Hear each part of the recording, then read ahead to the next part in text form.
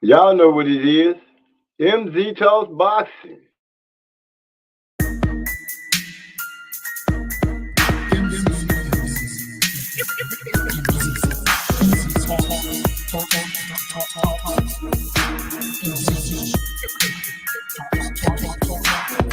Let me make this abundantly clear.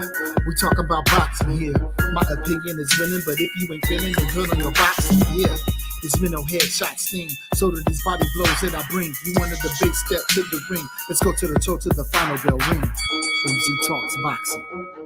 Yeah.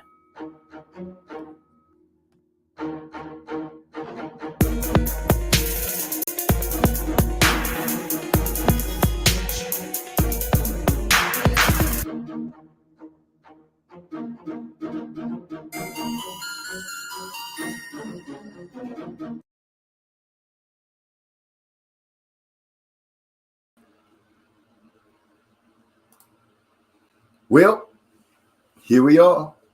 A few days after Terence Crawford knocked out Abenigin. Hey, where do we start? First of all, let's start by saying welcome back to another episode of MZ Talks Boxing, where I am your host, MZ. We're going to talk about it. We always get started off a little late, but I got to say what's up to Hypey, what's going on? What going on, or however you say it. I ain't got that kind of, But Hypey was the first one in the house tonight. He burned back out on me, but I'm pretty sure he'll be back. We're gonna unpack what's been going down. Terence Crawford fight went over. I guess in all means, you have to say that BLK pulled it off. They got the fight done, broadcasted, and over with. And that's all you could really say about it. You couldn't be hoping that they were going to produce something like ESPN or Showtime right out the gate, but they held their own. Salute, Trey X in the house. He's saying salute. I'm saying salute right back at you. We're just going to go through the things of boxing this week. That's all I can say we can do. Talk about the upcoming events. Tim Tszyu and Jermell Charlo had a few words going back and forth with each other. They had their little press conference to say what they needed to say. Oh, no. My boy say that pay-per-view was trash overall, though.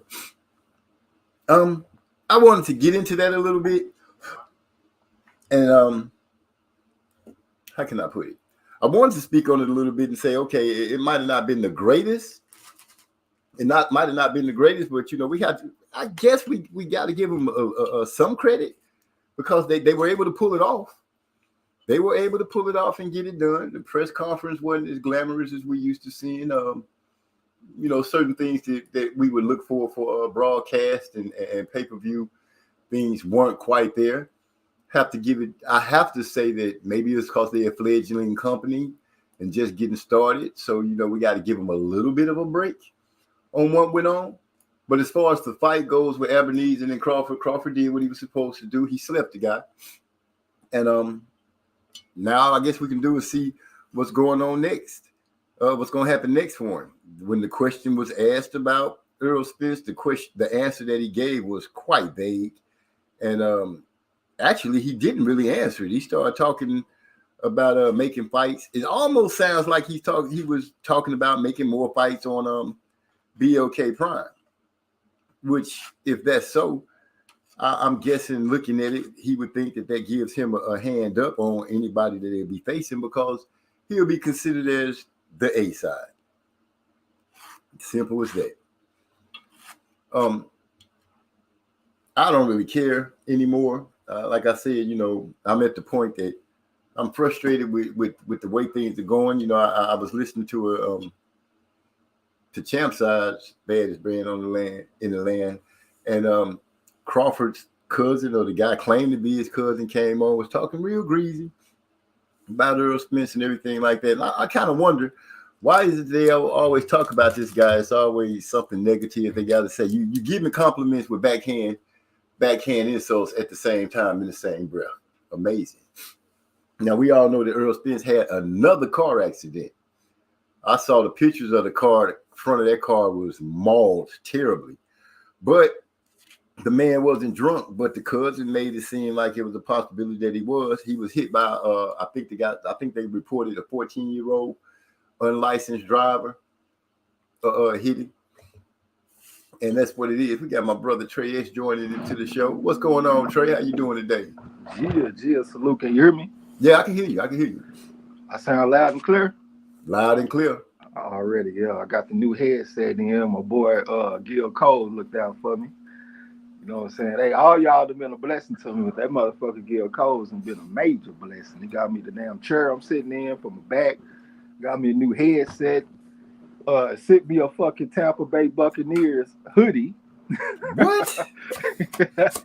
He done turned into a regular Santa Claus. Yeah, I died laughing when I seen that shit because he trolling, you know what I'm saying? But yeah, I got that shit this morning. Oh, okay, that's cool. I still got something for you coming, but I'm waiting. You know, today is now officially where people can start singing the 12 Days of Christmas. Yeah, they actually say that 12 Days of Christmas are between like I think they said December the 25th and like June the 6th or June the 8th or some shit like that. So we actually be looking at it a little bit wrong. A lot of bit wrong. Shit, that's more than 12 days too. Yeah. God dang. I never heard of that. Matter of fact, I just heard that today. I was listening to this Christian radio show and they was talking about Christmas. Okay. Well, it don't seem quite as festive as it has the last few years, but I guess that's because, you know, my family has grown up a lot more. And but shoot, we on this boxing. So did you enjoy the pay-per-view? Or you say I see your comment about it, but I guess that would mean now you really didn't enjoy it as well? Nah, I didn't enjoy that shit at all, bro. I mean, I enjoyed the main event pretty good. Crawford and Avanesian. Mm-hmm. Crawford displayed some good boxing skills, but I just think that the matchmaking was horrible. One of the fights that I was looking forward to seeing was the Steven Nelson fight, and he went out there and got a first-round knockout because they put him in there with a dude that didn't belong in the ring with him. Wow. So yeah, that shit was trash, bro. They need to step their game up. Salute to my boy Gil Coles in the building, man. Y'all let me know how it sound, man. How my audio sound out there. Salute, Gil Coles. I see you. I heard you done turned into Santa Claus around here doing big things, making people's lives easy. Yeah, shit. My participation in this live stream is brought to you by Gil Coles. You know what I'm saying? I feel you on that one. That's a good one. That's a good one. Man, there's been a lot of stuff going on around the sports world, not just boxing. I don't know. I checked out Skip Bayless and Shannon Sharp, and they got into a heated discussion about Tom Brady. And in true Skip form, he went to attacking Shannon Sharp, you know, and like he do most of the black athletes. He just downrated. He told Shannon Sharp that he was jealous of Tom Brady because Tom Brady's still playing football at age 45 and Shannon had to stop at age 35. Not to mention Shannon Sharp is in the Hall of Fame, got Super Bowls under his belt. And Skip Bayless says, so what? That don't mean nothing. Tom Brady better than you and you jealous.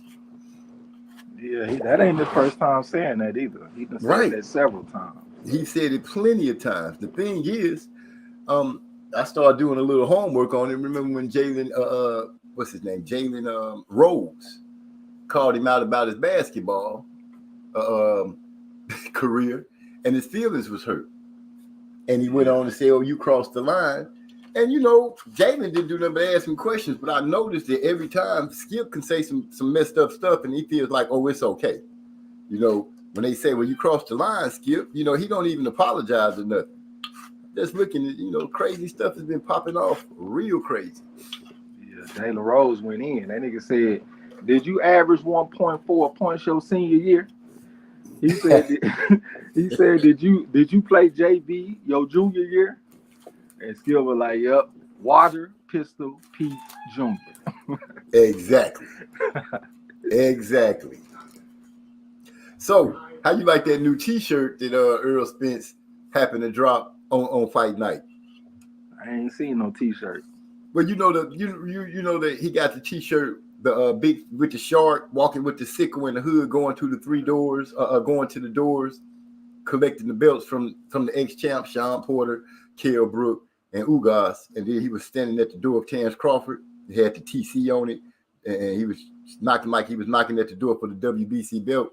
Well, he come out with another one, same shirt, just the big fish is still standing at the door, but he on the phone with his arm kind of crossed, and they got the door with TC on it kind of cracked open with some eyes peeking out of it. Nah, I ain't seen that one. I saw the original one right after the Ugas fight.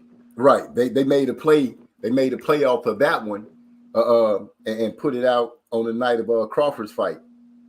Yeah. Pretty, like Bud peeking out the door. I thought it was kind of hilarious. I didn't really get I didn't know about it until Lala D had posted a video of it. Yeah. And I checked it out. Yeah. Yeah, I appreciate that, Gil Coles. He talking about just looking out for the fam. Hey, he always gotta let me know too. Like, hey man, I'm trying to look out, but nigga, I ain't paying no dues or nothing though. I feel you. Hey, motherfucker, I know you ain't paying no dues, man. This man solid as a rock. He ain't got to put them caveats out there like that, man. I feel your net. What's up to Napoleon Armstrong in the house? Salute to you. That's my brother right there. What's up, bro? Your brother? No, that's my player partner. My you know what I'm saying? My bro. I feel your bro. I got you. Yeah. Yeah, hot in here all of a sudden. I talk to the man down there every day. That's a good building relationship right there. You can't do like me and Big E and Master Rod, Carls and Obese. Yeah, not physically talking, but like through text, because he make pics with us. You know what I'm saying? Mm-hmm. Yeah. We all locked in this weekend too. Frank Martin by decision over Michelle Rivera. So we're gonna see how this shit turn out. Yeah, I had planned on asking you about that, but since you had hit me up with it before I could ask you, I'm cool with the way, because I was gonna surely say, hey man, we ain't gonna see about some action on Michelle and Frank. Yeah, we got out there. Only thing is, I don't like to say too much because I don't be wanting to wake everybody up. Right. But it's 2 undefeated fighters, and if you notice, we don't really go that way for the most part. You know what I'm saying? But we gonna get out there this time, though, because I think I see a crease in the defense. And that could prove quite vital. We got the deep amateur, man. We got the 6-time national champion and shit going against a man that was only 26-4. But he pretty good though. He done been in the ring with some good fighters. He beat Joseph Adorno and stuff like that. So he a quality fighter. I just don't think he gonna be on the same level as Frank Martin. We'll see though. Yeah, we'll see. Yeah, I guess I got to get my football chops ready so I can see how things gonna go in there. Napoleon Armstrong. Oh, go ahead. 69, 36-1 so far. I'm pretty sure everything gonna turn out all right. Well, I have no doubt about that. None at all. He said, "What's good, fella? Shit, you know how it is. We're gonna chop it up and enjoy the night and see what kind of conversation comes through and heat up." I know Hyphy just itching to talk about some things because he hit me up earlier. He say, "Paying dues is nothing to be ashamed of." Marlo, make me run my pockets every time I pull up on. That boy say Marlo made me run my pockets. Well, I ain't running my pockets for nobody. Hell nah. I can't even understand what that is. So, I know I've been listening to people complain about Terrence Crawford gloves busting open during the fight, and the commission not having a clue of what to do. They're not changing his gloves, anything like that. And I'm hearing some people say that, by right, people should be complaining about that. How can this man be out there fighting in these messed up gloves or what have you? And when I think about it, I'm like, well, what's good for the goose is good for the gander. I know I roasted the shit out of Tyson Fury about his gloves being messed up and flopping around against Christian Hammer with the detached thumb and all that stuff. So if people get on Bud about it, then, what can you say? If it's good for other fighters, it's good for him. Just because you like Bud don't mean he's above reproach. We got Hyphy coming in. The only problem I had with the gloves is that I thought they might have scratched his opponent's face or something like that. But as far as them trying to get an advantage, like they trying to load his gloves or something like that, I didn't get that impression. I just found it kind of interesting that this shit happened when he fighting on this trash ass pay-per-view with this weak ass company. You know what I'm saying? It don't never happen no other time, but it happened when he over here fighting with these motherfuckers. But I also got to say though, OG, I got to be honest with you. I like Tyson Fury, bro. Oh. Yeah, I like Tyson Fury, man. I like him. I like how he fights. I like his toughness. I like his bravado. I like all that shit. I love this call out that he just did with fuck, I can't even think his name. But it was two of them, Joe Joyce and Usyk. I like that double call out he did. That shit was funny. But yeah, I like Tyson Fury, man. Oh man, this man said, "OG, I gotta tell you, I like Tyson." You know what? If I have to be honest, and I will be, I give Tyson a lot of shit because of the way things went in this fight. And if I could just get past the cheating, the motherfucker can fight. I won't take that from him. He's a hard-nosed fighter. He, like you said, he got charisma. He talks that talk, and he gets in the ring and he fights. If he could just do it honestly, I probably would even rank him and say, you know what, Tyson Fury is all right. But other than that, you know, you're right. He can fight. He can fight. He knows how to fight. Yeah, this is my thing. Like, I looked for evidence of cheating and didn't find it. And I feel like if we always, because basically, like, if we complain about gloves, we saying that the fight was rigged. To me, that's a submissive position to be in. That's not a position of strength. Like, I had somebody hit me up talking about betting on football, and they telling me, hey, man, the football games is rigged, bro. The NFL rigged, bro. Me and you and Yasser and my partner, Mexican Mike, we've been winning like a motherfucker betting football. So how you gonna come to me and tell me that it's rigged? And then, like, I got people that's betting on my picks. I can't go to y'all after we lose and tell y'all, hey, man, it was rigged, y'all. There has never been one time I came to y'all after a loss and I told y'all it was rigged. That has never happened. I always take personal responsibility and I tell y'all that I'm going to make an adjustment and come back with something. I'll never be in a submissive position where I'm complaining about cheating and being rigged and all that. I feel you on that. So I'm gonna make a declaration today, like I did the other week. As of this is already making my jaw hurt. As of today, I promise not to call Tyson Fury a cheater anymore. I'm gonna just talk about his skills when he gets in the ring and how he handles his business, and leave it at that.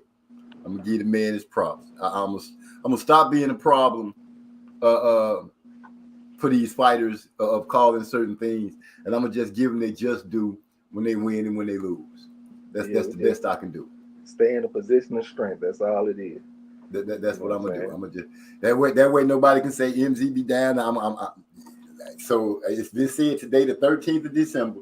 Y'all will not hear me call the Big Snowman a cheater anymore. Yeah. But I'm gonna call him the Big Snowman because I like that nickname. Yeah. Ike, what's up, nigga? Yeah, just getting off that, Fury.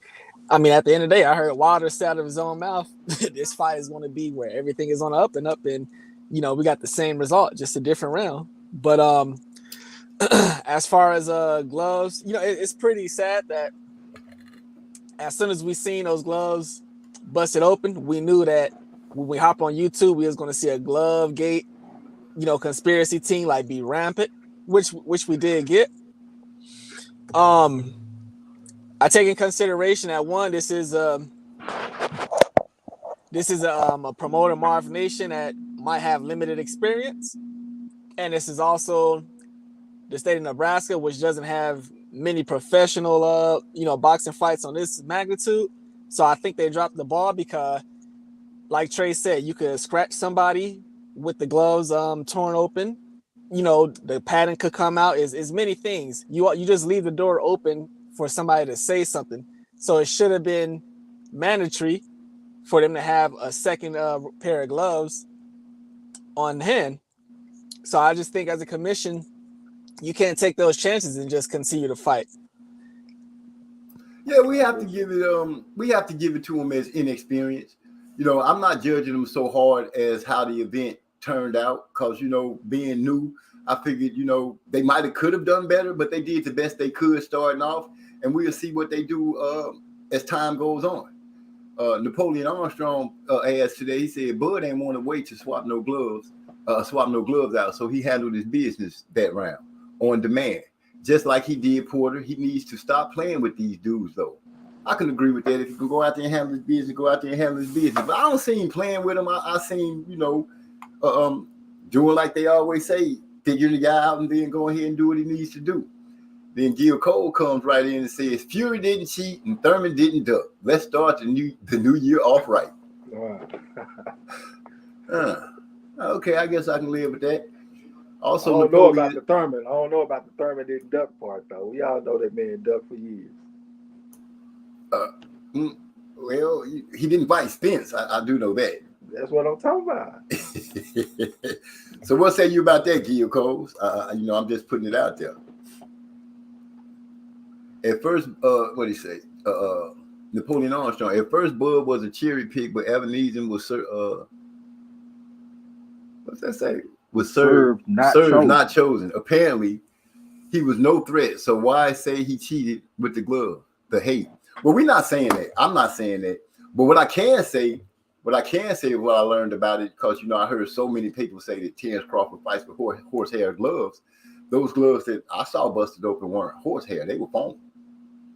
That's just something that I had happened to notice and that I wanted to really see, because I've heard so many people say, "Oh, Bud fights with horsehair gloves too." But those weren't horsehair. Just to put it out there. Yeah, I'm not even getting on Crawford about the gloves. I'm getting on the shit show BLK for how they handled the shit. Like the commentators, when the shit happened, the commentators was like, "Hey man, they gonna have to go to the back and go get some more gloves and bring them out." So that's what I'm thinking was gonna happen. And then all of a sudden the referee was like, "Fuck it, y'all fight." So it just seemed like some confusion. You know what I'm saying? I ain't like that shit. Right. I ain't on Crawford. I'm just on the pay-per-view as a whole. I just thought that shit was trash, garbage. Glad I didn't pay for it. I tried to reach out to you so I can ask you if y'all wanted to call it. I told y'all niggas I couldn't do nothing with my audio. That's right. That's what it was. And well, shit, you sounding good now. I can't wait for the next fight. Oh yeah, we in there like Swinworth now. I can't wait for the next fight. You can sit up, have your back right, get to throwing your jabs while you calling the fight. You know how you do. You in the living room probably knocking down lamps and shit. Yeah, Gil Cole, he must just knew that I was about to be procrastinating because I was not in the mood to be fucking with no technology. So I appreciate that nigga for that all day. You be running from the tech, man? Yeah, I ain't the technology type guy, bro. You one of the young ones. I would have figured you was all over that tech. I ain't that damn young. I'm down there 40. But shit, that's pretty young. He said damn near 40. Yeah, 38, shit. This Saturday night special. I know you done cut back on the smoking, so I ain't gonna even ask what you got in the air, but me, myself, I got some OG Kush. I supposed to have been quitting, but I went and picked up a damn vape today and brought shame on my family for relapsing. brought disgrace to my family and shit. Join the team. I let my boy Yasa down because we supposed to be quitting together, but he went and got him a 3.5 on Saturday. So I said, "Fuck it, man. Let me give me one of these vapes." I ain't even smoked the motherfucker. It just feels good to have it. You know wow. Oh shit, really? Say y'all do a little cookie for me. This is an important call. I gotta take this. All right. Napoleon said, "Not y'all, the crybaby." Yeah. You know, some people, they gonna just be reaching for them, grasping for straws and shit, man. You know how it go. You know what I'm saying? Napoleon said, "Ref said she was gonna have the glove changed at the end of the round." Yeah, I remember saying something about going to the back and going to get some gloves and shit, but I guess that makes sense since he took them out that round. They didn't get a chance to change the gloves, is what he's saying. Napoleon said he ain't smoked in a year. Shit, that's good. That's a whole year saving money on this shit. That's my number one motivation. I get tired of spending so much money on this shit. You know what I'm saying? But yeah, I know you saw me hit you up yesterday morning, nigga.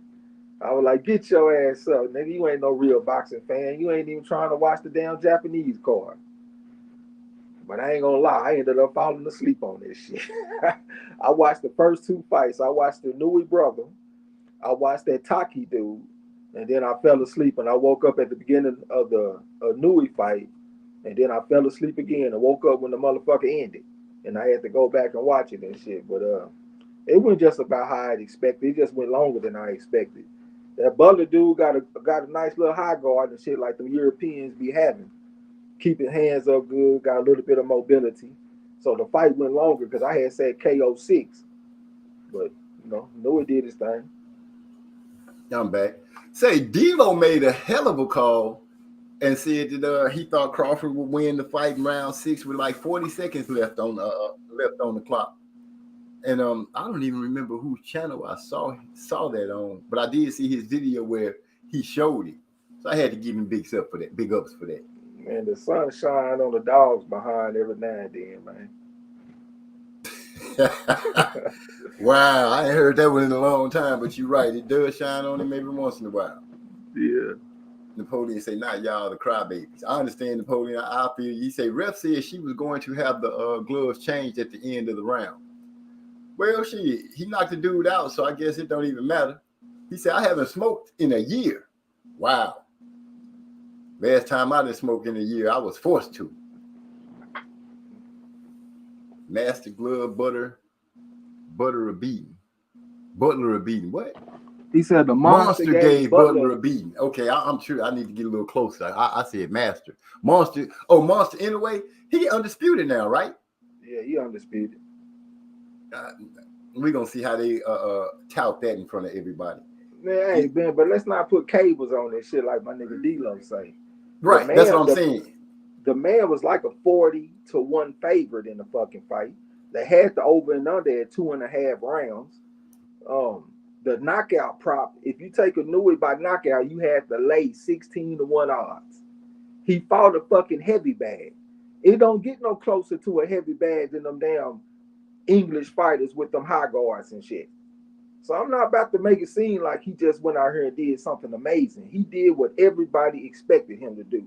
I'm pretty sure there ain't nobody in the whole wide world outside of Paul Butler's family that thought he had a chance to win that fight. Everybody picked a Nui. And with that being said, that should cut the cables that anybody try to run to it. Yeah, we ain't gonna put no cables. I mean, he a good fighter and shit. 75-6 amateur, 4 on the pedigree scale, competed at the AIBA World Championships, but he could not get past Josvani Vasha from Cuba. And all he did was go out there and box a pure boxing style against a Nui, put some angles on him instead of standing right in front of him, and he beat the dude easily. The first time he fought a Nui, it was a massacre. The second time they fought a Nui made it more competitive, but he still got his ass whooped. He lost every round. Maybe a judge had 1 round for a Nui, but I know he got his ass whooped. He got dissected.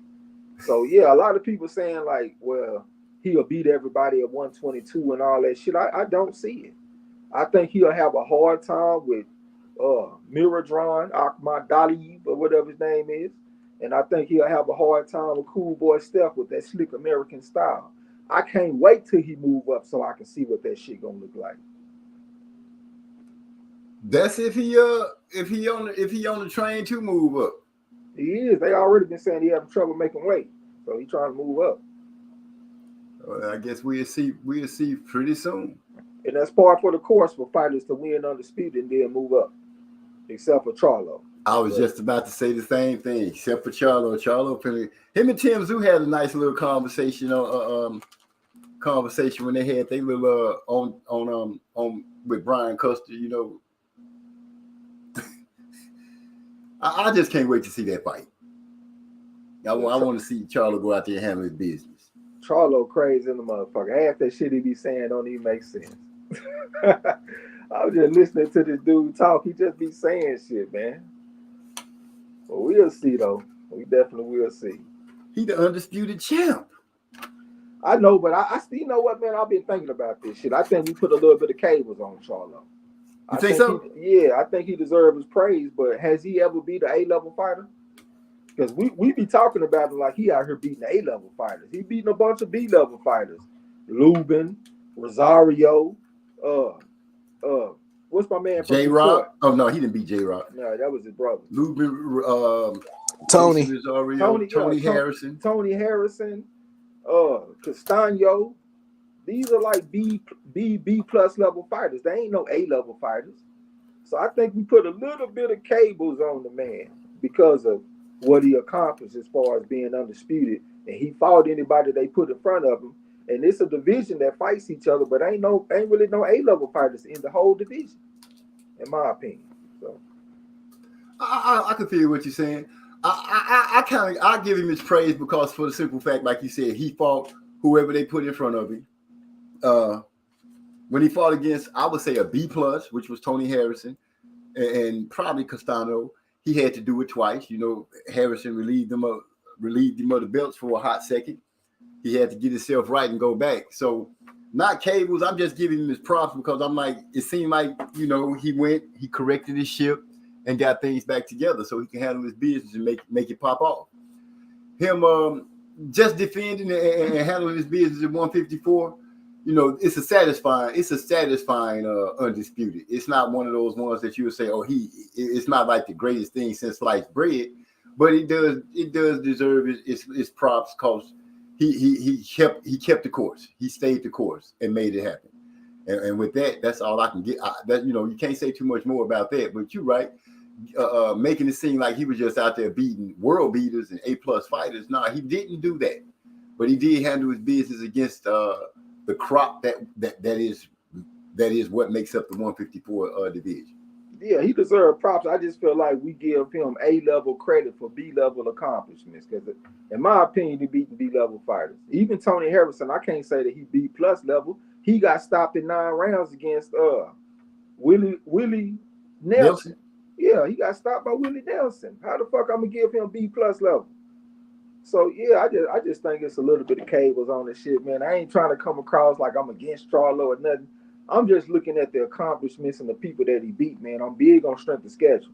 We can say he beat the people in front of him, but we can say the same thing about Crawford. Hell, he beat the people in front of him, but we give him shit for his undisputed. I just don't rank Charlo's undisputed that much higher. You know what I'm saying? It ain't like he out here beating some better beat type niggas or something. I mean, he out here beating some pretty decent fighters. 77-10 type people. 181-5. That's his best one. You know what I'm saying? And that was Castano. But the rest of them dudes, I mean, they cool, but they ain't just no A-level shit. Right. If we really look at it at this time in era, it'd be hard to find any fighter that's just whooping that kind of talent right now. You know, they ain't fighting. Yeah, that part too. Now, if they start mixing it up, hey, we might be able to claim somebody's undisputed is that type of bragging level, but I don't see it yet. Yeah, like 154, we give a lot of credit to that division because they all fight each other.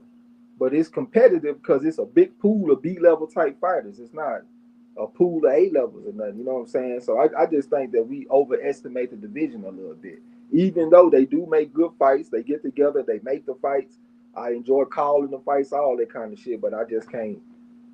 I just got to keep it where it's at, B-level type shit. Right. Yeah. Napoleon. Oh, go ahead, Typhon. Go ahead. No, go ahead first. I'll go ahead and read off Napoleon. He been saying a lot. He said D-Lo been on lately. My mind ain't been right. Yeah, D-Lo pops in every once in a while. Gil didn't tell Custer he was undisputed. He did that. I missed that. Gil Cole say I got Monster over Fulton. What place are you in on the Channel Ross? Because I'm in top 10 right now on the Channel Ross. Who you asking? I'm asking Gil Cole because he out there putting predictions. I want to know what place he in to see if his prediction is valid. Napoleon say that's exactly why Bud will give Charlo at work. They know it. That tells you 154 hyped up. Let me tell you something, man. If this man Crawford come from 135 and he go up to 154 and he beat Charlo, I might have to get my ass off YouTube because I don't know shit about boxing.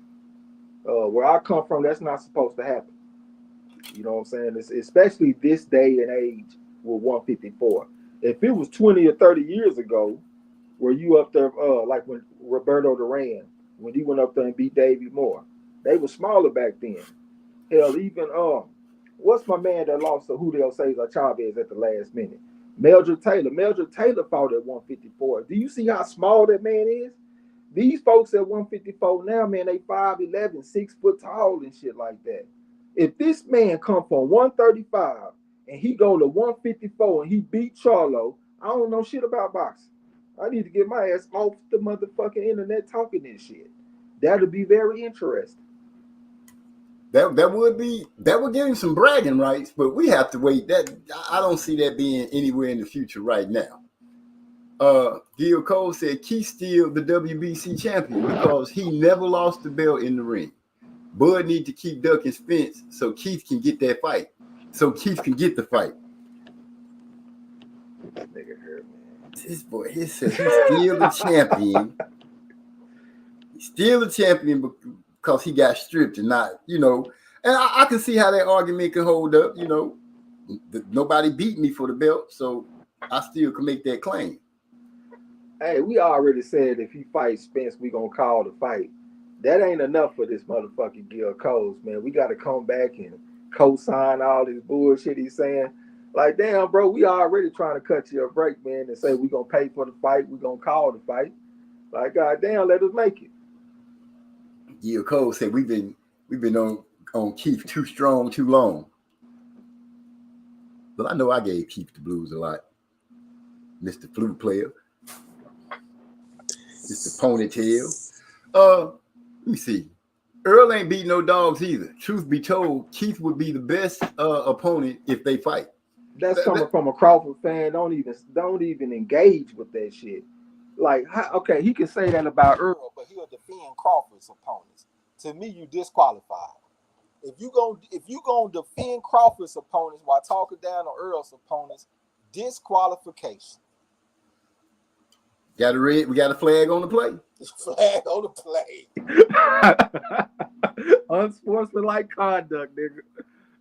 For real.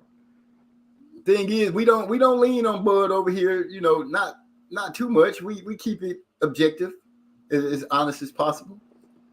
You say Napoleon said Keith gets stopped in 8 by body shots versus Spence. I'm sure Gil Cole's gonna have something to say about that. For me, it's the jab. Because I saw Keith Thurman get out jabbed by Sean Porter by a 2-to-1 ratio. I'll never forget that. The man don't work good off a jab. And Earl Spence, that's one of his best weapons. So I just think he's going to get pushed back with that jab and shit, man. It's going to be trouble for him.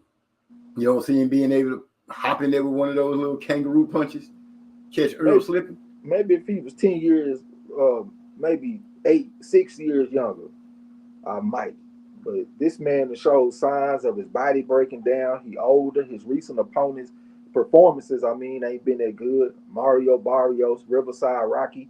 He didn't impress nobody in them fights. So I think he just passed his prime, man. So I don't think he got enough.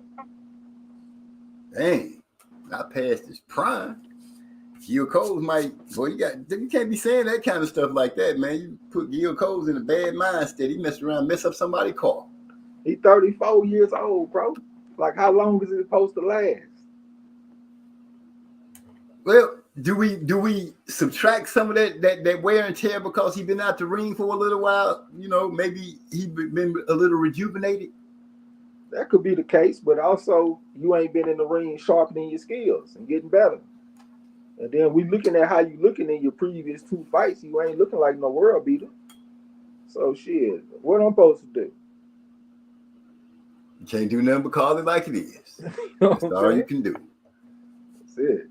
Let me see. I'm about a strong 30-something on the Champ Ross, but that ain't important though. Yeah, that's important. Excuse me. Yeah, that's real important. You in here making predictions like you top 5. OG, you sound like you out there on a nature safari or something with some mountain lions or something in the background. Really? Hell yeah, I heard that too. I I've been hearing sneezed. I don't know. Nah, it was an animal in the background. I heard it. No, my dog died on the 6th. I got a rabbit, but she don't make no noise. Yeah. I was just hearing some background noise. Okay, that might have been me, but I'm pretty sure I'm in here pretty quiet. I got maybe I dropped my lighter or something. I don't know. I didn't hear it. What did it sound like? Oh no. No, that wasn't with me. That's Hyphy over there pulling stunts out, blaming me, throwing rocks and hiding his hands.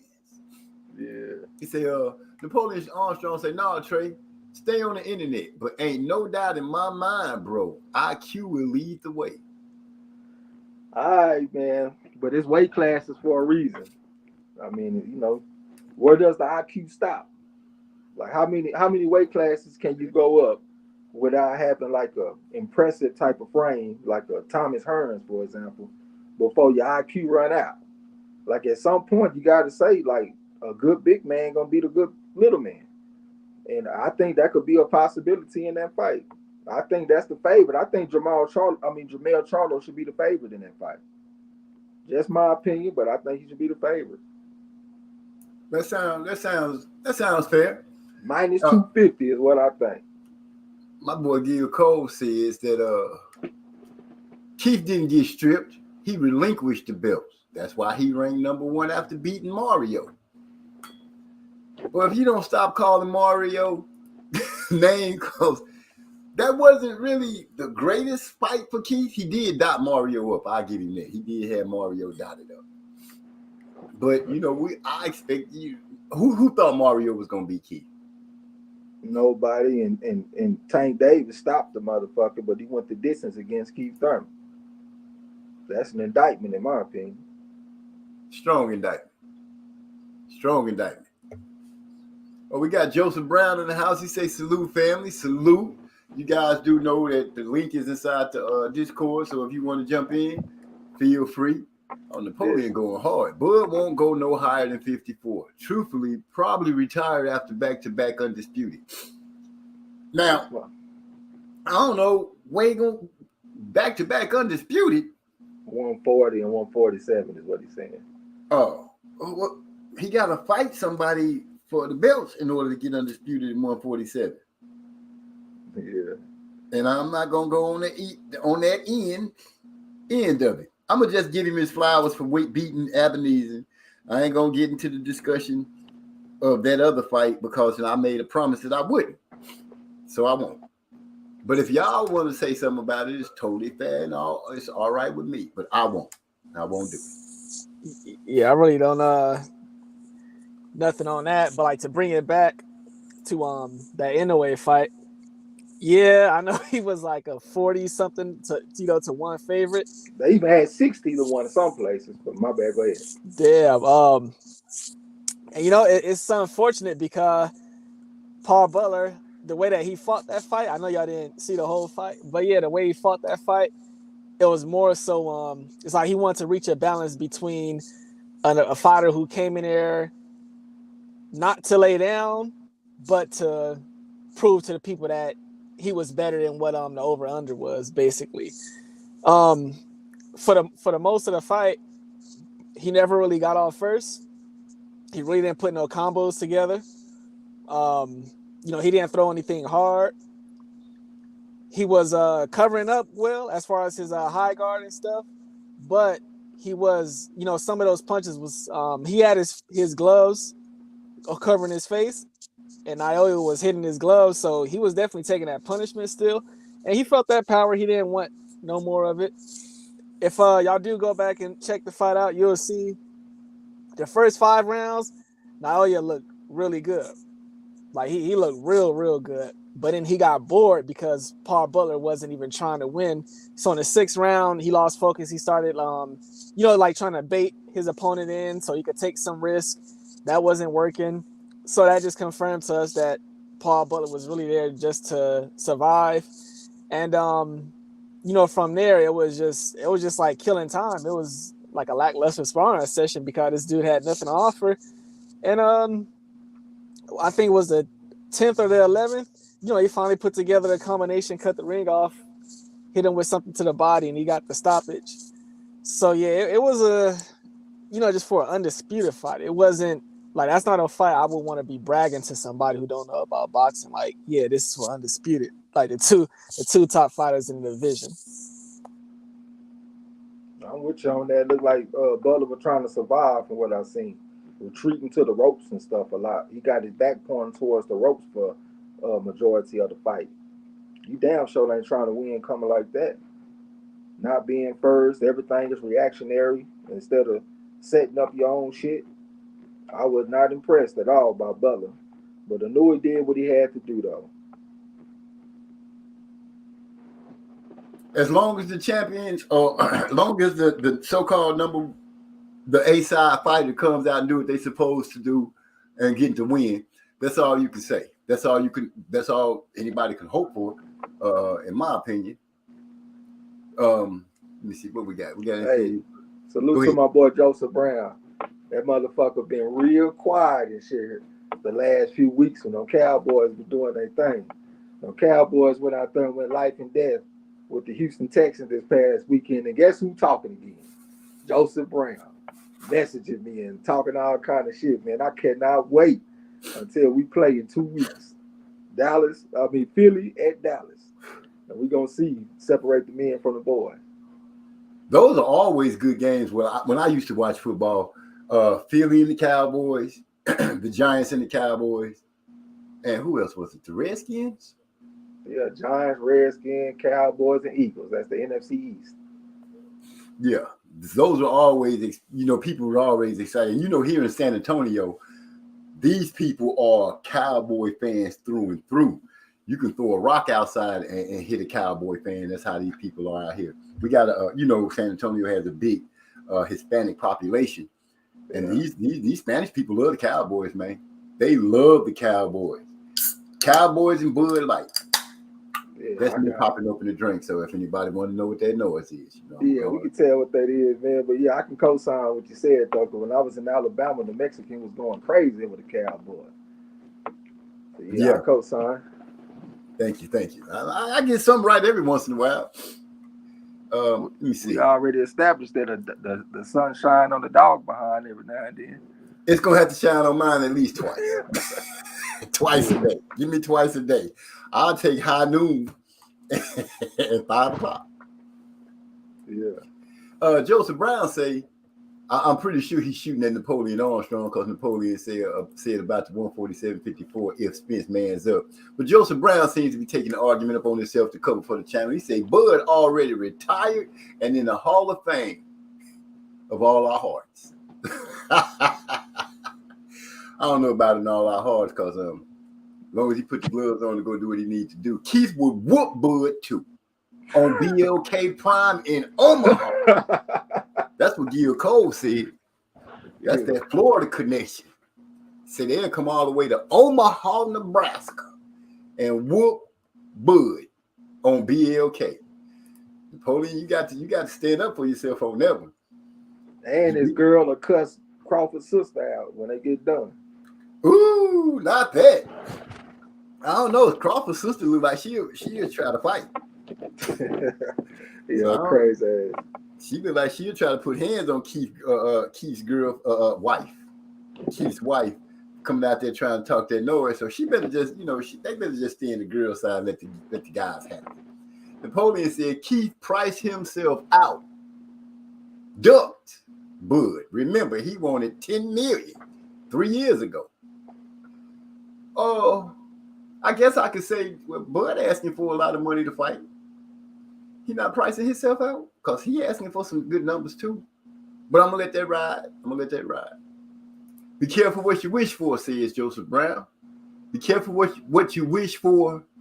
Your Christmas is going to get ruined messing with my Eagles. Oh, he talking to you, Trey. The Eagles barely beat the Cowboys in Philadelphia when the Cowboys had Cooper Rush as the quarterback. We're going to come back and show y'all something in a revenge game. But really, it's a part of me that really want Philly to win because it's hard to beat a team 3 times. If they play again in the playoffs, I know for a fact they won't beat them 3 times. All the time I've been watching football, I have never seen a team beat another team 3 times in one season. But this should be a good game, though, man. I got one of my metrics that I use for our betting. I got the Cowboys, the Eagles, and the Buffalo Bills all lined up in a row as the top 3 teams in the NFL. So they all playing good. And the San Francisco 49ers, I like what they doing too, man. I like their quarterback, Brock Purdy. I like a motherfucker with that type of confidence. He go out there and slaying that pill on you. Next thing you know, he over there blowing his pistols and shit because he firing them guns at y'all ass. Mr. Irrelevant, the last pick in the draft, he out there doing his thing. Just stomped a mud hole in them damn Tampa Bay Buccaneers. That's Tom Brady, then, right? Yeah, that's Tom Brady. Tom Brady was mad the motherfucker too. I bet he was hot out there looking bad, throwing picks and stuff. Yeah. That boy Gil Cole. Oh, see, I try to be nice and put his stuff up. Sound like OG cracked open the ice cold old Milwaukee. First of all, I have tried old Milwaukee way back in my college days. It was all right, you know. But, I ain't no beer drinker like that. But every once in a while, I might grab something nice cold so I can sit back and kick it and be cordial. You probably still be drinking them all liquors, huh? Hell no. No sirree, Bob. I would not mess with no damn malt liquor. That's hypey out there in California going to the bodegas and buying that shit. Man, out there drinking Old English and St. Ides. Yeah, all that shit. I'm St. Ides all day. Do they still make St. Ides? I ain't seen them. I haven't seen the Wiggly Eye in a long time. Yeah, me neither. Man, remember that Nate Dogg song? Which one? Which one? St. Ides. He had a song called St. Ides. Okay, no, I don't remember that. Yeah, he got a song called St. Ides. I remember Ice Cube was pushing St. Ides for a minute too. We got D-Lo 404 boxing in the house. He say, salute all. I'm going to have to catch the replay tomorrow. All right then, man. You know, we know when you're getting old, you can hardly hold your eyes open and stuff. Go and get you some rest. Pop your Geritol, rub on some ointment, and we'll holler at you. But great call once again with that 6 round 40 seconds. We ain't gonna put cables on it, but appreciate you coming through and hitting the like button for OG one time. You know what I'm saying? Man, so we ain't gonna put cables on it. Man, let that man get his little shine on, man. Let that man get his shine on. Yeah. Khan got $7 million against Bud. That's what Gil Cole saying. Well, I see Napoleon Armstrong came in with his guns blazing today. Bud got that win on BLK Prime. He is letting it be known. Bud has a belt and undefeated, undisputed. So that should garner that type of money. Keith asked for $10 million off a loss with no belts. OG.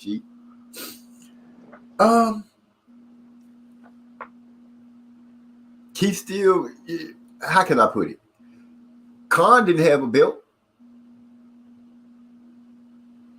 I'm thinking, I think Keith is a better opponent than Khan because Khan fought with his chin up in there, and if you just touched it a little bit, it'll put him to sleep.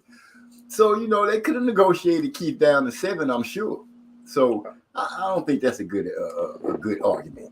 And let's not act like Keith Thurman wasn't a former unified champion and he was ranked number 1 in the division.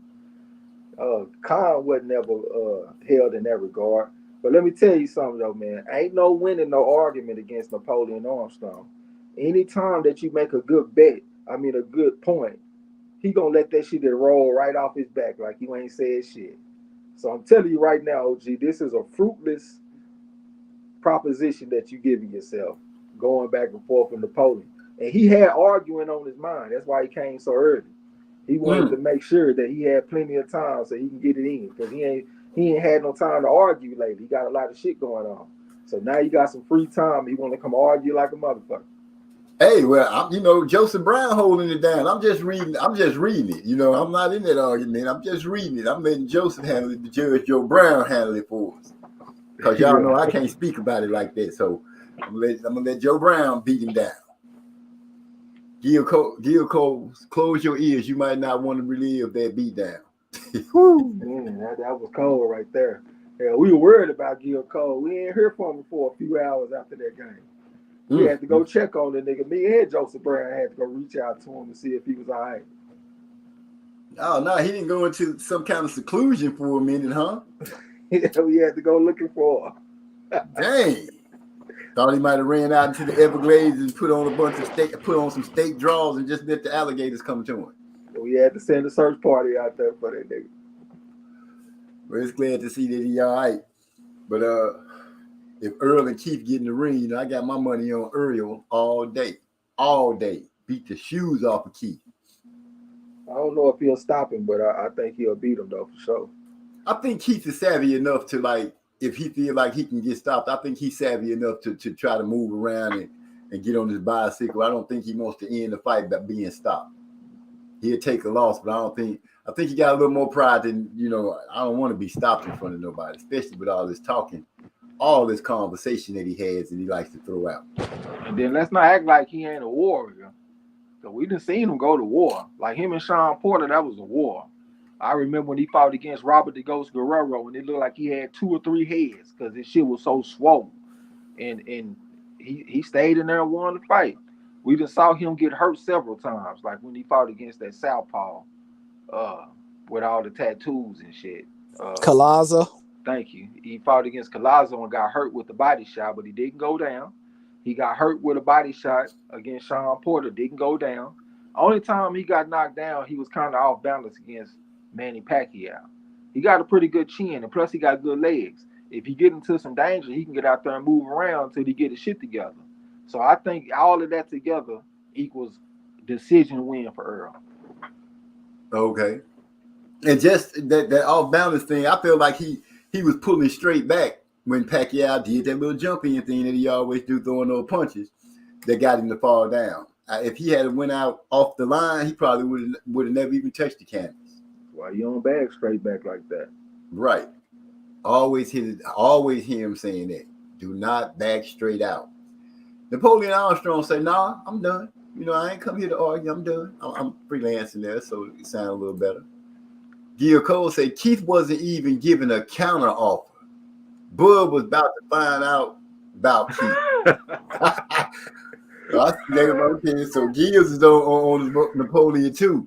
Joseph Brown said, "Tell him to check the TMZ video where Bud was asked about the Spence fight in 2018, saying that the fight will happen later down the line. But let them tell it. He's been chasing Spence for 5 years."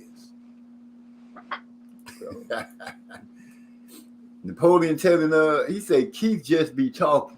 He don't want to be fooled for the young gun, so he wants Spence KO anyway. Bud KO anyway. Bud ain't no young gun. That motherfucker down there my age.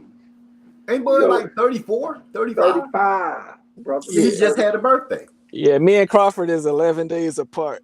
Same year and everything. I know his birthday in September. Really? Bud a Virgo? Yeah. He a Libra. Oh, he at the end of September. Yeah, I think so, ain't he? I think we Libras. Because, I'm October the 4th and shit. I thought he was a Libra. Yeah, if he closer to the end of the month, he switched over. I might be wrong, though. You might be right. I'm getting Libra vibes from him. Like the old people be saying, I'm getting these special vibes from you. Keith wasted his career on suspect injuries. Dang, Napoleon Armstrong slinging it at you, Gil Cole. I thought he was done. That's why I say, don't get caught up in that web against Napoleon because you'll never make it out. I literally spent 8 hours straight arguing with this man one day. I'll never forget that shit. Oh, I ain't finna do that. I'm gonna let them keep on. I'll read for them all night because they're quite entertaining. I don't see Bud or Earl asking for boots or them young guns either. Hold on, Gil. Bud and Earl don't have to ask for the young guns. Those young guns ain't bringing nothing. That's what's the word they say? High risk, low reward. The young guns just happen to come in at the wrong time. They're gonna have to wait for these belts to be broken back down, and they're gonna have to fight for them themselves. Because the two guys at the top or the 3 guys at the top, because you got to count Keith because he's still fighting at 147. None of those dudes are spring chicken. I don't like how we take that approach with fighting as far as the young fighters. Like we make boxing an old man fucking sport. Because like I ain't trying to talk down on my boy D-Lo, but that's my nigga. We done talked about this, so I say it. Like he kept on saying that Ryan Garcia and Tank Davis wasn't pay-per-view worthy. And we got 2 3.5s, they in their prime, they undefeated and shit, but he don't feel like that's pay-per-view worthy. I think he would change his mind if they had more accomplishments, like if they won more belts and all this kind of shit. That would make it a bigger fight. But if you waiting on fighters to get accomplishments, you waiting on them to get older. I think it's okay for like what's El Radar? Wilfred Benitez. He fought Sugar Ray Leonard. Sugar Ray Leonard was like 23, and I think that El Radar, he was like 21. If you leave it up to motherfucker these days, that type of fight don't even interest nobody, because the accomplishments ain't there on the same level as a lot of fighters. They ain't got multiple belts and all this kind of shit apiece. I think it's cool for young fighters to get out there and make their mark on the sport. We ain't got to wait till they fucking 30 for them to be in a big fight. If you got a motherfucker that's 24 and he feel like he ready, what's wrong with it? I feel you. I was just saying as far as Earl and Bud, and well, Keith already did it, but and Keith, because you know they the echelon, they the old men. The old men, I feel like they should go ahead and clash, get the hell out the way, let these young guys go ahead and have the division so we can get a new flame started. That's the only thing I'm saying about it. I'm not really saying that. I don't think any fighter should really have to wait unless you know a special situation like this one is upon them, where Earl and Bud got the belts and they trying to get it together. I don't see them. I wouldn't see a reason for either one of them to turn and look back and say, you know what, I'm finna go fight Stanionis, or I'm finna go fight Boots. Because everybody worry about them bitch ass belts. Right. That's why. If either one of them go beat a Boots Ennis, that'll be a hell of a scalp. That'll probably be one of the best scalps in recent boxing history, just looking at the dude's talent level and what he can do in the ring. If one of them knocked off Ennis or knocked off Virgil Ortiz or knocked off Stanionis, I think they deserve a lot of credit and a lot of praise for that.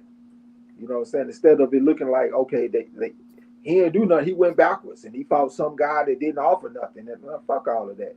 He went out there and beat him. He beat I praise that. Yeah, that's all I'm saying. They deserve praise for knocking off a young gun and getting that, collecting that scalp. Because I'm more about scalps than belts. I got you on that. I have learned that about you. You know, it's about who you fight, not because the belts. You know, they could tell they could give an illusion because you're a champion, but then, like you said, you go back and say, well, who did they really beat on this road to becoming champion, or who did they take these belts from? So exactly. I do feel you on that. So but like you said, if one of them or both of them would have said, you know what, while we waiting, we gonna beat up on these boys, that would be hella. Nobody would be able to say nothing about either one of those dudes. Nothing. Except, man, those boys that went and got all the smoke. And I think Boots and Earl would be a hell of a fight. Bud and Boots would be a good fight. I think all of them would be good fights. I can't say, of course, I'm going to go with the guy that I like the most, looking at them fighting, because I'm looking at the experience, the ring generalship, stuff like that. The fact that Earl has been to the end of fights. Bud has been to the end of fights. Boots has yet to make it to the end of a fight. And so that leaves a big blank. Who he go to the end of the fight with? 12 rounds. Well, Boots about 29 and over 27 knockouts. So he had about 2 opponents that went the distance. Really? I didn't know that. I didn't. Well, shit. That goes to show the knockouts overrang that. I have to see who he went the full distance with. I didn't know he had made it to the end of a 12 round.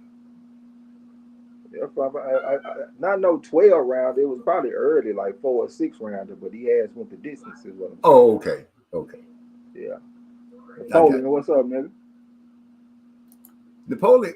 We got Not we Napoleon, got but the Kane is one. yeah, we got he's sweet baby Ray today. What's happening, y'all? I'm over here on mute and shit, just listening. Yeah, you popped in. What's going on? You ain't got nothing to say. Well, shit, Nothing? man. Hey, shout out to my boy Bud. One punch knockout, cause that was one of the knocks they had on him, wasn't it? Well, he be stopping people, but it's always accumulation. He ain't got one punch knockout power. I just want to know what's gonna be the next excuse. I ain't never said that though. I could have swore I saw him hit the man twice. It was like Yeah, he would have won too. It was a combination. I thought it was like a 6'3". Yeah, From well, South hey, Austin. man, I know you know the numbers and shit. I just know 1-2. Shit, he hit him with 2 punches, goddamn, and slept the nigga. That's all I know. Hey, well, if y'all think about it, it's probably less than 10 fighters in boxing, period, that got like real one-hitter knockout power. Yeah. Especially But if when moving he up stopped weight class. Porter, they was like he didn't really stop Porter. His dad stopped Porter. You know Well, what I'm the saying? fact of the matter is, Porter did get stopped standing on his feet, so we can't take that off the table. I mean, this guy that he just fought, he looked like he was fucked up. Like that, those He were was two sleep. different types of knockout. Yeah, He those was sleep. those were two different scenarios. Yeah. So That I just boy gotta was- say, shot. was That sleep. was a beautiful shot. He was sniping him all fight. So hey, shout out to I Bud. He don't know looked how great in that fight. beautiful it was. I say it looked decent. It was a decent looking shot. Come I on, don't know. man. You ain't gotta hate all your life, MZ. Come on, man. I'm not hating. I'm just seeing it like I see it. Don't do me like that either. Wait a minute. I'm alive, y'all. Don't do me like that. And you know what? I do. These Crawford fans were gonna come back crowing off that shit, like he done went out there and beat an A-level fighter or something. Like, let's keep I was it. just talking about the one punch, you know what I'm saying? Because they was hating on my man, saying he ain't had no real power and shit. People were saying that. Yeah, they were saying that he don't be knocking people out for real. Oh, come on, man. I'm gonna have to look into that. I think he's a sharp puncher. I don't think he necessarily like a concussive type puncher, but I think he a very sharp puncher. And them punches feel kind of different because it feel like they punching through your ass almost. I think he's a pretty good puncher, especially to keep punching power. He'd have moved up 2 weight classes. 35, he was punching 40, punching 8, punching at 47. I think he'll damn good puncher and finisher. Yeah. I'll give him that. You ain't never heard me say no hateful words against Crawford. Never. I don't know where the cane come from with that all out of left field. But like I you just said, fucking the Crawford fans gonna show up. They gonna rah, and the door's open for him to do that. Crawford did knock Ebenezer out, put him to sleep. I'll give him that. It was a good shot. Knocked him right on out of there. Beautiful. I don't know about beautiful, but it looked nice. I will give you that. It looked nice. Can't take nothing away from that. But beautiful, no, I can't give you beautiful. That boy gives. Oh, go ahead. See, like some people, they look at the highlight reel knockout because it just looks more pleasing to the eye. Like a casual fan can understand that, but some of us, we look at, okay, it was beautiful because of the setup. Okay, look, I see he was setting this up for 3 rounds prior. You know what I mean? Oh shit! I forgot Hyphy was one of those Crawford people too. But it's cool. If y'all feel like it was beautiful in your eyesight, then beauty is in the eyes of the beholder. Let me ask you this, OG. Has there ever been a fight where you felt like Crawford did beautiful work? Yeah. Which one? Well, he beat the hell out of Gamboa. Oh, shit, he got his ass lit up a little bit in that fight, but I mean, that's what's up, though. But it was just, he started sticking Gamboa and moving around on him. And at one point, he lifted Gamboa up off his feet. That when I say I appreciate Crawford, I do. I'm not gonna say that I'm head over heels for him. He's a hell of a fighter and everything like that. But in this day of time, y'all know I ride with Spence. But you don't hear me taking nothing away from Crawford ever, except when I'm picking at the fans and stuff like that. But as far as commentary, giving my stricter view of him, Crawford's a hell of a fighter. He can fight. I don't take that from him. And to me, the most beautiful piece of work that I've seen him do is when he beat up Gamboa. That was beautiful. For me, it was when he fought against Porter. I posted some of the highlights on Discord. Like, he had one sequence, like, he touched him with the jab from the southpaw stance. Porter tried to come back with the jab, and Crawford came over the top of the jab with the right hook and went to the body with the looping left hand. That shit was very creative. It kind of like that Bruce Lee shit, be formless, shapeless, like water. And he just one of them people that can go outside the box. So that's one thing that I like about him. I don't think his competition just has been the greatest. I would like to see him prove it against better people that don't have one foot in retirement and the other one on the banana peel. But as far as his skills in the ring, though, I ain't gonna take that away from him. Motherfucking fight. Hey, did you see the fight, Trey? This Avenesian fight? Yeah. Yeah, I watched it. Yasa had posted the link and shit. Oh, okay. Yeah, I watched the whole pay-per-view, man. But besides that fight, I thought that fight was cool, even though Avenesian wasn't nothing but a heavy bag. The rest of the pay-per-view was trash to me, though. They need to be ashamed of themselves, especially that Steven Nelson fight. That was ridiculous. I didn't even see that shit. All I saw was the Crawford fight in the Cyborg co-main event. I ain't see that one. But the Steven Nelson fight, you ain't missed nothing because it only went one round. They put him in there with a man that done been knocked out several times before and did not belong in the ring with that dude. And he looked like a novice. I was just like, man, what kind of matchmakers they got going on over here? They gonna get somebody hurt. Damn. For real. Yeah, I wasn't even interested. After I saw the card, I wasn't even interested in the names on the card. So yeah. Dang, but you gotta support the whole card, sweet boy Ray. I did. I put $40 on it. Shit. There you go. That's real support. What you think about the women fights, Ebony Bridges and all that shit? Man, I thought Ebony Bridges came out there and showed some improvements, man. She looked good in that fight. She beat the hell out of old girl. Well, 8 rounds, stop it.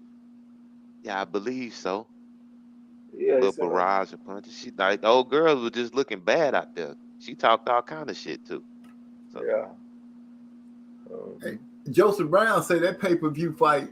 Wait, that fight is pay-per-view worthy. More pay-per-view than any pay-per-view fight that Tank had than Tank ever had or had ever. That kind of goddamn. Am I saying this wrong? If you just type on it.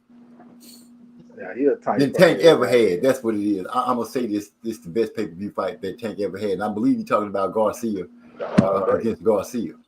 All day.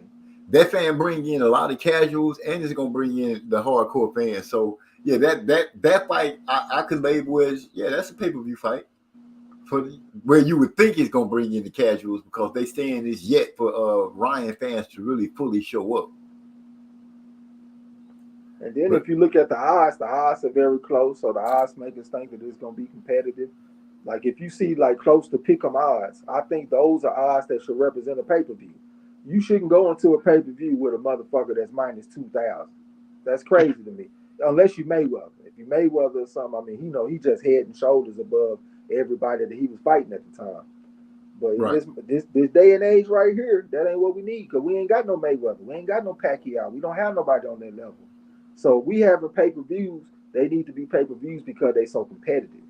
And I think that's a competitive fight, Ryan Garcia versus Tank Davis. Okay. I'm gonna jump back in the chat real quick so I don't end up forgetting nobody, and then remind me of what's his name? I'll think of the heavyweight in a minute. What's taking Spence so long to spin the block? I bet they ain't tried to resume negotiations. I thought he was done. Yeah, that's what Gil Cole said. You win. Gil Cole said you win the podium. I give up, man. 100. He said if Earl was in Omaha, he wouldn't have to have the latest accident. Now, here we go. When it comes to that kind of stuff right there, let's just say this. This is one time, like I always say, we wait to see what the report is. And the report came out already. Earl wasn't drunk. Earl got hit by a 14-year-old non-licensed driver that stole his parents' vehicle. He was out joyriding or something. Earl was actually a victim in this situation. And Napoleon would want him to fight him in Omaha. Go figure. Joseph Brown said Leonard, Hearns, Duran, all them boys fought each other while they were in the 20s compared to how it's done now. To Trey's point, Michael Rivera versus Frank Martin, those boys are fighting in their 20s. Oh yeah, that's a miniature super fight right there. Only thing is, Rivera don't have the amateur background because he was only like 26-4, and I couldn't find no major accomplishments. You know what I'm saying? So it looked like to me, we got like a 1 going against a 3.5. You know what I'm saying? But they are younger than they prime and shit though. Let me see. How can you really speak on it? I can't. In Omaha, let me see. What did he say? In Omaha, ready to step in the ring and secure that bag. But nope, I guess he had better things to do. Little old Bud, bad for your health. Man, ain't nobody about to go get robbed in no fucking Omaha. Fucking around with Crawford, nigga. They gonna fight in a neutral location. This nigga here want advantages bad than a motherfucker in this fight, boy. God damn. It says it's a video out now that zoomed in on Sean after knockdown, and Sean told him to stop it. Pressure. I ain't seen that shit. I called the fight too. I saw that video he talking about, and when Sean got up, they slowed it down, and I guess you could make a narrative of it because Sean looked over to his corner, and I think he slightly shook his head, but he could have been saying he understand what his dad's saying about instructions or something. So it's hard to say that he looked over there and said agreed for them to call the fight. That would be saying Sean Porter weak and is not a warrior, and I don't want to do that. I can't do that. So I'm gonna say that he was listening to his dad giving instructions. Was it the first or second knockdown where he was beating on the ground? I believe it was right before they called the fight. That's what I was thinking. That sounded like he got a bunch of time, so he got time to be on the ground, beating his fist on the ground, and to get up and look at the corner and get him to stop the fight and shit. Like non-verbal communication. Nigga, you ain't got but 10 seconds. This man talking like that was a 5-minute long transaction or some shit. You know what I'm saying? Right. So I'm looking at it like this. I'm not saying he called the fight because I wouldn't want to do that, because to me that'd tarnish Sean Porter. So I'm gonna say that he was letting his dad know I got this, or answering his dad, yeah, I got this. So, and dad threw the towel in or whatever, but I'm not gonna do Sean like that. I just can't. The ref called it off. Who's the boss? There it is. Help me out then, bro. Help me out. I read that one already. 10 knockouts in a row. He punched like a MF. I've been crowing for years. Oh, he really feeling himself. Got me reading it like I'm feeling it for him. I give him Mean Machine, but that other shit ain't nothing to be proud about. I give him Sean Porter, so I give him Sean Porter Mean Machine. That other shit ain't nothing to be bragging about. Xavier, the boxing nerd, and came through. Crawford needs activity. At the rate he's fighting, we won't see him back in the ring until he's 36. Yep. Woo. Well, on that, he has a chance to correct that error. Like I said, when asked about the Spence fight, he started speaking like he'll be messing with BLK Prime more than anything. And I'm thinking that he gonna try to get guys to come fight him on BLK Prime, where he'll be the A side automatically and work from there, because he the boss there. It's a boss thing. Let's see if they give him another 10 million. Yeah, we're gonna have to see about that too.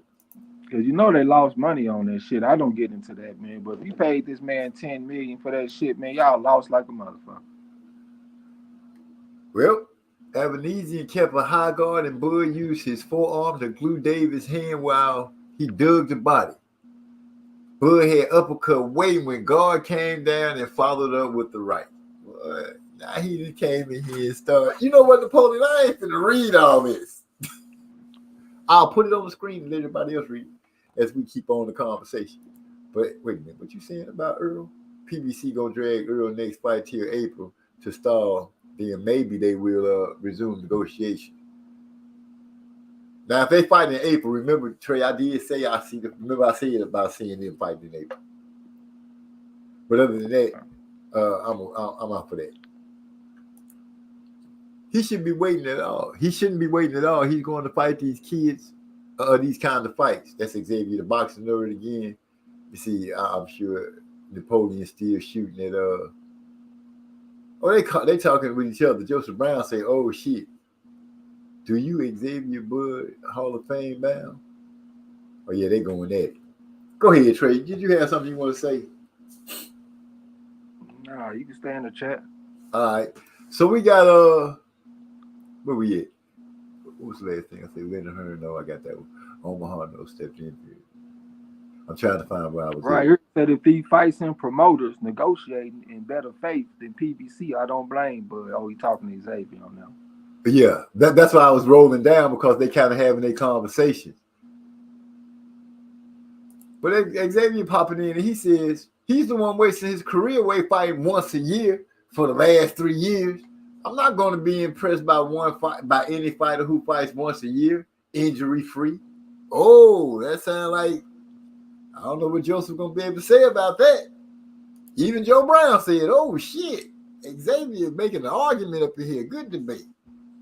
With the kind of fights they let in, I bet he will. We're in his current state. I will fully understand it so long as he beats Earl and or Jamil.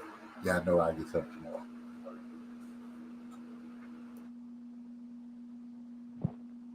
All right, Napoleon say nobody said fight on BLK. Earl and Omaha to step 2, Bud. Bud wants to fight in the UK actually. All right. Go ahead, Hyphy. Virgil and Stanionis, Golden Boy won a purse bid. Yeah, I'm glad you brought that back up. Hyphy disconnected. Oh, his device tripping. He probably got out because he get tired of talking about that Crawford and Spence shit. Yeah, I was just reading it. We weren't even talking about it. But Virgil and Stanionis and Golden Boy did win the purse bid for like $2.some million, 2.5 or something like that. So as far as we know, that fight is moving along kind of decent. I was just looking at that shit though, man. They were talking about paying Stanionis like 2.1 and giving Virgil Ortiz a little under 600,000. I was like, wow. Damn, is that motherfucker really gonna fight? That made me kind of doubt that shit. Man, for real? I didn't see that part. I did see that what's their name? That Golden Boy had won the purse bid and they were supposed to fight. So I was looking for that. We got Hyphy back. You know, we got Hyphy back in the house. Oh, go ahead, Hyphy. Shit, go ahead. Nah, I was saying, yeah. You know me, glad we had decided to move on the conversation because, man, that goddamn topic, I mean, you see how it just caused ruckus in the chat among everybody. I just hate when they come up. But, see, this is a fight that I like, Stanionis versus Virgil. That, you know, to me, that's a fight to be talking about. That's what we're talking about. Stanionis getting 75% of the purse. That's what Joseph Brown is chiming in saying. Yeah, that makes me doubt that the fight will happen because I just can't see Virgil Ortiz fighting this guy for no 600,000. Yeah, which one of them is with Golden Boy? Stanionis? Virgil. Yeah. Why? Wait a minute.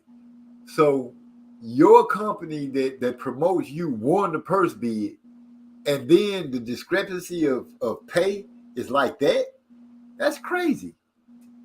And we might not get that fight, bro. Now that you're looking at it like that, when you think about it, unless unless Virgil just want to be like, you know what, I'm gonna crush this dude and let it be known. It could be one of those things, but like you said, that's a big difference in pay. A heck of a big difference. I can't get $1 million. So who y'all got in the fight? I gotta look at it some more. I reserve the right to make a decision right now because I gave up too many decisions today. I don't know if you heard, but I won't be calling Tyson Fury. I won't be calling him a cheater anymore. I would just speak on his skills and stuff like that, and his the way he fight. I think I might lean toward Virgil. Both of them 4s on the pedigree scale. I definitely got more respect for the recent victory from Stanionis over Butayev. I like the way he handled that situation. But I think Virgil a little bit faster. I think a little bit quicker. I think his jab is a little bit better, a little bit more consistent. He can come back with the right hand, left hook to the body. Both of them got a pretty good left hook to the body. I just think that he's a little bit more athletic, a little bit quicker. So I think I lean toward Virgil Ortiz, but I won't be surprised at all if Stanionis go out there and beat this guy. But the way I look at boxing, like, man, they neck and neck. Like, we got 2 foes on the pedigree scale, and both of them have 160 amateur fights exactly. Stanionis is 141-19 to make 160, and Virgil Ortiz is 140-20 to make 160. So, yeah, I think I just lean towards what I see when I watch them. And I think that Virgil Ortiz got a speed advantage, and I think I'll roll with that. Yeah, I think I would have to roll with Virgil Ortiz because Butayev. I think Virgil Ortiz is better than Butayev. I know this is kind of the triangle theory, but Virgil Ortiz is a little better than, well, probably a lot better than Butayev. And my man, he went out there and had a split decision. Stanionis went split decision with Butayev. So I don't know. I think Virgil Ortiz might just be a little bit too much for him. He might win by mixed decision or something. But like you said, I wouldn't be surprised. I mean, yeah, majority decision, my bad. But yeah, I wouldn't be surprised if Stanionis win. Like you said. But I would kind of root for Stanionis because I like Stanionis. But yeah. Well, let me say this though. Y'all make sure that y'all record what this nigga just said in your mental Rolodex. Because this man likes to get amnesia when it's time to eat his crow. If this man is wrong, y'all remember this shit. Because anytime I bring up crow, he always get to acting like he don't know what I'm talking about. What crow? And man, you be bringing up fights I don't even remember. This nigga be like Josh Kelly versus Troy. We're like, nobody remember that big man. Come on. It was last week. It was like a week or 2 ago. Then you act like I brought up something 3 years ago, nigga. The shit was recently. It's just a lesson. That's one of them Champ Ross fights, man. You gotta be on your shit, man. I remember that big, but yeah. Recorded. It's recorded. It's recorded. Joseph Brown, I'm speaking for him. He ain't doing that. He says it's Stanionis belts they fighting for. Yeah. Then he say it with your chest, MZ. It's what's that word right there? My glasses got fingerprints all on them. I can't really see. It's King Fury to you. What? King Fury. The big snowman. He can fight. King Snowman. Yeah. I'm okay. Okay, Joseph Brown. He said I got Stanionis because of the activity and the level of competition he beat his last fight. Both of them got pretty decent competition though. If you just look at their fights that they've had at 147, that was one reason why I had both of them ranked ahead of Boots, because not off talent and ability, but just based off who they've been fighting already. And I know like Mean Machine is not a bad fighter. And he went out there and got stopped by Virgil, you know what I'm saying? But I still think that the Butayev win is the best win between the two of them. But I'm not going to sleep on Virgil Ortiz's strength of schedule early in his career. I don't think it's just been horrible. Yeah, I remember you saying that about ranking Boots behind them, not because of a talent or anything, but strictly because of who they have been fighting. Yeah. And put a little bit more respect on his name though, because Boots, he did fight that Abreu. The Abreu that just went the distance with Charles Conwell. Juan Carlos Abreu or something like that. And Boots Ennis is the only person to stop him. So I think that's a feather in his cap. You know what I'm saying? And plus this fight that he got coming up against that Karen Chikazian, a lot of people are saying negative things about the fight, but this is a guy with over 200 amateur fights, and he coming out of Ukraine. And we know Ukraine got a pretty good, boxing program over there. So if Boots go out here and dominate this guy, I think he deserves a measure of respect for the win. because this guy that he fighting, he only got one loss, but he lost in like his third fight, and they put him in there with a decorated amateur in like his third fight. He lost by split decision in a 3-round fight. So I don't even hold that against him too much. You know what I'm saying? It was so early, the type of opponent, they only went 3 rounds. And since then, see, this a thing for me. Like, I like looking at the numbers. And he's the type of guy that's been bucking the numbers. Like, I see him fight opponents, and I see that he fighting the type of opponents that normally go the distance. But he going out there getting stoppages. So that's what's standing out to me. You know what I'm saying? So if Boots go out here, especially if he dominating the way he's been dominating, I'm going to give that man some credit for that shit. Keep it in perspective. Right. Yeah, for sure, man. I mean, I don't care what nobody say. That Karen dude got some skills, man. He got some nice punch accuracy, pick his shots well, from what I remember. So, yeah. If he dominate this dude, that's something that ain't nothing to sneeze at right there. That's to be lauded. Exactly. And if it's 3-4 rounds, I'm just like, man, I got to give it to this guy. You know what I'm saying? Yeah, for real. Yeah. I agree with that. We got Almond Brown in the house.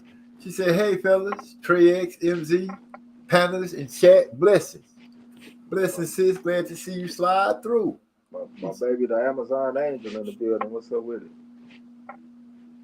it? This is to you, sweet baby Ray. I said Bobby the first couple of times, didn't I? Hey, we just overlook that shit, OG. We know you say whatever you want to say. Yeah, I be sweet Bobby Ray. Sweet baby. Is it Ray? Because it only got some dots on the other end. Nah, it's sweet baby Ray Robinson. Oh.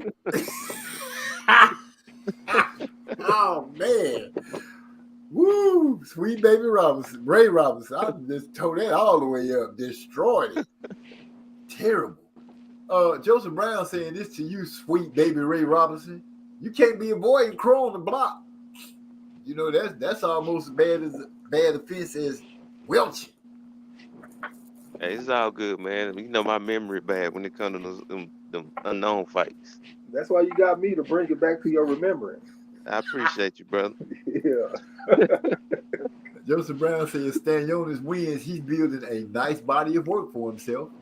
Damn right. You damn right. To me, I think that's a legacy type fight. That's a fight that people will look back and remember. Especially if Virgil Ortiz goes on to do some good things in the future. I mean, if he just fall off like a bad bag of dope, we can't really say nothing. But if he go on and start having some good wins, that'll be a fight that we look back on and be like, hey, that was a good ass win, a good scalp for my man. Yeah. I really like Stanionis, man. I like the activity and the aggressiveness from him. Keep his hands up good, and he don't get hit with clean shots. Like after his fights, he don't look busted up. Even when he fought against Butayev. So that's the kind of shit that was standing out to me. And plus, he had a good jab, and I like the way he was adjusting to Butayev, who's a switch hitter. He would adjust his tactics and shit no matter what stance he was in, and he did the shit seamlessly. I think that comes from the 141-19 being an Olympian and all that kind of shit. Well, we gonna see. Well, hopefully we see him fight, but the information that we just passed amongst each other can throw a little doubt and a little dark cloud over it, especially that payment discrepancy. That just sounds ridiculous. Yeah, they got an article on Boxing Scene about it. Okay. So y'all heard it. If y'all want to go read about it, it's on Boxing Scene where you can check it out. I was going to ask, what's Jared Anderson?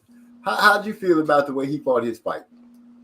Man, the same thing happened to this man in this fight that happened in his last fight. He tried to come out and fight that southpaw shit, and Jared Forrest knocked his ass out that southpaw stance and made him come back orthodox. But he did come back. He came back and put some hard shots on Jared Forrest. Jared Forrest looked like he ready to go in the first round. But he came out in the second round, retreated to a corner, and proceeded to get the hell beat out of him.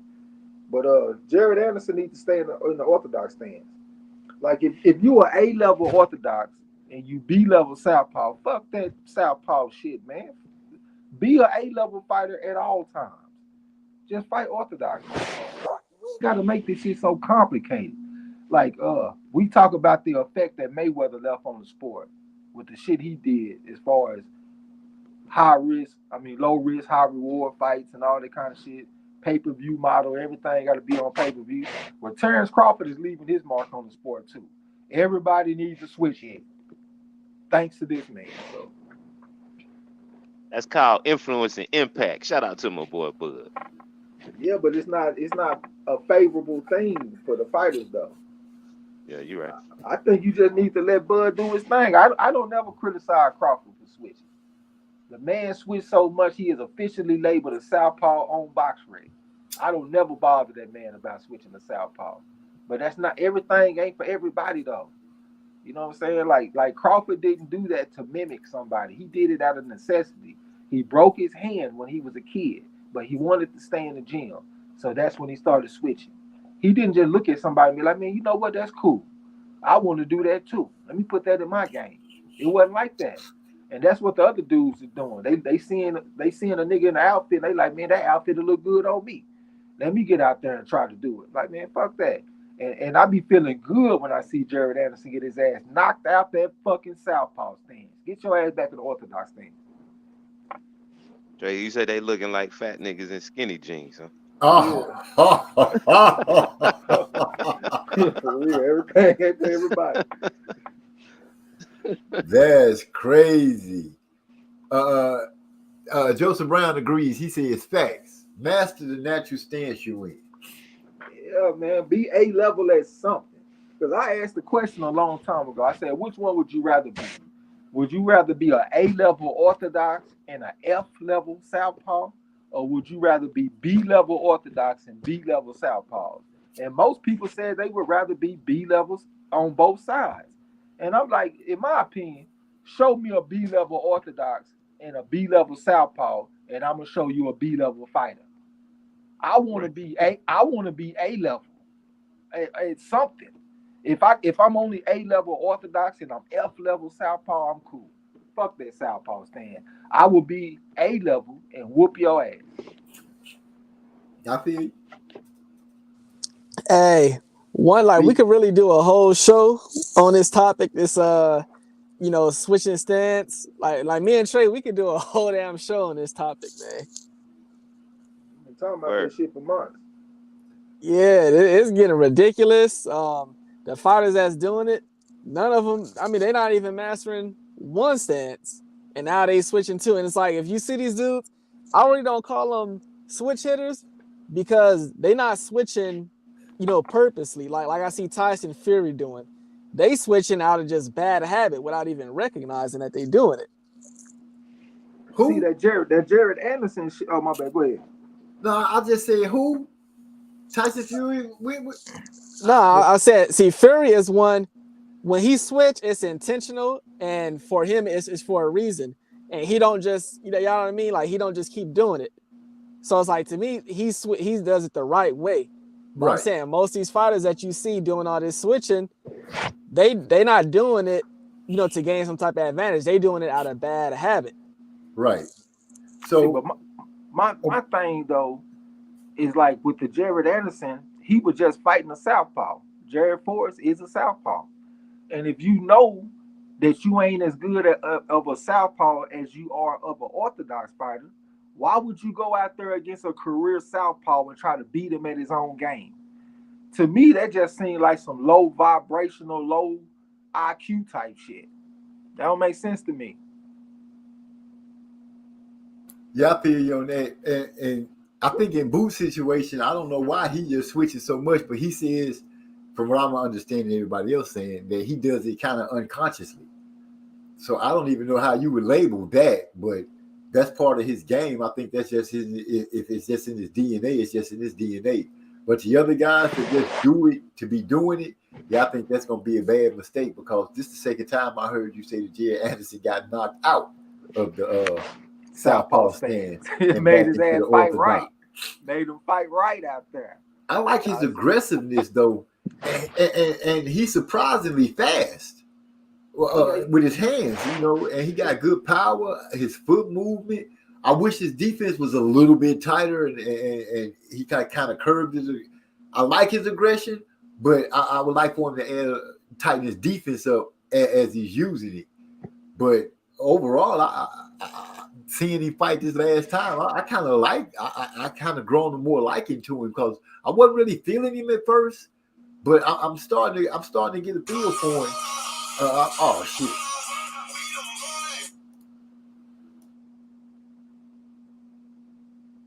Somebody, I'm starting to get a feel for him, and getting a feel for him. Seeing this last fight, I'm like, I'm really becoming a fan of Jared Anderson. I feel you, man. But the type of guys that he gonna be fighting at the top, like his generation, we talking about Philip Ergovich, we talking about Bakadar Jalalov and shit like that. He gonna have trouble, man. Them dudes are bigger than him.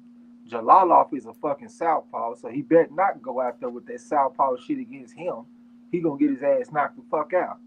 But one thing I did like is that we got a chance to gauge his chin. Jared Forrest, he got like 26 wins with 20 knockouts, so he's not a soft puncher.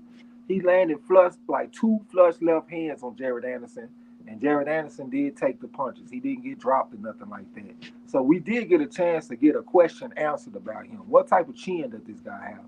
And I think it's so far he's showing that he got a pretty decent chin. That part. But like I said, if he could just tighten his defense up a little bit more, I'll give him a good run. I could even see him as being a champion. We'll see. I think he needs a little bit more angle because he like a smaller heavyweight. It appears, and it ain't like he got the type of angle that Usyk got. He more of a guy that comes straight to you, and his back is kind of straight a little bit too. That's why he's taking punches. He don't know what stance he want to be in. I mean, he got a pretty decent amateur background, but he only a 2-time national champion. It ain't like he out here whooping ass all around the world. I'm concerned for the guy when it comes to the top level. Well, he climbing that ladder. Hopefully, he keep adding to his game and staying in the gym and working out. Got Eric Arden joined into the conversation. He say, "Salute, family." Salute. Xavier the Boxing Nerd said, in order to be a switch hitter, you actually have to hit them when you switch. Most guys that switch, their stance don't try to really hit their opponents before immediately going back. You skipped a bunch of shit. Yeah, because most of that stuff is J-Rock's. He doing his bud thing. He started to seem like more of a nerd than more of a troll than anything. Not really in the conversation with us. Xavier had another comment, though. He said the fighters who try to emulate whoever the current top fighter is are not great themselves. These kind of copycats will always exist. I blame them having bad training. Okay, yeah, I did miss that. My bad. Yeah, but this J-Rock dude, he do seem like a fanboy type motherfucker. Yeah, going a little too far. We talking about another conversation. What made me skip over it, the one leg, one hand thing. So I'm like, yeah, we tripping with ourselves. Yeah, that motherfucker said Bud can fight on one leg, one hand, and he's still knocking out everybody from 147 to 168. All right, bro. All right. Yeah, that's now you see why I just rolled on down. Yeah, I'm looking at I'm sorry, but I'm just like his last comment in there. I'm surprised nobody timed his ass out already. Like, and then this is why we try to represent over here. We talk boxing. He up in here talking about standing next to Shakur, he would have got shot. That got nothing to do with no goddamn boxing. Take that shit to one of them free smoke panels. Square up in there. Yeah, we get our chill on over here. We not doing that craziness. So, and we be on the fights, nigga. We was up. Well, at least I attempted to watch the damn Manuic fight. Hell, I got up. You know what I'm saying? Like, we some square business boxing fans, nigga. We be on everything around this motherfucker. Yeah, we ain't bashing nobody. We ain't disrespecting no fighters. We just not finna do that. We not about to do that. We get our jam on with our music and we talk boxing. Now, you can join in that conversation and be comfortable with it, or you can move around. Now, Joseph Brown say, Jared Anderson switching is dumb as F. I ain't gonna cuss tonight. Now, have I cussed already? When I see him, I'm hoping his opponent knocks his head off. Dang! He almost got it knocked out, man. Did y'all see them looping left hands he took from Jared Forrest? Yeah, he felt them hoes too. When he took that first one, his whole face looked distorted. So, yeah, took a pretty good shot. That part. Joseph Brown said, yeah, but a heavyweight, you don't want to keep taking these shots. True, especially a heavyweight, because you know every punch is draining. I'm sure. I wouldn't really know. I'm not a ring rat like that. Maybe Trey knows a little better. The bigger dude, when they hit you, does that drain your body? Whether the hit connects gloves, hand, arm, Trey? Now, I'm gonna answer on Trey X's behalf. When you really know that you in there with a bigger man, is when he go to your body. Yeah, that's when you can really feel the size difference when they go to the body. But when you in there with a bigger guy, it's a little more draining because you be wanting to move everything out the way. You don't want them to hit you nowhere because they so much bigger than you. You can feel that shit. So you be trying to move your entire body out the way all the time. So that kind of drain you a little bit. You know what I'm saying? Yeah. Okay, since ain't nobody gonna cut this dude because any conversation other than Bud is irrelevant. Yeah, Trey X done dropped that nugget on us many times. Many times. You related top fighters whack. Trey, remember the French cat who named himself Mayweather? Who said that? That's what Napoleon Armstrong asking. Oh yeah. That he saved us some money. That motherfucker will bring that shit up.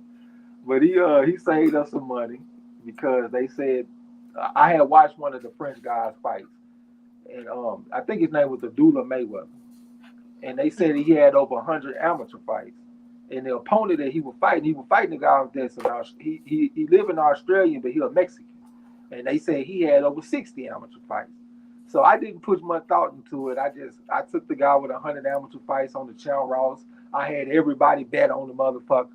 But I took it on the money line, though, just in case I changed my mind. I talked to Napoleon about it. Napoleon was like, man, hey, they say that motherfucker got over 100 amateur fights, but I don't see it. He look weak as a motherfucker to me. He said, hey, man, that other dude, he from Australia, but I see the Mexican in that motherfucker. He tough, and he going to the body, and he got a good jab to the body and all that shit. So I said, at first I was being tough, like, man, I'm just going to stand on my shit, man. I'm going to stand on my square. But then I went back and I looked at the tape a little bit more. I was like, man, you know what? I better stop being so prideful and listen to a motherfucker because he pretty good at analyzing the fights. Let me go ahead and change my mind. Cold red. I hit up everybody. Hey, man, cancel that bet.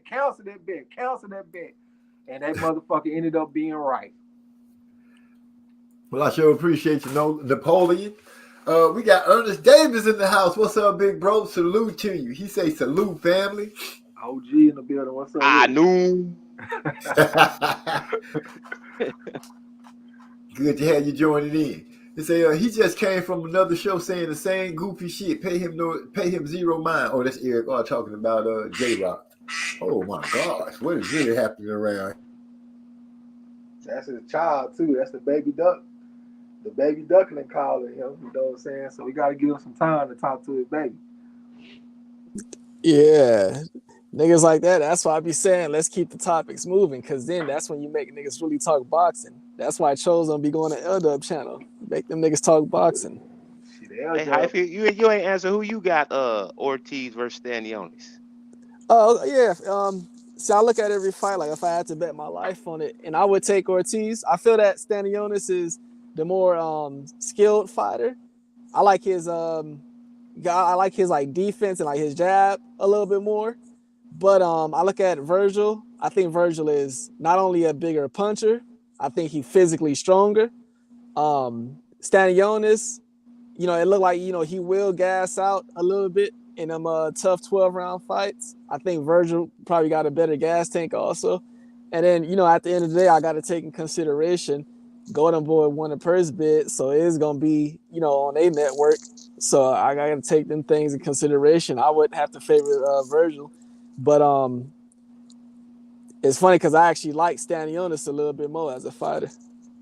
Yeah. One thing that I did mention, though, with Stanionis, I think is the naturally bigger man. Virgil Ortiz has fought as low as 140.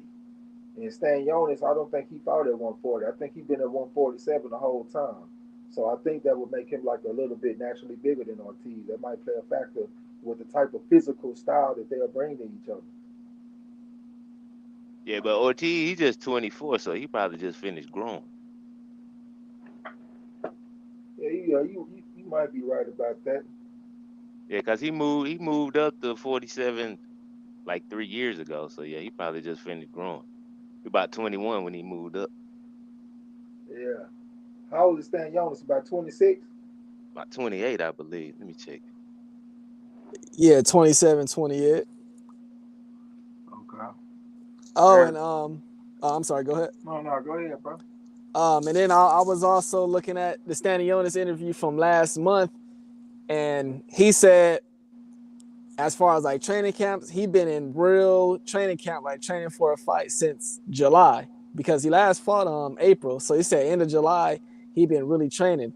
So right now that's 4 months deep, and in this fight we don't know exactly when this fight would take place, but it do lead me to question: will he be overtrained or not?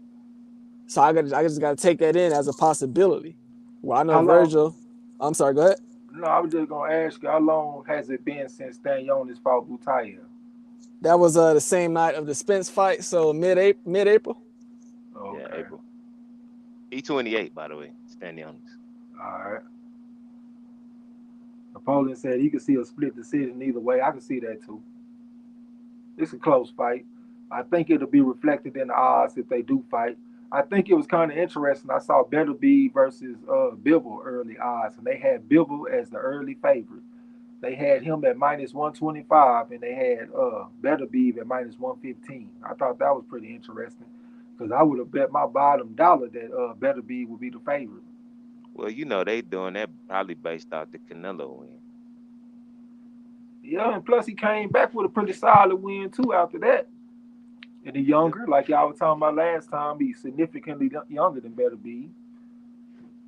I still think Beterbiev should be the favorite, but really when it comes to them type of odds, like minus on both sides, they pretty much saying that both of them are the favorite.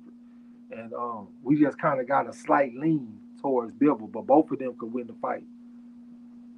See, those are the type of fights that Trey, we be loving, because I know Beterbiev, well, I think he only lost like 5 amateur fights, I believe. Close to 95-5 and 3 losses came to Usyk.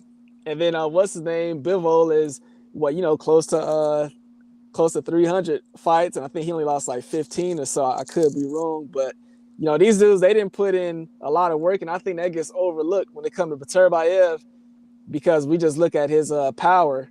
But that man, he didn't fought the top of the top guys in his amateur, so he got that pedigree. He come from that pedigree, best believe. And if you look at his amateur fights, he really only lost to southpaws. He lost to Usyk either 2 or 3 times, and the other fighter that beat him was a fighter named Igor Mikhalkin.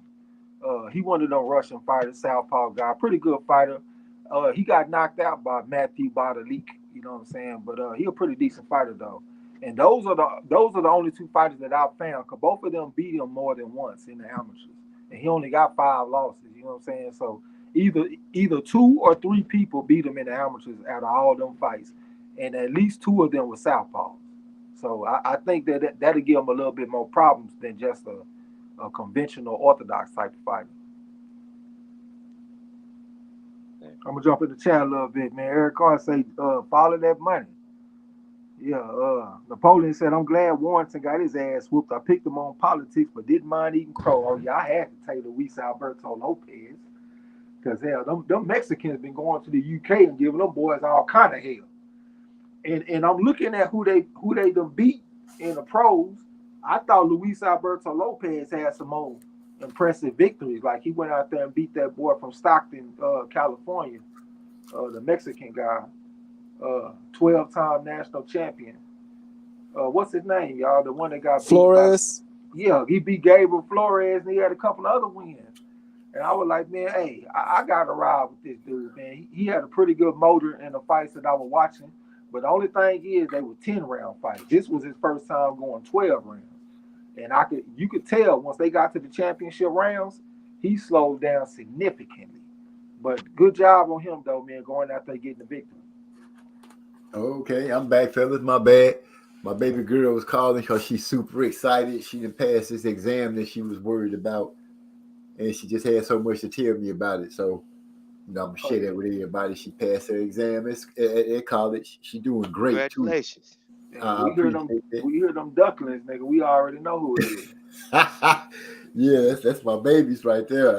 Everything must stop. That's the one that got the van. Yeah, that's the one that be in the van. Oh yeah, she doing it big. Got a new van. Passing the grades at school. She doing her thing. Yeah, super proud of her. Yeah, you can trust and believe when you step away, we hold your channel down. We keep this shit flowing. Yeah. Oh yeah. She, I'm grateful. That's why I'm happy to even be with y'all. They say you read that I'm glad Josh Warrington did that. Yeah. Joseph Brown said Mexicans are the real monsters in the UK. You damn right, boy. Them Mexicans be going over there giving them folk hell in the UK, man. Especially Josh Warrington. He out there fucking around with the shit. I can't think of that dude's name. Laura. There we go, Mauricio Laura. I was thinking about the Mexican that go to the body with the hook.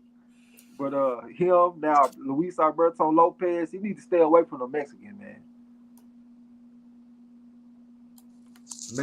I got a UK brethren that serves some crow. He been running from me, but you know, we was on a panel together Friday, and and Josh Warrington, you know, he's about to put it on. Oh, who is this guy? Who's this guy?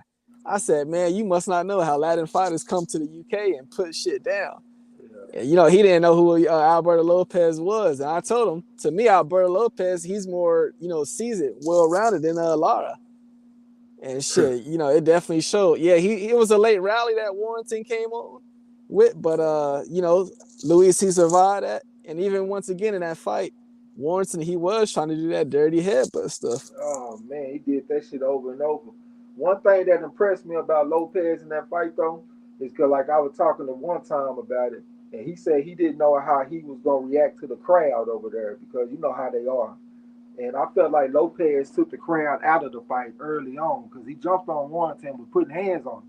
And he took the crowd out the fight. And then by the time Warrington started coming back with something down the stretch, it just wasn't the same. You know what I'm saying? So I feel like he did his thing. He just needs to finish stronger. He needs to tighten up his gas tank so when he gets to the championship rounds, he can finish strong. Napoleon said he know who that motherfucker is now, huh? Yeah, you know who Lopez is now. They said congratulations to your daughter and salute to her. Yeah, I was getting ready to get there. I was letting y'all get what you was going through. But yeah, I appreciate that very much, and I'm going to let her know when I talk to her again, which I'll be talking to her real soon, I'm sure. That's the baby. Yeah, the first lady, we say hi. We said what's up too. I sure will. I appreciate that. I was expecting to see her pop through tonight, but I guess those grandbabies got her working up there in Cali. Working hard. It's something that's I can't remember what it is right now. But y'all give me a second, I'm gonna get it. Got me thrown off. A lot of people were thinking Warrington was gonna go out there and do something because what he did to Kiko Martinez. And I think Kiko Martinez is very tough. I like him as a fighter. He went out there and did his thing against Jordan Gill, but he's still from Spain. And I always say France, Spain, Germany, Italy. Yeah, we go Italy. I don't fuck with that shit, man. I think it's different if you come from Mexico as opposed to Spain. And Mexico in particular, they've been going to the UK and handling their business. Yep. Say it again. There's Lala D in the building. What's up with it? Where the mark at? He's saying what's up. Napoleon said Lopez was complaining too much instead of getting even down the stretch. My only knock, I feel you on that. I didn't like him complaining to the referee so much. But to me, it just seemed like since Warrington does it so much, he wanted the referee to be aware, like every time. You know what I'm saying? Because that's kind of like the mode of operation for Warrington to use his head and shit. And it seemed like every time he said head, but he get the best of it. He like a white Timothy Bradley or something, just headbutt the shit out you, and don't be nothing wrong with him, but it's always something wrong with you. Hey, if we could transition into that for a second. I see Timothy Bradley, he been receiving criticism for making it into the Hall of Fame. How y'all feel about that one? I gotta go watch D-Lo video, man. I keep on forgetting about that shit. I gotta go check it out. But we actually talked about that shit a while back on He's like a low key Hall of Fame type motherfucker. If you look at all the people that he beat on his resume, I ain't mad at it, man. Like as far as these modern day fighters, it's a lot of people that's in the Hall of Fame that got a way deeper deeper resume than him. But if you just look at him, like look at his strength of schedule, that motherfucker fought some good fighters, man. I ain't mad at it. He got a win over Pacquiao that I actually felt like he deserved. I had a few of them rounds, 10-10 rounds. And when it was all said and done, I had him beating Pacquiao by 1 point. Yeah, I think a lot of people, they just don't remember his career at 140, which some of us, we seen from the very beginning. You know what I'm saying? We seen him go over to Canada, win his title. We seen him in fights where he was the underdog. Yeah, he done been dropped some fights, and he done got his ass up and still figured out a way to get out a win. So I just think his career at 140 is being overlooked. And a lot of these guys that these boxing fans like right now, none of them got fights or wins as tough as Bradley versus Lamont Peterson. That was a tough ass win he squeaked out. That was a good one. I like the win that he had. He was the first person to beat Devin Alexander. Didn't he go beat Junior Witter over there in the UK? Vivian Harris. Yeah, you're right. Witter in the UK, yeah, Vivian Harris in Canada. Yeah. Yeah, then he came to welterweight and did a few things up there. Yeah, I ain't mad at the man. He kind of annoys me with his commentary, to be honest with you. But separating that from the fighter, I ain't mad at it. Who we talking about? Timothy Bradley. Yeah, Hall of Fame. Musclehead. Yeah, he in the Hall of Fame now. I saw something about that. Lala D is in the house. Yeah, he said what's up to him. Oh, I missed all that, so my bad. She said she thought Tim Bradley was decent. And she thought he had some hands. I really wasn't a fan of Tim Bradley's, actually. I really wasn't a fan of him. I like the dude. I thought he deserved a nickname, Desert Storm. He was a warrior.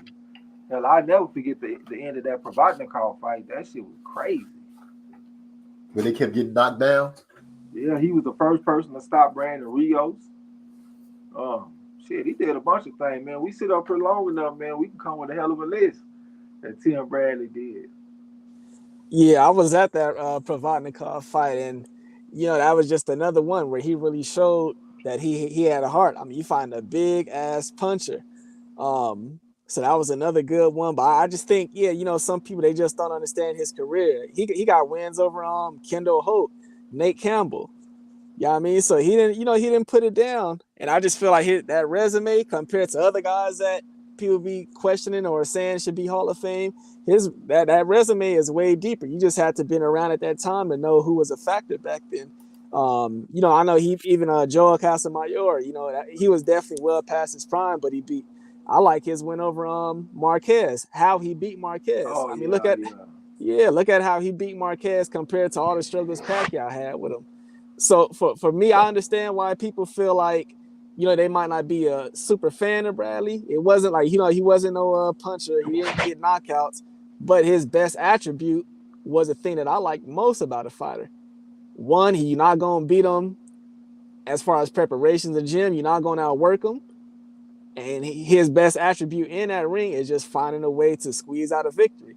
The only time he didn't was against an all-time great fighter, Manny Pacquiao. And he got a win over him. He got a couple of Hall of Famers on his resume, like if you talk about Pacquiao and Marquez. And a lot of fighters don't even have that these days. So, yeah, I'm with you on that, bro. Salute to Tim Bradley. I watched him beat Pacquiao. Pacquiao was acting like a diva that night. Yeah, a lot of people felt like the basketball finals.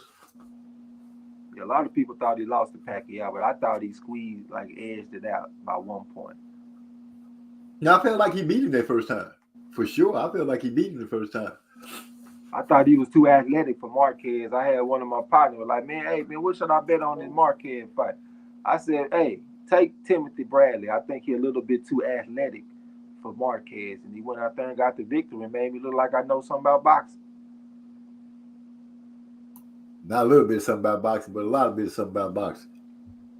Okay. Like D said, yep, he deserved it, but people were so angry, if totally effed up his ego. He even admitted it. He said he was happy when Pac beat him after that, so it turned him into a bitch. That's La D, man. She raw and uncut. Dang. Say no quit in Bradley. I saw him lead the ring with CTE versus Provodnikov. Yeah, him. Provodnikov. I can't even get my mouth to say it. Stuttering and staggering out of there like a drunk. Desert Storm. Just out there just taking it. I thought Provodnikov was going to kill him. His 140-pound work was better than a lot of favorite fighters did at 140 and 147. Ain't too shabby. Yep. Instant CTE. What the hell is CTE? My mind is not working with me tonight. That's that degenerative brain disease type shit. Dang, this is, phew. That's what them football players be getting, man, after all them hits. When they forget their name and they forget their way home and all that shit. Oh, like, I thought they called that dementia. Well, you know, different diagnoses can have like overlapping effects, but one of the things about CTE is that you see them folks getting lost and shit a lot. Like them old football players, they take off from home in their truck and forget how to get back home and shit. Right. And get violent and shit towards their family and stuff like that, like that Junior Seau type shit. Yeah, I feel it. It's an old man that came in the store that lost himself the other day. But he lost himself? Yeah, he lost himself. He didn't know where he was, didn't know where he stayed, what side of town or nothing. I'm like, oh man, this ain't the spot for you to be, Grandpa. Yeah. Like D said, I thought. Yeah, we looked out for him. You know, the only thing we could do is, had SAPD come up there to do a wellness check and see if they can't probably take him and figure out where he belonged. That was the only thing I could do for him. I wouldn't let him leave or anything like that. I wasn't calling him no ride because I didn't know where to send him. So the best thing we could do is call SAPD and have them come get him. Yeah. Because I would feel terrible if he left and something happened to him. You gotta look out for the OGs, man. Oh, without a doubt. Without a doubt. Like D said, I thought Provodnikov, I keep wanting to say Provodnikov, and that ain't it. Would have given him serious head trauma. Speaking of Provodnikov, he has the worst defense skills I ever saw. Oh, man. That's the definition of a punching bag, but that punching bag do hit back. But that fight that he had with Timothy Bradley, that remind me of the fight with Julio Cesar Chavez Jr. against Sergio Martinez. Because I felt like Martinez and Bradley were outboxing their opponents pretty much for the whole fight. And then we get to the last round, and they both get caught with something hard and get fucked up. And then they both kind of had to survive the last round and shit. So it kind of took away from the dominant type of performance that they was putting down. You know what I'm saying? Yeah. Oh, I missed the whole thing. Did I miss y'all talk about Teofimo Lopez and his whirlwind bleeding into his mental, into the ring? What do you think he needs to do going forward, or is he done? Oh man. I saw that and I had my thoughts about it. And the only thing I can say about it is, the only thing I'm willing to say about it is this. One, I feel like he needs to get in the ring and concentrate on his craft and stop trying to be something that he's not. I believe after he beat Lomachenko that he started believing the hype, and his dad is giving him a false I understand his dad loves him because I'm a dad and I know how it could be to try to root your children on. But you got to do it the right way, and you got to be honest. You just can't feed your baby some bullshit and then send them out there in that ring and let them get dismantled. I think Tio needs to step his game up. Him talking about he don't know if he still got it. That's a pity party kind of statement to me. Dude, you really never really had it. you got a glimpse or a taste of it, and you should have built on that instead of running around putting your nose in other fighters' business that had nothing to do with you. And I'm starting to think, if the 140-pound division, if he say he outgrew 135, but yeah, he gonna have some problems in 140 if he don't start believing in himself. I think he needs to get some help. Not fire his dad, because I would never tell somebody to fire their dad, but I think he needs to get somebody in there that's gonna bite down on him and not just be like, yeah, man, you can do this, you can do that, we can depend on power, you can go forward. And now you need to learn how to box a little bit. I think the problem is his frame, his body. Like he one of them Mayweather clones almost. He wanted to fight like Mayweather, but Mayweather had incredibly long arms, man. Mayweather had a reach that was like 72 inches or some shit. Like he had like a 6-foot man's reach. Teofimo ain't built like that. So I think it's interesting when I hear, like when he fought Masayoshi Nakatani, one of my best moments on YouTube, because I knew he was gonna give him a tough fight. He said after that fight, I don't want to fight nobody else taller than me. We're gonna fight shorter people. And if you look at his fights, he look better against shorter people, like the Magdaleno kid, Lomachenko, shit like that. He looked better against them, Comey. But in the Olympics, he lost to a dude named Sofiane Oumiha from France that was 5'10". He lost 3 rounds to nothing to this man. So to me, it seemed like if he fight a guy that's like a little bit taller, like an inch or two taller, and he can fight from range, he gonna give Teofimo some problems. Because he fighting like a guy with long arms when he really got like some medium, shorter type of arms. Yeah, to bounce off what you said, Mayweather did have some extremely long arms to be such a short man. I felt like, and he was quick with it. I felt like that gave him a hell of an advantage that people really didn't recognize when he fought. He was able to keep that distance with those boys because of that long reach that he has. Napoleon Armstrong said Tio needs a trainer, or get knocked out clean so he has no excuses to fall back on. That way he's humble and he can go soul search. Okay. I just but at the same time, oh my bad. No, go ahead. I was gonna say I just think he needs to just tighten up on his craft and concentrate on boxing. You know, you spending time making commercials for Bud Light and living the superstar life. When are you practicing? When are you sharpening your tools? If you doing all this extracurricular stuff. I see a little bit of Jamal Charlo going on too. Cause like when I saw Jamal Charlo at 154. I was just thinking to myself, like, my God, this dude is a fucking tank. But once he moved up to 160, it looked like them punches wasn't landing quite the same. I just didn't see the same type of impact. And now Teofimo, when he was at 135, like the double left hook he hit Magdaleno with, that shit looked so powerful. But when he moved up in the next fight, he got the stoppage, but his opponent was stopped on his feet. I just didn't see them punches connecting the same. So I think he's going to have a problem with bigger guys that can fight from range, and I don't think his power is going to have the same effect on them as it was happening at 135. Yeah, that's what I was kind of alluding to when I had said 135, but he probably can't make it. I'm thinking that's the safer place for him to go and try to rule there and be the man, because, like you said, the punching power that he had at 135 don't seem to be affecting these dudes at 140. And in my opinion, he hasn't even started reaching the dudes that's more at the top level at 140. Yeah. I don't think he can do nothing with reaches. I don't know what Taylor Gang is, but I think Taylor Gang give Tio the blues. I don't know, man. Josh Taylor ain't got the same trainer when he was on top, and now he got a new trainer now. Hey, OG, you can't even deny, nigga. It's somebody in the background talking, man. Get out the gas, OG.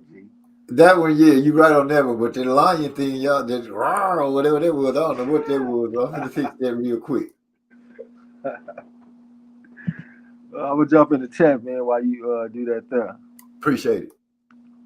Eric Carr said Alexander, Peterson, Pacquiao, Marquez were excellent dubs for his soft punching ass, square bidding. Napoleon said he only beat Lomachenko because Lomachenko didn't punch until the 8th round. I'm with you on that. When Lomachenko started bringing that smoke, he was having some success. Lala D said, I still don't think T.O. is an easy win, even for the best at 140, but the elite title definitely slid away from him. Okay, so she said she gonna give a man a chance, benefit of the doubt. Napoleon said Sandor Martin said himself Teofimo is not elite, just good, and hinted that Teofimo power doesn't translate to 140. I definitely can see that. Eric Carr said if Jermaine Ortiz found his way up to 140, he'd be all bad for Teofimo. He needs to definitely leave his pops. How can you trust your life in the hands of a man who can't keep it real with you? I think Teofimo already beat him in the amateurs, though. Jermaine Ortiz, he was a 3 on my pedigree scale. He was, I think, a 2-time national silver medalist. And Teofimo Lopez, well, first of all, Jermaine Ortiz was 114. Teofimo Lopez was 150 and 20, and he wasn't winning silvers. He was winning gold, and he went to the Olympics. So I still think that Teofimo Lopez is a step above Jermaine Ortiz. But that would be a real good fight, though. Very good fight. Hypey said he'll be back in 30 minutes. All right, that's a bet. Back, OG? Yeah, I'm back. That was my son. He be forgetting to close his door when he on there streaming and whatever. Y'all doing two live streams in the same house at the same time, huh? Yeah, same time. Every week it'd be like that. Yeah. He in there doing his thing. Already. So how far you get in the chat? I'm down here with Napoleon talking about Marquez drinking piss. What? You remember Marquez used to be drinking piss? Now I know scientifically you can do that to survive if you in like a survival mode and you need to be out there somewhere if you don't have food and water. You can kind of survive off of that, but just to be doing it, whoa, no, I can't see that at all. That's nasty. He felt like he gave him an edge. But you remember back in the day they used to drain steaks and drink blood and shit. Which one is worse to you? Drinking straight blood or drinking your own piss? So you can get an edge and win a fight. Man, that's a pretty ugly ass pit. God dang, just drinking animal blood or drinking your own pee. Hey, you remember when Sugar Ray Robinson, when he fought Jake LaMotta, he had Jake LaMotta come over to his house and shit. And they were sitting at the table and they were just talking. And then Sugar Ray Robinson had one of his people bring a steak and a juicer, and he put the damn steak in the juicer and wrung out all that blood and drunk that shit in front of Jake LaMotta. And a lot of the historians think that they gave him an edge over LaMotta because LaMotta thought he was crazy as a motherfucker. And I would probably think that too. Yeah, sitting here listening to the story and how you just broke it down, I'm thinking he did that to get in his head. And shoot, if LaMotta left out of that saying, man, this motherfucker, you're crazy. But it was really like a common thing, well, fairly common, because I done read several sources where they thought that the blood would increase your stamina. So that was like something that was done in boxing back then. But everybody answered that question. Which one y'all rather drink? Y'all to win a fight? Y'all rather drink your own piss or drink some cow blood raw? Where you feel, OG? I'm still sitting here because I'm like, dang, both of them sound either way. I don't even know. You pick either one of them, people gonna be looking at you like, what? Hey, OG Big E said he'll take the blood. Animal blood, cow. Okay, so he eats steak blood. So you eat cows and stuff anyway. I'll go ahead. I drink the cow blood, but they both. Damn, that's a hell of a question to pose to everybody right there. But yeah, I guess I'll go with the blood because I just can't see myself drinking my pee unless I'm stranded in the desert and I ain't got no food or water. And I seen it on the survival that you can do that for a couple of days to make it. And hopefully in that couple of days I can find it to civilization. But yeah, I guess I'll take blood if it's a boxing thing. I think I'd take the blood too. I just can't see myself drinking my own piss. And plus, it's a tribe in Africa that actually lives on cow's blood. I don't know what the name of the tribe is, but they like in some desert type conditions, and they don't have a lot of resources out there. The cows that eat the grass and all that kind of stuff. Well, not the grass, but the little vegetation that they got out of there. and they'll shoot the cow in like an artery with a bow and arrow. The blood will start draining out and shit, and they'll fill it up in cups. And then when they get done, they take some mud and they patch the cow up with mud to start the coagulation process, and they live off the blood. So just thinking about that, fucking, I'm gonna get in touch with my roots, nigga. Give me that blood.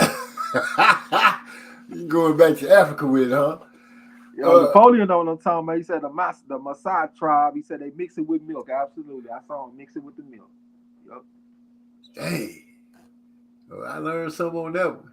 Eric R said, yep, 140, you got to be twice the fighter you was at the lower weight class because 8 out of 10, that power ain't shit when everyone hits the same or harder. And he said Roger Mayweather used to call him the PP man. Yeah, I remember that shit. Lala D laughing, I think that's laughing. And then she said, hell yeah, that gave him the edge. I would have had my steak soaked in VA juice. That's what Eric R said. Yeah. Big Bro said psyched him out. Yeah. He'd take the blood. Lala D said cow blood, I think, but neither. Now you gotta pick one, sis, but I guess you're going with the cow blood. Eric R say cow blood. Shoot, I drank a raw oyster shot last week. That ain't the same though.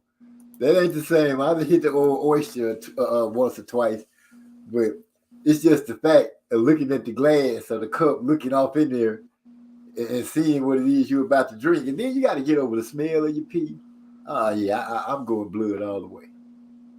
Y'all motherfucker don't drink no water, nigga. Y'all shit ain't supposed to be looking like no apple juice, nigga. Y'all gotta drink some water in this motherfucker. Hold on, homeboy. I drink water. Got a case of it in there now that me and my boy been knocking off. I do drink water because I understand it. I'm an older gentleman now. And I can't live the way I used to. I have to keep myself hydrated. My skin so it can glow. Help my hair grow. Just help me be healthy all over. I got to be hydrated. Keep my blood flowing and not thickening up so I can mess around and fall out around here. I ain't got time to be falling out. That's square business. But when I heard you open up something earlier, that didn't sound like no water. That shit said... Well, I can't say it was a sparkling water because it wasn't. But I do have... I heard some carbonation coming out there, motherfucker. I do have a pure bottle of pure drinking water right now in my left hand. That so shit been under your bed for 2 weeks, nigga. We talking about what you drinking right now. I'm drinking water and some kind of what is this? It's called a beer Rita, a strawberry Rita. Oh, okay. So we'll let you slide. But who is this motherfucker, man, that wants some attention, man? He down there talking crazy. I started to hit him with a wrench, but I chilled out. Now he down there talking about hello. That motherfucker wants some attention bad than the motherfucker. It sounds like he racist. He say they so stinky, and then he say, and they are lazy and just steal rims and exhaust. That sound like he talking about my black brothers. Is what it sounds like. Yeah, we gonna go ahead and get him on out of here. Y'all knock the crap out of somebody coming here with that nonsense. Y'all got wrenches to the white meat. Just put his ass straight to sleep. We not trying to hit none of that. He got his attention.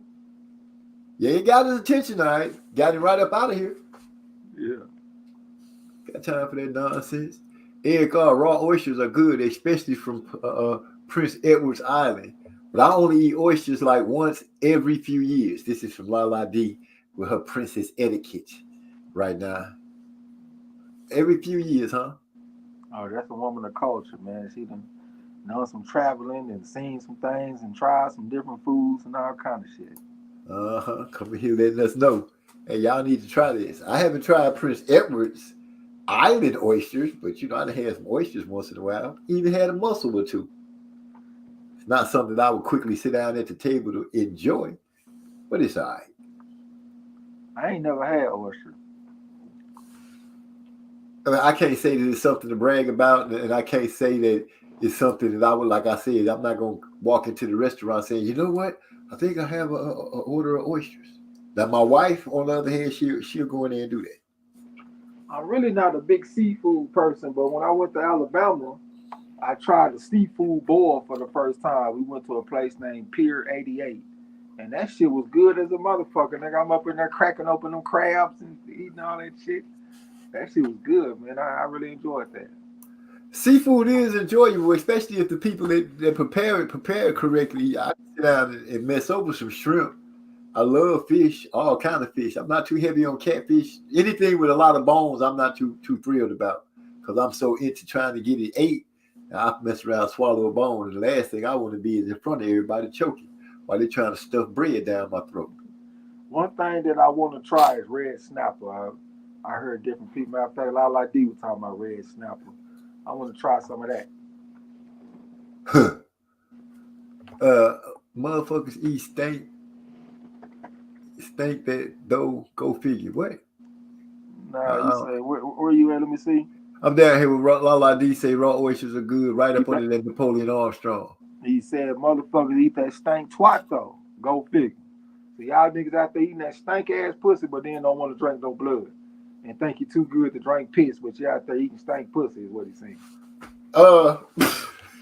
Let's get something understood here. Let's go and get some understanding right now. If it smell, you can't even poke that. Now, I can't speak for who is it said Napoleon. I can't speak for him. You know what I'm saying? Because I smell bad twat. I'm gonna speak on it. Hey, there's some water and soap in there. Or you need a bath or something. But I ain't eat nothing that stink. Nothing. At all, ever. Yeah, but that's gonna give her some hope. If she go take a bath, she gonna think it's all good. If it's stinking, bitch, you gotta go. Period. Now, I'm saying you need a bath anyway. She ain't with me anyhow. If she can take a bath at her house. Exactly. She ain't coming over here taking no bath and thinking she about to get some dick when she get out the tub. Bitch, you better get up out of here. It came to your house smelling like straight tuna casserole. Right, bitch. Yeah, raw oysters taste like, what's that say? Soggy raw shrimp. No, I don't eat soggy raw shrimp. How you let yourself put a soggy raw shrimp in your mouth? I guess you grabbed the wrong cocktail. Like D said, pee should be canary yellow. Nah, my pee should be like almost waterish. A slight hue. Yeah, all day like some lemonade type shit. Yeah, something like that. Sometimes I look in there and be like, dang, did I even use the bathroom? Yeah. Oysters. Wait, charred oysters. I DDT somebody grandma. Oh shoot, charred oysters. I DDT somebody's grandma on site for a dozen of those. Dang. That man said he'd DDT somebody's grandma. Eric Arden turned raw for the seafood. Lala D, Eric, are you? Okay, that she's speaking to Eric. Say, this got to be the same person that came back, this Max Imam or something like that, come back talking about hello. That's what the last person said. That got to be the same person. Well, we're going to give him 30 seconds to see if he do say something crazy. Yeah, I was going to say he ain't said nothing crazy, though, so give him a chance. Jumping all the way down. Lala D said, lemonade is a better comparison. No, don't jump all the way down. OG, read the comments, bro. Okay, let me go back up here. I left off at, I'm pissed, shell shocked. My little brother pissed the bed on top bunk, and that shit dripped on me before. Give me the blood, That's dang. Wait a minute, you on the bottom bunk. Did y'all have plastic on the mats or something? Or did he pee straight through it? If he did, that was peeing a long time. You gotta pee a lot to piss through a mattress and have it drip. Dude. That's really a thought that I didn't need in my head, to be honest. You could have kept that to yourself. My bad. It's just that the amazement of the fact that it dripped on him on the bottom bunk. I was talking about Napoleon could have kept that shit to himself. Oh, he at the house getting golden showers from his baby brother. See, Lala, she know about the fish and shit. She say she love red snapper and scup or scoop or something like that. And orange roughy is a good one too. See, she probably over there eating them fishes with the head still on and the fish got teeth and all that shit. Ooh. I ain't never had that before, to be honest, man. All I had was some catfish, weak ass tilapia, and some salmon. That's it. That boy Eric R said, Trey X, I had red snapper, a lot of bones, but some of the best tasting fish you'd ever have, bro. Trust. Yeah, I want to try it, man. People like Lala, she know about them Jamaicans and shit. I saw Earl Spence had went to New York and got him a red snapper plate like years ago, and I was thinking like, damn. I read about it. They said that shit healthy eating for you too. And I'm like, man, I want to try that shit, man. But the best that I eat right now is salmon. Okay. You like salmon? Oh yeah, I love salmon all day. My wife likes it. I'm not too thrilled on the texture of the way salmon tastes. That I'm not. I've had shark before, and swordfish. Swordfish almost looks like a white steak. That don't sound too appetizing. I ain't gonna even lie. Shoot, but when you get it blackened, oh my gosh! If you get it blackened in a cast iron skillet, oh my gosh, that'd be some of the best blackening food. Cajun food cooked in the cast iron skillet tray. I'm telling you, it sears the flavor in. It's just awesome. It's awesome. Hey, I'm talking shit, but I know if I get hungry enough, I eat anything. I mean, when I first got some ground bison, and everybody was saying how healthy that shit was, and I could not eat that bison for nothing. It's like my body knew, like, nigga, you eating bison. But one day I was hungry as fuck. I ain't had nothing to eat, man, except for that bison. I went in there and I cooked that shit, made me a hamburger, and I ate the shit out that bison. Ever since then, I ain't got no problem eating bison. So I just got to be hungry enough, nigga. I'm going to get down. Yeah, well, I tried eating some Bugs Bunny before. I don't care how hungry I am. At some point, some things I just can't eat. Rabbit, you say? Yeah, I tried some rabbit before my nephew talked me into it. You gotta know what you're doing. You gotta know what you're doing with that rabbit, man. I done heard folks get fucked up eating rabbit. You know I'm down there in the country. Like I used to live in Garland, Alabama as a kid. Folks be out there eating that shit. But the rabbit meat was so lean that it would fuck them up. And also they would get like vitamin A poisoning or some shit like that. I think it's vitamin A. But like it would be too much in their system. You know what I'm saying? So you gotta really know what you're doing with that rabbit. I feel you. He an old country character too. I seen this dude chop a squirrel in the back on a tree. Literally got into some kind of, man, to see he got into some little stocking position with a hump in his back, and I was wondering what he was doing. He ran up on the tree, and you know how the squirrel will sometimes run around instead of just going straight up the tree. Yeah, man, that squirrel ran around that tree. This boy chopped that squirrel in the back.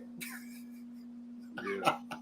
That squirrel fell on the ground. He picked that mug up and took it to the house. What you gonna do with that squirrel? Oh man, I'm finna eat this. Oh, I'm going home. Shit, that sound like one squirrel. I done seen the nigga with a table full of squirrel and making stew and shit. I don't want no squirrel.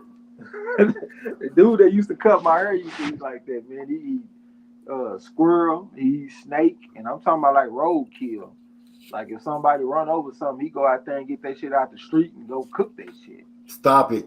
That's my business. He said it's a fresh kill that ain't been out there that long. Nigga, he going to go get it, and he gonna offer you some.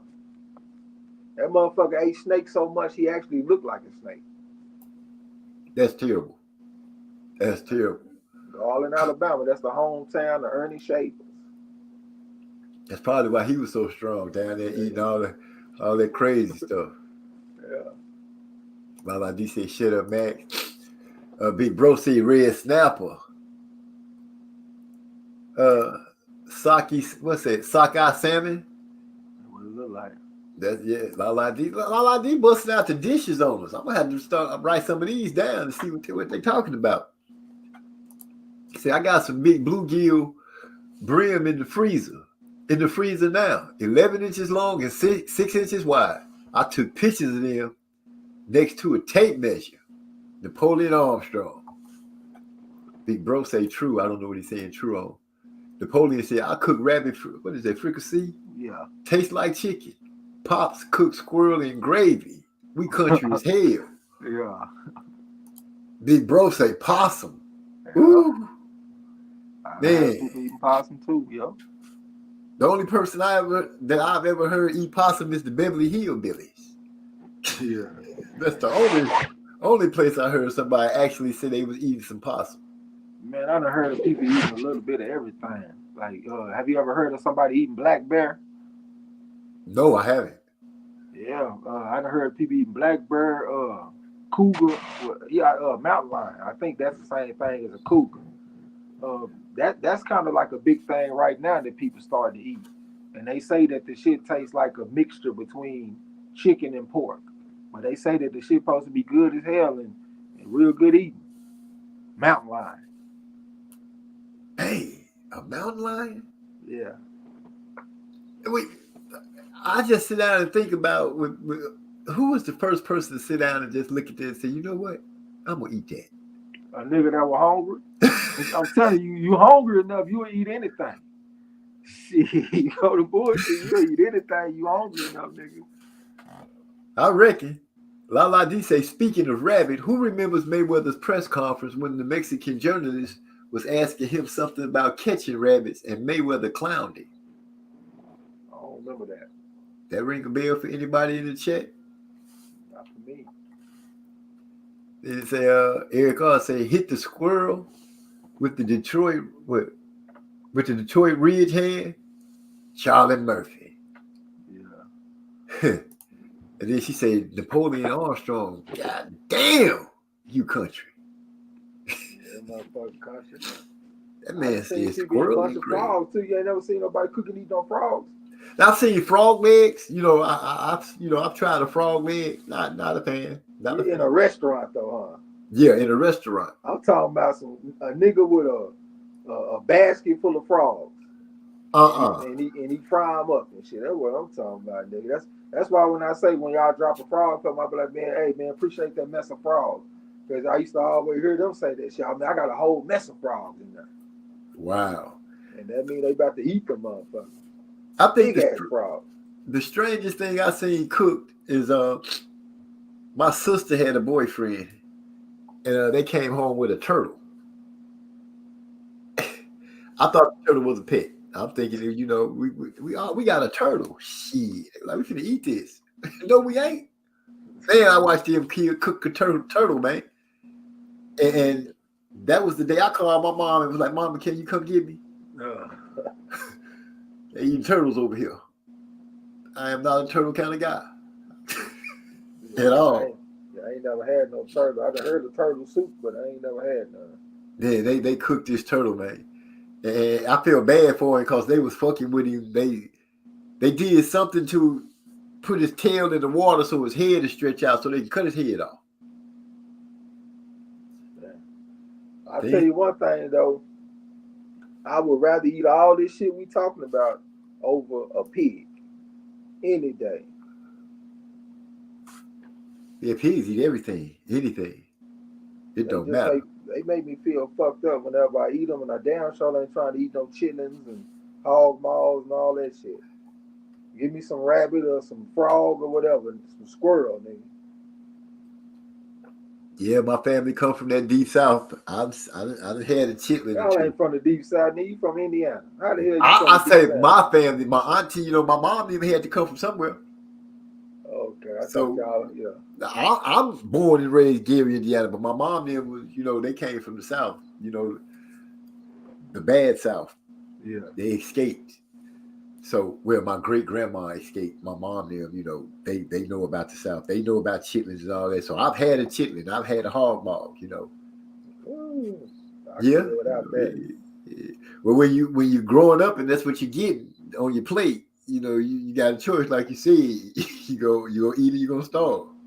I'm just lucky they didn't bring no rabbits and stuff in there at that time. Yeah, I probably would. My grandmother raised me, so I know all about them chitlins and shit, but I can't get down. I feel you. But see, it was at my auntie's house, it was either eat, you had a choice. You gonna eat or get a whooping. You know what I'm saying? And it's only so many ass whoopings you can take. Yeah. And my auntie was like an expert at giving ass whoopings. And I lived in that time where you hear the comedians talk about they throw a shoe around the corner and catch you going up the stairs. Yeah. I know about all that. I don't know about a race car track, but I know about an extension cord. Oh, nigga, I know about it too, nigga. My legs and shit bleed and shit. Oh man, you got those U's, huh? I don't know Those permanent if that's- U's. Oh yeah, from the whelps. Yeah. Yeah, I know. Hell yeah. You know what I'm saying? Hey, I got a whooping in some jeans one time, and I felt blood running down my legs and shit. I was like, damn, this woman hit me hard in the motherfucker with this fucking extension cord. That shit felt like child abuse. I told her, man, you do that shit again, I'm calling CPS on you. Oh boy, see, my auntie, my mom and my auntie be like, by the time you call them, you might as well tell them to call those other people, because when they get here, it's gonna be over for you. Yeah. Over.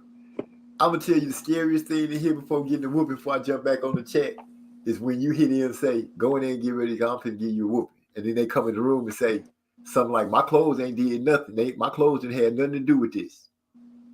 That means take them off. Yeah. Butt naked whooping is nothing fun. I That will make say I didn't get no butt naked whoopings, but I got some very savage whoopings though. And all I could do was go lay down and cry and go to sleep. But the first time I got hit with a cord, I actually thought I was in slavery. That's how they shit feel. I was wearing jeans, thinking I'm still bleeding and shit. Like, damn, that shit was crazy, man. Okay. Lala D said she found the Mayweather clip. And she posted it in the, she posted it too. I'm gonna put that up there so I can go back to it later. Yeah, I'm gonna go check it out. Napoleon Armstrong said we got chickens, ducks, what shot birds, duck shot. Okay. Shot birds, watermelon, peach, plum, pear, apple trees for pies and juice. I fuck with all of them. I'm not a big watermelon fan, but the peach, plum, pear, and apple tree. We had a cherry tree in our neighbor's backyard. Man, I could sit in that tree all day and eat cherries when I was young. You sound like he about to sing that song. I got beans, greens, potatoes, tomatoes, lambs, hogs, dogs, all that shit. You name it. They Damn, got I got it. Yeah. That's what Lala D said. Literally all of the above, Lala D. Gator bites good. Got to get them right out of the grease. If not, meat gets rubbery. I've never had gator. I ain't never had gator. Oh no, I take that back. I did try a piece one day, like some little chicken nugget looking things at Papados, and that's the only time. Did you like it? It was like some fishy chicken. It wasn't just the worst thing, but I ain't gonna go in there like, hey man, let me get some gator. I feel you. Yeah, one little piece though, I survived. That boy Napoleon Armstrong said, I got the extension cord and switches. Made me a man. It'll make you something.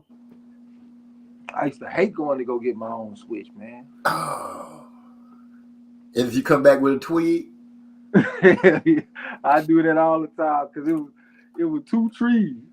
And I always go to that weekend tree and she'd be looking out the window. No, not that tree, go to the other tree. And I was like, oh, God damn, man. I got to go get this switch and go in there and get my ass beat. Boy, I got whipped on my toes before with a cord. Excruciating. Yeah, that sounds painful. Painful. It make you forget everything that's going on except that your feet on fire. Yeah. They ask you, I hate the whoopers where they asking you questions and lashing you at the same time. Now, what made you think you can get away with that? Whack. Oh, wait a minute. I ain't gonna get a chance to answer it. You get to doing that little dance that you be seeing them doing at church. Whew. The memories. Have you ever tried to run? Oh, God, no. Because I seen my cousin try to run before. And when they caught him, they tied him to the bed. Oh, man. I tried to run one time. I hit the corner, and I swear the belt turned the corner with me. It still caught my ass like on the neck. And it was like the buckle side. Like, I just learned not to run. Just go ahead and take it like a man. That's all you can do, because running just get you beat more. Yeah. I just was amazed that she did this old Matrix looking shit. I'd have turned the corner and the belt turned the corner with me. Like, God, how the fuck that even happened? But I sure felt that metal.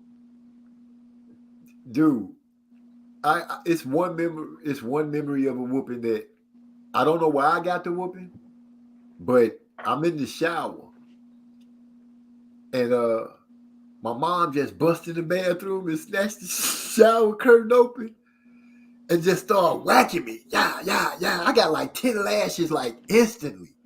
And she closed the shower curtain back up and just went out of the bathroom. And I'm in there like in a movie. Like in the shower, you know how the water be running over? I just needed some sad music. I'm sitting there balled up, holding myself, crying. I don't know what happened. Yeah. The worst whooping I ever got, hands down. I'll never forget this. And I actually didn't get a bunch of whoopings, you know what I'm saying? But when I got them, they was pretty fucking severe. But I was about 5 years old, right? I'm still in Alabama. And this girl in the neighborhood, she see me ride my little bike and shit, you know what I'm saying? So she asked me, could she ride? And I let her ride. So she ride my bike and stuff. It get time for me to go in the house. So I tell her, like, let me get my bike back so I can go in the house. She kept on ignoring me. So I asked her again, and she jumped off the bike and just came and slapped me in my face. She was probably like, she was young though. She was probably like 3, 4 or something like that. I'm like 5. And I just reached down and I gave a little short little uppercut right in the stomach. I didn't cock it back or nothing. I just kind of reached down and gave her a short little uppercut. And she started crying. She gonna go to my fucking grandmother. My grandmother called me in the house. She gave me a whooping with a belt. But the duration of the whooping was so long. And like she was swinging with all of her might, like everything she had. Like, man, my body, like I damn near looked like I got whooped with an extension cord. Because she drew blood. Man, I never forget that shit, man. That shit there was crazy, man. I learned my lesson about putting my hands on girls, though. I tell you that. I ain't never hit a girl after that except for in the boxing ring. Yeah, that sounds like that type of ass whooping. That's that teach you a lesson ass whooping. Yeah, I learned it too. Napoleon Armstrong said they mean a branch when you go out there to get the switch. See, my grandma liked the skinny one. If I go get one of the thickest switches, she make me go back and get a skinny one. That's why she would tell me, nah, don't go to that tree, go to the other tree. Because when she get them skinny ones, it seemed like that shit just would sting more. They had that flexibility. Yeah, like that little whipping little shit to it. Yes.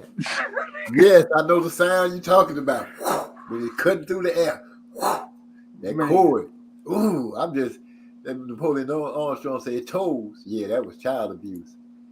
That was just a good ass whooping. I don't even know what I did. Oh, I know what I did today. I ain't gonna tell y'all, but got caught in the closet with Roxy. Oh man. I don't even know why I was in the closet.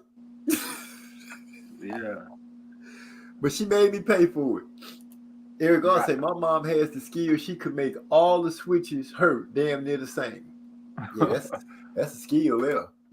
I used to hate having to watch and wait on my grandmother to strip all the leaves and shit off the motherfucker. You know what I'm saying? Man. Oh, when you standing in line waiting for your turn to get a whooping. When it's Ain't like got 3 no of y'all sense. getting the whooping at the same time. I only had the experience like that once because me and my third cousins, there's 2 of them, we chopped down all his grandmother's flowers one day. I don't know why the fuck we done that, but she had a nice yard. She had little tulips and elephant ear plants and all kind of shit. We went out there and cut all that shit down one day for no reason. And that's the one time we had to like wait in line for an ass whooping. But all my other ones did. It was a solo mission, nigga. I was the only child. I ain't got nobody to get a whooping with. I got whoopings with my cousins. All my my brothers and sisters were all, out the house by the time I started my journey of getting beat downs. So I shared a lot of ass whoopings with my cousins because they were wild, and we would have me out there misinfluencing me, got me doing stuff that they know I shouldn't be doing. Napoleon Armstrong said, "Y'all ever tried to grab the belt mid-swing?" Oh hell yeah. Yeah, got me some more lashes for that shit too. See, I ain't never been brave enough to do that. Run, try to catch the belt. You know, I just said, fuck it. You know, I'm gonna take this beat down. It ain't no running, it ain't no grabbing the belt. Cause you grab the belt, you bound to get hit with something else. But you know what? When I think about it though, cause like I stayed with my mom in high school, and you know I'm too old to be getting whoopings then, so she make me write sentences. Like she'll come up with a sentence and she'll make me write the same sentence 500 times, 1,000 times if she really mad. I will honestly take the whooping over that shit. Not saying I had the opportunity or the choice, but I'm saying if I had a choice, I would rather take a whooping than sit in that fucking room and write 1,000 sentences. And I can't go outside. I can't go see my girlfriend. I can't go to the boxing gym. I'm on punishment. Nigga, give me the whooping, man. For real. I feel you. Eric also said Trey X mom had that Pootie Tang belt. I ain't never even seen Pootie Tang. Well, that said catch you going around the corner. Armin Brown still in the house. The police said she waited for you to get wet so it hurt more. Yeah. We got to paddling in school growing up by our teacher and principal. My parents said that they got hit with the rosebud switches with the thorns. Oh my gosh. Old racist ass GA. Now, we used to get paddles. We call it a SWAT though. We used to get SWATs from the teachers and the principal.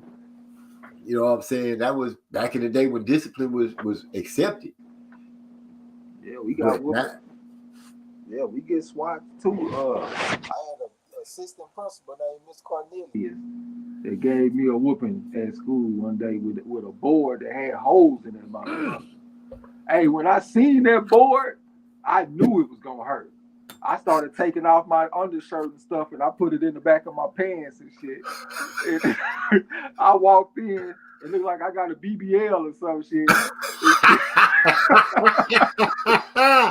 She was like, "Oh hell no, Mr. Davis, you gonna have to fix that, man. You know what I'm saying? You gotta get your punishment." And she only gave me a few licks, but I felt them hoes though. Boy, where a business, I felt that shit. Miss Reed would grab the boys by they belt or their loop, one of your belt loops, and kind of tighten your pants up, hike them up a little bit, and then swat you because cats used to wear shorts and stuff up under their pants because they knew they was gonna get it that day. Yeah. Lala D had a good one. She said, "Hey MZ, when I lived in Miami, I dated a guy from Jamaica. He said if you dare ask your mother for something, you know she can't afford, like a video game, you get beat down." Man, I'm sure we all got stories of the great beat downs of growing up. Well, some of us been coddled, you know, Crawford fans. Did I say that out loud? Yeah, my grandma used to put me on notice. Hey, when we go in here, don't ask for nothing. I ain't got no money, and I don't feel like being bothered with that shit. And if I go in there and ask for something, nigga, I get my ass whipped right there in the stove. So I know about that shit. Oh yeah, don't ask for nothing, don't touch nothing. Yep. Oh boy. And one of the other rules was if you see grown folks talking, you better be quiet. Yep, that was a big one. That would get you a backhand so fast and have you dazed. And to stay in a child's play speech when she get done. Oh, without a doubt. And you might get a whooping depending on how she feel when you get home. Yeah. Napoleon, boy, he go into some real good stuff. If you tie a couple skinny switches together and let them soak in a sink of water, they don't break. You get beat all in your back and leg. Blacks learn them tactics from slavery. Yeah, that's braiding them motherfuckers. See, switches weren't really my the choice of issuing out a whooping in the households that I was in. Switches, you know, they were rarely called upon. I got an extension cord. Boy, I hate extension or that iron cord that they would cut off with it had the black and white braided. I can't even describe it. It's so old, but it's like a black and white braided cord on that mug. Oh, horrible stuff. Horrible stuff. The police said, I love when my siblings got whoopings. But I was good. Hell, we would end up fighting because I was laughing at them so hard. Now, when I seen it, shoot, it wasn't no laughing at no whooping in the houses I was in. When you see somebody get a whooping in our house, or you just get to hear it, you hit it, oh man, it's a sadness that falls over. Did your mama ever knock the sound out your ass? Like you try to cry at first? Dude, my mama hit me so hard one day, I was paralyzed for a hot 3 seconds. I wasn't able to regain movement until she hit me the second time. I am not bullshit. My mama hit me so hard one day, I just froze. I couldn't move, and she was in the groove already. So when she hit me again, my motor skills came back. Yeah. So yeah, crime wasn't the situation. My whole movement, everything just stopped. I ain't never experienced that, but I damn sure got the sound knocked out of me. It sound like I'm hyperventilating because I'll be like, then I finally start crying and shit. That's how my cousin Pooh Bear used to cry when she get a whooping. Now Pooh Bear was funny. I'm gonna tell you the worst thing I done though is when I got a little older. I was probably like 11, and I got a whooping. And now I think I'm tough and don't want to cry. So my girl, oh, you don't want to cry, huh?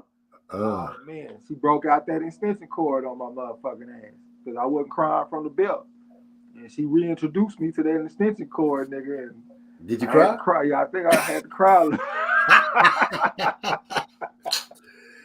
Yeah, I would have started crying the instant she reached in that mug. Oh no, not that. Look at Lala D. It was her job to get the belt for her brother's whooping. See? And I bet not one time did you not be able to find the belt.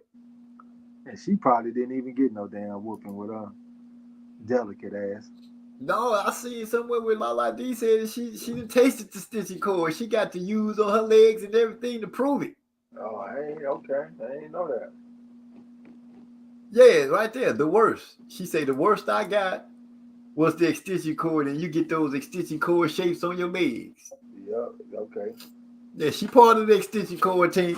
Yeah, we all been plugged in at one time or another. Yeah.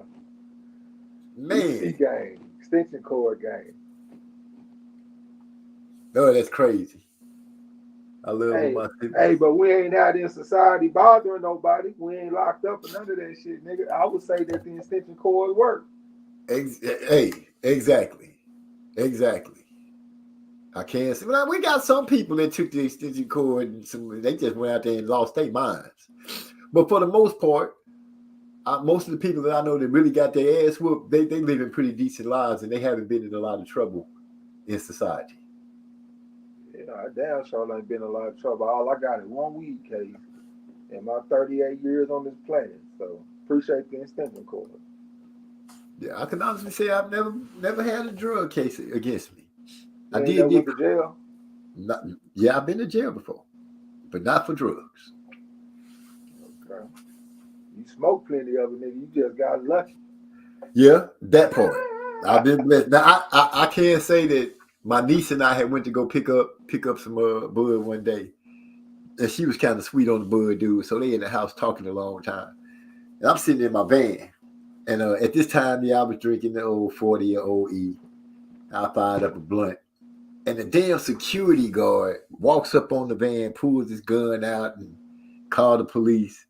And the lawman that came, he was so cool. He just pulled my drink out, and the joint that I was smoking, the blunt that I was smoking, you know, my driver's side van door was messed up. It wouldn't open, so you had to go to the other door to get in and out. But by the time he got over there to get me out the van, I smoked the rest of that hoe. I'm going to jail. I might as well smoke it all. But he didn't even hit me with the charge. He gave me a trespassing charge. Yeah. I definitely had my experiences of getting lucky. I had that one where I went to jail, but I could name about 4 or 5 of them where I got lucky and didn't go to jail. So I'll take it. Yeah, I feel that. Most of the time I've been, it was always because of some bullshit the lawman just wanted to do it. It was at one point in my life, it was like every time I got stopped in the car or something, I went to jail. not having my license. I'd had the police pull the weed out on the street and shit. Oh, that's some heartbreaking stuff. Yeah, I told y'all about that one. Hell, I was happy not to go to jail though. Yeah, my partner, we just got pulled over. My partner done stashed the weed in the seat and shit, and he don't want to claim it. And instead of charging us all with that shit, he just pulled it out and talked bad to us and threatened us and shit. But I had another police officer. He was actually at a poker game, and he told me, hey, man, just smoke your weed at home. Like, why do y'all got to ride around and smoke it? Just smoke your weed at home. And I took that shit to heart when he said that. I ain't been close to being in trouble since then. Nigga, I smoke it at home. I feel it. I be still smoking everywhere. It's just in me. But I mainly smoke at the crib. Napoleon Armstrong agrees, and he said, "Me too. Holes in the paddles leave Mars. Looked like I was in the Olympics with them, with all them circle Mars. Oh, they must have really been getting to you with that." Then he said, Me and my sister got the worst beat down opening chips in the grocery store, running back and forth eating them, and got caught. We embarrassed mommy, and she embarrassed us right in the store. A bag of hot fries. See, he even remembered what kind of chips they were. They used to be showing their belts and switch marks for sympathy. I'd be cracking the hell up. See, you was the sibling that makes somebody want to put the pillow over your head when y'all go to bed at night. Lala D? No, Napoleon Armstrong. Oh, okay. Laughing at the siblings because they done got the beat down. Yeah. We got older. Mama started using her hand, and she was a lefty, southpaw. Slap your ass and make you pivot. Dang. Those hot fries was busting, huh? Lala D asking. Got your ass tore up over some hot fries. Man.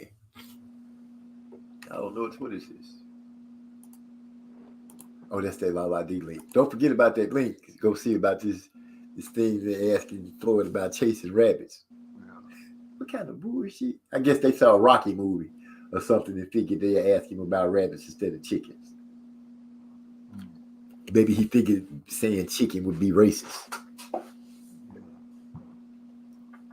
Oh, well, I know I haven't played this song in a minute. I'm going to go ahead. The cane disappeared already. But I'm going to go ahead and hit his song. No, not High Noon. Hydro Blow. I'll follow High Noon up after Hydro Blow. But I got to hit the cane say, slow burning. Say what you want, just, I can stand the pain.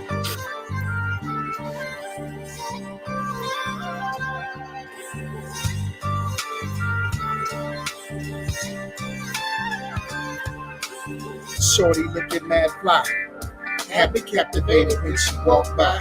I'm serious, she had me feeling this tingle, son. Stimulating conversation after mingling. Honey was jingling, and stretched jeans looking clean. Appearance would enhance any scene. I mean, feel bad, really. I know it sounds silly, but looking at her was like puffing on a fat fillet. Relaxing, she had this natural attraction. She started laughing when she saw my reaction. Oh my. Pass the name and number to the cell. Asked for mine, I said his oldest last name is Bell. Also known as the O, the B, the 3, the A, the S, the T. It's me, obese. If you get high, then I'm your guy.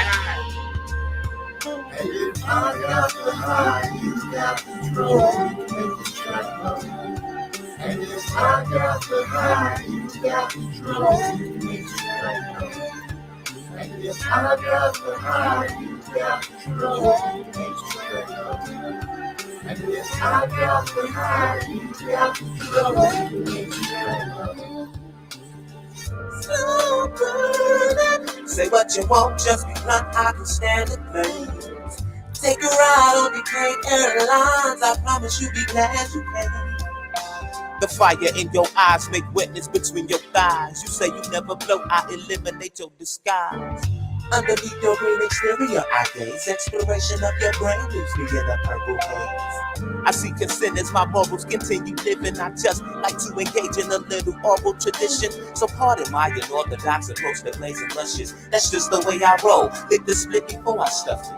You like it hot, I got enough smoke to choke the average throat. But tonight I'm trying to go a little deeper. Loving the feel of your lips, taking drags off this gas, just puff and never pass. I'm your high value reason.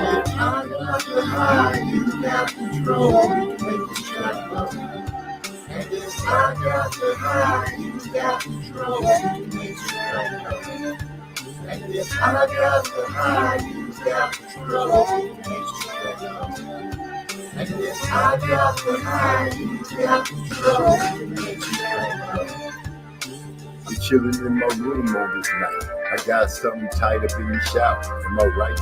A friend in the negligee smiling and she rolling up. Every once in a while looking up, saying, "Girl, hurry up." She placed her gaze back up on me and took a deep sigh and said, "I'm so home. You want a drink?" I said, "Yeah." And while she walking to the table, she asking what I think. I like the way your lips poke, I like she pout. And that ass got my little man shouting. She kinda giggled, "Oh, you like what you see?" Before I can answer, I heard, "Hey, what about me?" I turned around, she got a pose with no clothes, with her leg up on the chair, with her bangs on his toes. She said, "Don't speak, just lay back on the bed." Said something about WH. Yeah, you heard what she said. If I got the high, you got control. Make this track up. And if I got the high, you got control. Make this track up. And if I got the high, you got control. You can make this track flow. And if I got the high, you got control. You can make this track flow. That boy Napoleon Armstrong says a homeless dude whooped us before. He lived in an abandoned apartment in a high-rise near my boy Mark. He had an extension cord running to the other apartment for power to watch the Super Bowl, and we kept unplugging that shit and running. I don't know. A homeless person couldn't get away with whooping nobody there. My family would have went over there and did something about that. Appreciate that, Mark, about Eric. We're going to follow up with High Noon, because that's one of the jams, too. That is not the High Noon.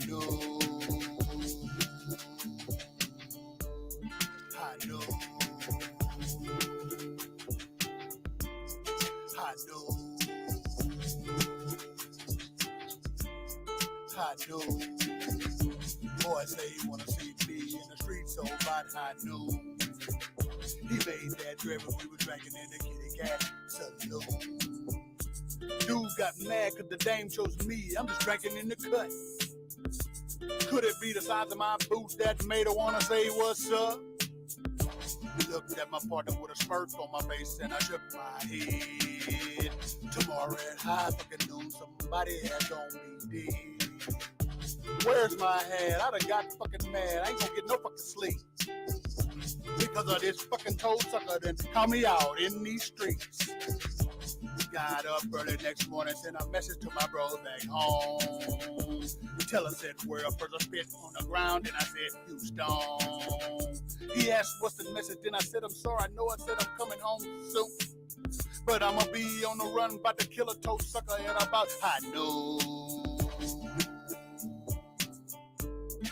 I know. I know. Playing my guitar, sitting in the back with my head down low. Running long, Joe say single to the bar, keep sending some more. I'ma tell you a story about the kitty cat saloon. This is how it goes down. If you got you some baby and you trying to come chill, yeah, the girls let them move around. Now everyone knows how the story goes. If the girl choose him, you just let her go. But this boy about to die for this broad catch fire, but this broad understand. Don't even know her. He's standing in the perfect spot with the perfect shot. If I squeeze, I'm a sniper for sure. I ain't gotta worry about a body. Why is that? My little brother home is T. You come here tripping with fans. What happened? Automatically release the beast. I heard my big bro say I'ma give you what you want. What you want. On the morrow, have your punk ass out in front. Out in front. Tell your mom that her son will catch an actor at the highest sun. I know. I know. I know.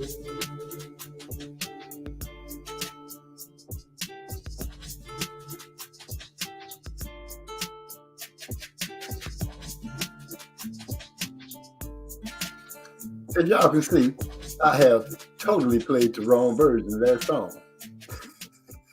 Got Hyphy back in the house with us.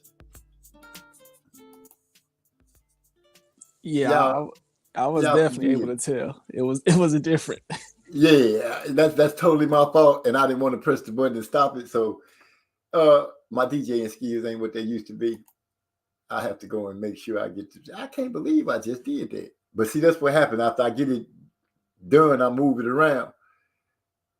I've been getting strikes on my own music. Ain't that a bitch?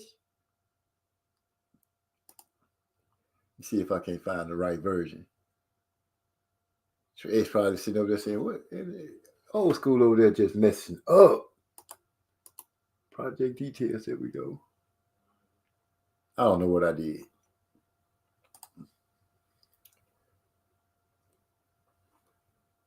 Can't have did that though. Yeah, go ahead and put your horse up there. Let me find the right high noon. I might as well just go to YouTube and play it. Y'all give me a second to re-get these things. And I appreciate everybody that's found it in their heart to support the Track Titans by buying tracks. That boy Trey X pretty much got every track that we done dropped. I greatly appreciate that. Greatly. Oh, Trey X done bounced on me. Give me a second. Say, Hyphy, give me some input while I look for this damn song. Yeah. Okay, yeah, you know, I definitely hold it down. So I don't know if y'all was able to cover it was you know, also some undercard fights. You had Xander Zayas, he had a fight, and Keyshawn Davis, he also had a fight on the undercard. I don't know if that was talked about, but you know, these is two guys that's prospects looking very promising in their weight class. So anybody in the chat, if y'all out there, y'all could definitely put how y'all felt about that. Yeah, I know post-fight, Keyshawn, he definitely said, you know, he wants basically step ups, you know, as far as the competition. And then I read an article where he was saying, you know, everybody at 135 is going to be scared to say his name and stuff. Well, I'm here to let y'all know. Let me put y'all up on another fighter out there that y'all need to be looking forward to. One fighter that's not as scared to say his name or call for him, that is definitely well-deserving and relevant, is a fighter named Ernesto Tito Mercado. Basically, if y'all don't know who this dude is, this brother, he was going to attempt to represent USA in the 2020 Olympics as well. But he said when he went there to compete, he said basically when he got there, Keyshawn was there. Keyshawn wasn't, you know, doing anything. So he said he figured out he really didn't have no shot at even competing, you know, getting a chance to represent the Olympics. Because, you know, because of the people that, you know, run Olympics in USA, they said they got too much money behind Keyshawn. So because of that, now this guy Ernesto Tito Mercado, he's really Nicaragua. So he went to represent Nicaragua, but then that's when COVID hit. So Nicaragua, they didn't even go to the Olympics. But this dude, he got a deep amateur pedigree, almost 300 fights. He just beat this fighter named Jason Velez, because he like 8-0 with 8 KOs. Jason Velez is a former title challenger. So, I mean, if you look at his resume, he looking like he the truth. So he just going under the radar because he not with a promoter. So this is somebody that y'all need to be looking out for too, because he definitely going to rise to that crop at the top of that division. Right. I feel you on that. So you saying in so many words, he kind of got a little backstory going with him and Keyshawn. Oh yeah, he been making it public. He didn't said, you know, he believed Keyshawn, you know, if he would have had a chance to compete against Keyshawn, he said he believed he would have beat him. He said he believed Keyshawn don't have a chin, and he said he know for a fact that he could whip Keyshawn ass. And just based on the fact that, you know, his mind was set on representing USA, and he was robbed of that opportunity because he didn't even get a chance to compete. he got Keyshawn head. He want his head on the scalp. Has Keyshawn answered back? Nah, and he's not gonna answer back because, I mean, you can understand MZ. This, you know, the guy I'm talking about. Most of your people in the chat, they don't even know who he is. That don't mean that he's not a good fighter. His name just not out there like that. So, Right. you know, it's kind of easy. He's like it's kind of like a Demetrius Andrade. How Andrade started off without a major promoter, and it was easy to duck him. Okay, I see what you're saying. Napoleon Armstrong said, dispute them strikes before they try to shut you down for nothing, OG. Oh no, I got it under control. They're not counting on me. They don't count on me because it's my music. But they do be like, you striking yourself. Yeah, I know. It is what it is. Eric also said they canceled the Shoo fight. Is I say that right? Shoo. Yeah, that's correct. Keyshawn talked too much. And he said Bob ain't gonna let it fly. Now, with that being said, I found the right high noon. So let me give it to you. Let me give it to you like this.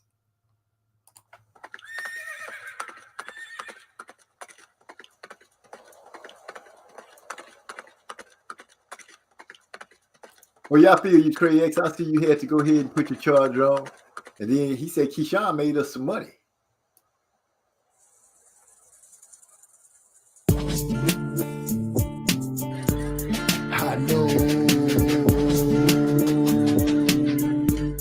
I know.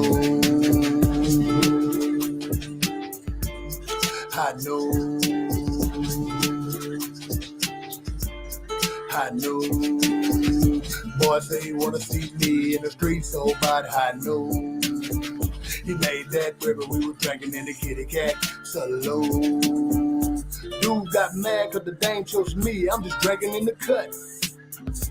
Could it be the size of my boots that made her wanna say what's up? Looked at my partner with a smirk on my face and I shook my head. Tomorrow at high fucking noon, somebody ass gon' be dead. Where's my hat? I done got fucking mad, ain't gonna get no fucking sleep. Because of this fucking toad sucker done call me out in these streets. Got up early next morning, sent a message to my bros back home. Teller said, well, first I spit on the ground, and I said, who's gone? He asked, what's the message? Then I said, I'm sorry, I know I said I'm coming home soon. But I'm gonna be on the run, about to kill a toad sucker at about high noon. High noon. High noon. Playing my guitar, sitting in the back with my head down low. Running low, don't say single to the bar, keep saying some more. I'ma tell you a story about the kitty casserole. This is how it goes down. You got you some paper and you trying to come cheat, yeah, the girls let them move around. Now everyone knows how this story goes. The girl choose him, she just let her go. But this boy about to die for the draw, catch fire, but the draw understand. But if you know her, he's standing in the perfect spot for the perfect shot. I squeeze, I'm a sniper for sure. I ain't got to worry about a body, why is that? I'm a little brother, homies too. You come here tripping with fanboy hat, automatically release the beast. I heard my big bro say I'ma give you what you want. On the marble, have your punk ass out in front. Tell your mom that her son will catch that at the highest time. I know.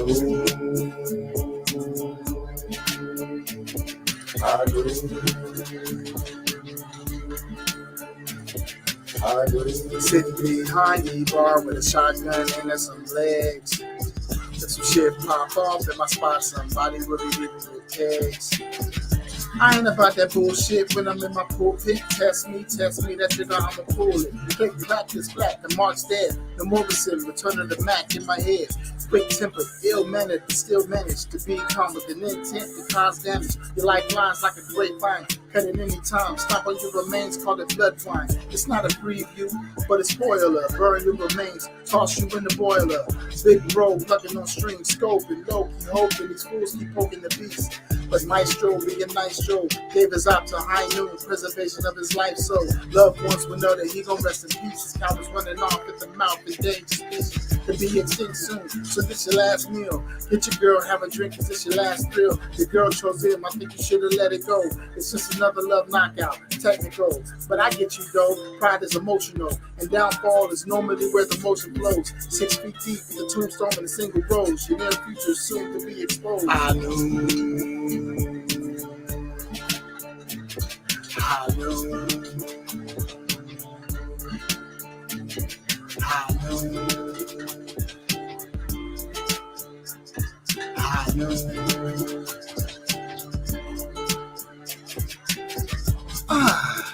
The kitty cat welcomes all you ladies and males.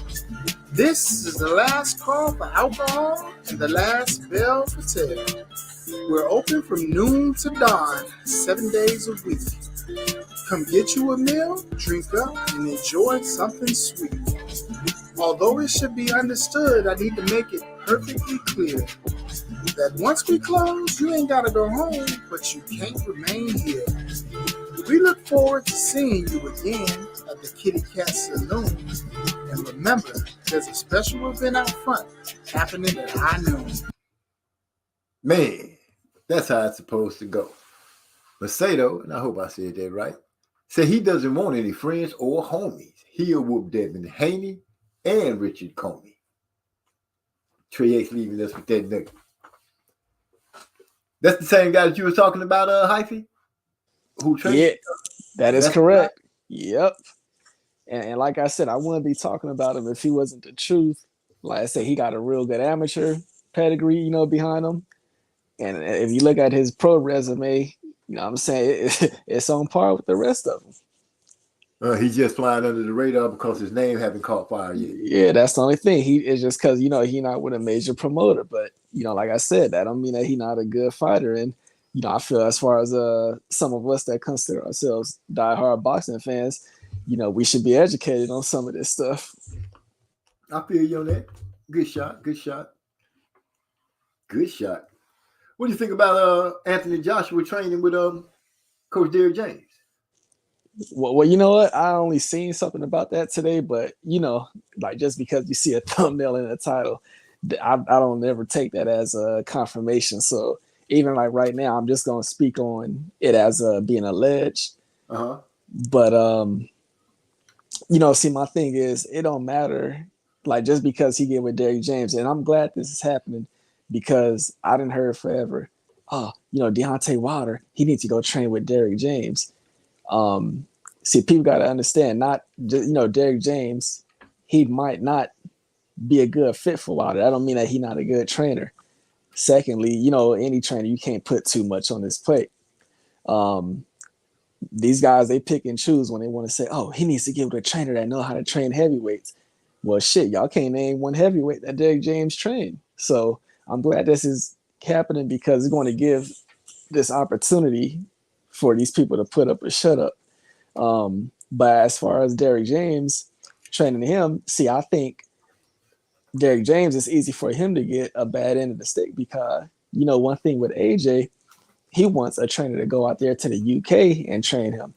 So how is Derrick James, like, how can you expect him to be the best that he could be and you taking him out of his environment? He got to go to the UK. He don't know, what heavyweights is over there really, possibly don't, or he can't get the type of sparring that he needs out of there. So, to me, I don't care if he had Derrick James and whoever else. If he had to fight Usyk again, he wouldn't be Usyk again. You're just not going to make those improvements. And then it's like, if you got Derrick James who got world champions under his belt, why would you not go to the USA and train alongside of them? That makes sense. I would think that he would try to he would stay here and deal with what the sparring partners and things that he have over here in the States could offer him because he has a bigger pot, a bigger pool to be able to choose from if he's trying to get himself back together. Yeah, it's I can see how Derrick James could be in a lose-lose situation because if Anthony doesn't perform, that's going to look back and say, well, Derrick James couldn't help him You know, it could be all kind of narratives from it. And like you said, you know, saying that Deontay Wilder needed to go over there with Derrick James, like you said, every trainer doesn't fit every fighter. You know, you have to find what fits, what motivates you, what you react to, what you will react to. Which, you know, it's like a coach for basketball or football. How the players are going to react to the way the man speaks. Are they willing to learn what it is that he's trying to teach? All those things are going to fall into play. Is Anthony's mind even open up to it? And this is all, like you said, allegedly, because it hasn't been proven that he's part of that stable yet. I only brought it up because I saw it. You know, Ernesto Macedo was 278 at 11 and won gold in the international tournament, undefeated at the Olympic trials. Wow. Yeah, he ain't nothing to play with either. To add on to what you're talking about with this whole you know, Joshua Derrick James possible collaboration, AJ, you know, it was definitely rumored and stated behind the scenes by Robert Garcia that they didn't mesh too well. You know, they only had one fight together, but they didn't mesh too well. And I think it pretty much showed in the fight against Usyk when you had the other guy, I think his last name was like Hernandez, who was jumping in the ring and acting as the lead charge. Now, you know, Robert Garcia, I mean, look at all the fighters this dude has right now and has had in the past. You really think he about to go overseas to be second charge to somebody else who don't got no type of experience as a head trainer? No, I don't see that. Yeah, so they didn't mesh too well, and it was stated behind the scenes from Robert that once, you know, Fernandez hopped in the ring and he was being lead charged, that was the difference between Robert not doing anything when AJ had that emotional breakdown. He just left the ring. Like if y'all go back and look at that, he was just gone. Like he looked at it like, hey, my job is done and I'm not working with this guy again. And see, that's what AJ, I think he needs to recognize.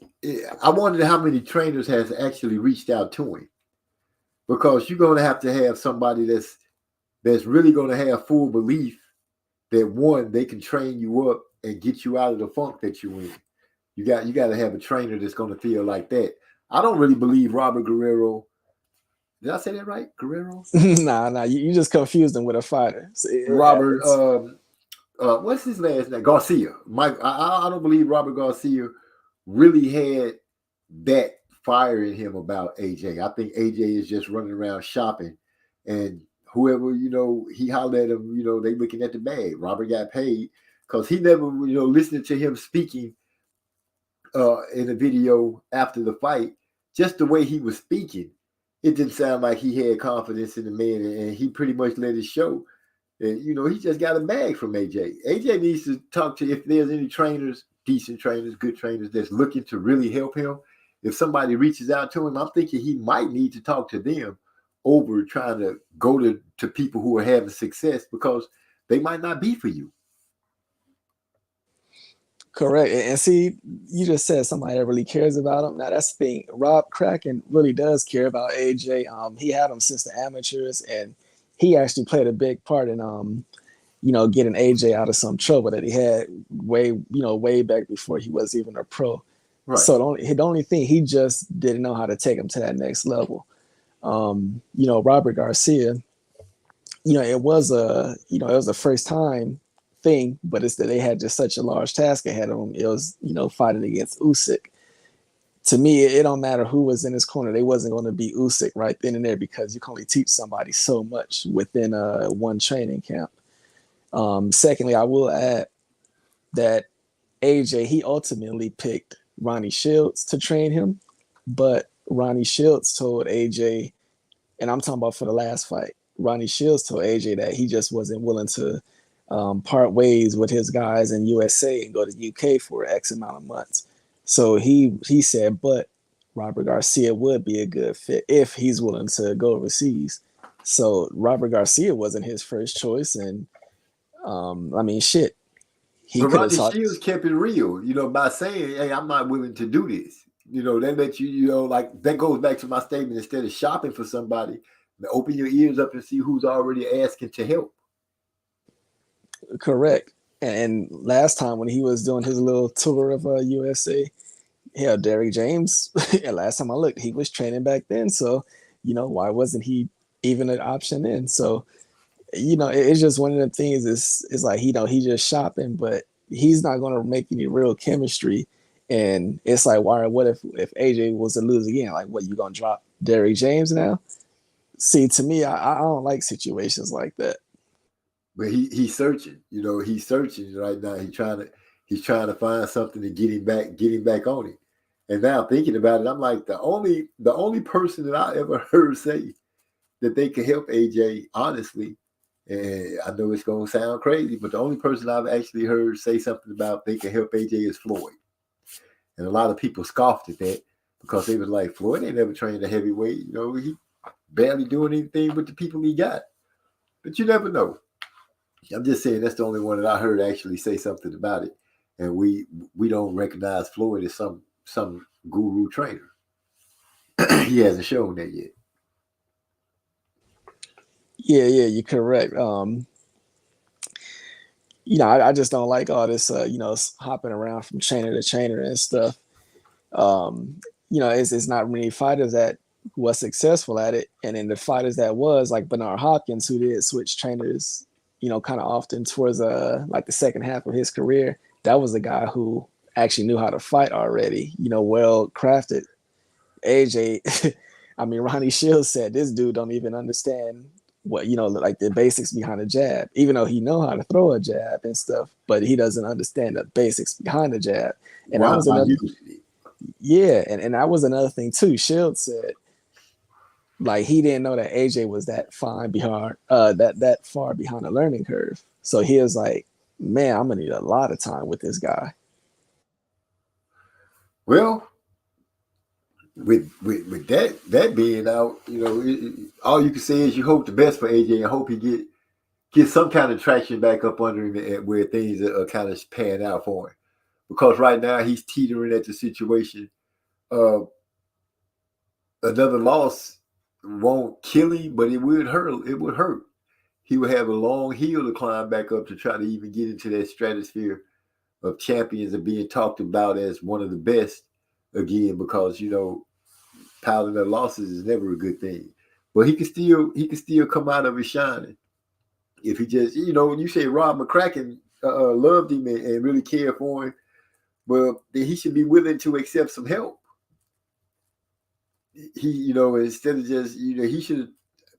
I don't know. It's hard to say with AJ and what's going on and how things are going. All I can say is I hope the dude gets his feet up under him where he doesn't go out where people be like, oh, he don't want him to have that paper champion moniker. He was good, but that type thing. Yeah, correct. And then of course you got to look at scheduling. Having AJ training. If you're one of your other champions, if they having a fight, I mean, right now you got Frank Martin going to the battle, so he's going to be cleared after this weekend. But if you got one of your other two unified champions that's going to be training, you got to take all that stuff in consideration. And all these trainers, they got fighters that we don't necessarily know about, but they got other fighters that they be training as well. So, to ask a trainer like a Derrick James to leave his location and go overseas, and then be the Derrick James that we might know him as to be, that to me that's just asking too much as a trainer. It's like you setting up the trainer to fail as well as yourself. Seeing the way Derrick James operates and things like that, I don't see him leaving. I think he's a trainer that cares for his fighters, and I don't see him leaving to go train somebody else, especially across the water, and leave his two champions and the other fighters that he has for AJ. Like I feel AJ needs to go ahead and put his big boy pants on and come over here like Lennox Lewis did, get his train on, learn, so he could try to make it up that ramp again. If not, I really don't see it blazing bright for him again. You know what I'm saying? And I just don't see it shining bright for him again.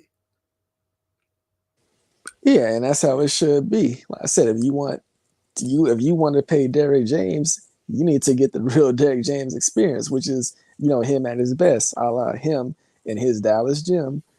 You know what I mean? Having access to certain, sparring partners and everything. Yeah, you need Derrick James at his best if you want that man to be able to help you.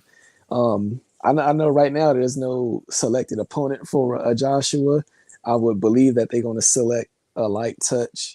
Um, yeah, it's unfortunate, Chisora just got picked by Fury because I think that's somebody that they would have been picking to have him fight. But I think that they're just going to be looking for somebody with a name, but at the same time a soft touch, because I just definitely feel they want to get him in a win column at this point. Yeah, it's totally necessary for him to get in the win column at this point. He got back-to-back losses, lost his belts to Usyk and then lost to Game. So what? He only got a win before he had. He only got. Did he have 2 wins or 1 win after losing to Andy? Damn, I feel like it's only 1 win, which was the Kubrat Pulev fight. Okay, so that's 2 wins because what I'm saying is he lost to Andy, then he beat Andy, then he beat Pulev, then he lost to Usyk twice. Correct. So yeah, his losses are close. You know what I'm saying? They're not far in between. These 3 losses are close to each other. Only 1 fight separate them. And see, this is another thing also. If you want to be switching trainers, everybody knows you need multiple training camps with a guy to get better. AJ living in the UK, Derrick James being over here. The only time AJ will be over here training is when he got a fight actually lined up. So yeah, you might get him for let's say 8 weeks. Luckily if you get him for 10 weeks, that's just not going to be enough to beat certain guys that's, with a trainer a lot longer. Or a guy like Usyk who, kind of stays in the gym year round. So and then on top of that, if you look at AJ, he ain't been the most active guy either. He got some years where he's only fought once. So the ability to learn is pretty short because you're not fighting that often. We kept hearing from Eddie Hearn that, he was going to fight again in November or December. Well, look where we at right now. He don't even have a trainer, so damn sure don't even have an opponent to pick. So once again, just that ability to learn is just being depleted. Yeah, that makes a lot of sense. You sitting on your butt for a while, but I guess it's gonna boil down to how bad does Joshua still want it? How bad does he still want to be in the game? I guess we really have to ask ourselves that question too, because if you're running around searching, I feel like it's only so long before you can't find what you're looking for and you decide to hang it up. And I believe I know what he's looking for, and I think his pride has been crushed. And he said it after the first Usyk fight. He wanted to show that he was a good quote unquote boxer, and that he definitely fell short against Usyk, and not only that fight, but the second fight also. I think he wanted to be known as like a high IQ, skilled boxer, and I mean, having back-to-back defeats, I think that really just crushed his spirit. And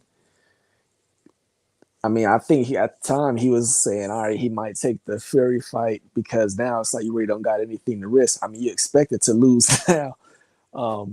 Yeah, so I think this is a dude who just he got his spirit crushed. I can agree with that. Didn't want to be the one to say it because I don't want to catch the moniker of people thinking that when I see some weakness, I just feel like that's what it is. I'm gonna just hope for the best for the man, because actually another fighter that I seen that I think is kind of going in that same kind of direction is Tio. Tio is actually self-doubting himself, and how can that be good for a warrior in any sport to have self-doubt? But I attribute Tio's situation to partially his dad, and partially the people around him just yesing him up all the time, like he's just this great thing. Like was it social scientists that said, now that he's moved up, that power not carrying, he can't depend on that. He really needs to practice on his craft. He needs to learn, start working that jab and start boxing and earn these knockouts because they're not just coming to you like that. 135, yeah, you was something. But 140, those 5 pounds making a difference. You move, fight some bigger dudes that are, when you look at it, you know, you moved up. I don't know if he was really ready for him to, but the guys that he fighting at 140, aren't they really guys that will be at 147 and soaking themselves down, really? Well, most of them. I mean, yeah, you know, that's, you can say that about pretty much all these fighters. It don't matter which weight division. Yeah, that's why I was making that correlation, saying, you know, most of the time you fighting at this weight class, the guys you fighting, if you moved up, those dudes should be in the weight class up above where you moving to. Yeah, correct. And now I'm gonna piggyback off what you're saying. So just like with Teo, because we always hear this term grown man strength. Now, really, we know that's only used for people that want to make excuses for Devin Haney's lack of power. Oh, you know, he ain't even got his grown man strength yet. When he moved up to 140, well, see, that's the thing. When he moved up to 140, just because he's going to be more comfortable making weight, the dudes up there is going to be bigger, stronger. They used to taking punches by guys that size. And those dudes, like I said, they just going to be strong also. Secondly, just because somebody ages or moves up in weight, it's not a guarantee that they're going to increase their power or strength. I mean, I remember that whole wave of 140 pounders, you know, your Lamont Petersons, your Tim Bradley, your Devin Alexanders. These dudes, when they moved up to 147, they power didn't increase. So it don't always work like that. So just as, you know, Teo is a perfect example, he moved up and it looked like his power is, it looked like it's decent, but it's nothing special. It's definitely not above others in that weight class. So there's no guarantee that even like somebody like a Devin Haney is going to see some type of increase if he move up. So people got to get that out of their head. So what you just said, MZ, is true. You just got to accept that, and you got to find other ways to better yourself as a fighter so you can pull out these victories. Right, because like Trey X said, I don't believe in grown man strength. Punchers can always punch. Simple as that. And if you realize that you get to a spot where your punches aren't as devastating as they are, then what's the next thing for you to do? Sharpen your skills. You're a professional fighter. Your skills being sharp should be the first thing on hand. I know everybody want to fall in love with power, but if you got it, you got it. If you don't, you don't. And if you don't, then you go to the things that's supposed to make it happen. And that's skills. Skills pay the bills. Start studying. Start getting your mind right and prepared so you can know little things that help you. Start working on angles. All these things are important over that power, because as it was said when Floyd turned into money, you know, oh, he don't have power, but he could box. It's a lot of fighters that you'd be like, oh, they weren't all that strong, but they can box. And if somebody putting jabs and combinations in your face and your body and not standing right in front of you so you can use your power, then you're gonna lose 9 times out of 10. And Teo just needs to realize that. His dad needs to realize it too. And I said it earlier. I'm a father, so I know his dad is really big up in his son and everything like that. But you got to prepare this man. You can't just big up him and make it seem like, oh, son, we'll get it the next time, fighting the same way. And I said, I feel like the fame started getting to him, in my opinion. You know what I'm saying? You doing commercials. He spoke on, I'm the first boxer to do a commercial. Okay, we get that. But how much training are you doing with all this extracurricular going on? Are you fighting through, going through to do your commercials and all these other things? Are you going from there to the gym? Are you working on your craft? Or are you just sitting back enjoying the high that you beat Lomachenko? So him saying he don't have it no more, I don't feel bad for him, because I feel like he's young enough that he can still do something. Get it done. Yeah, I think reality is just setting in. Now you're at a time where, you know, you fighting guys who just better, more seasoned. And yeah, you're just not looking as spectacular.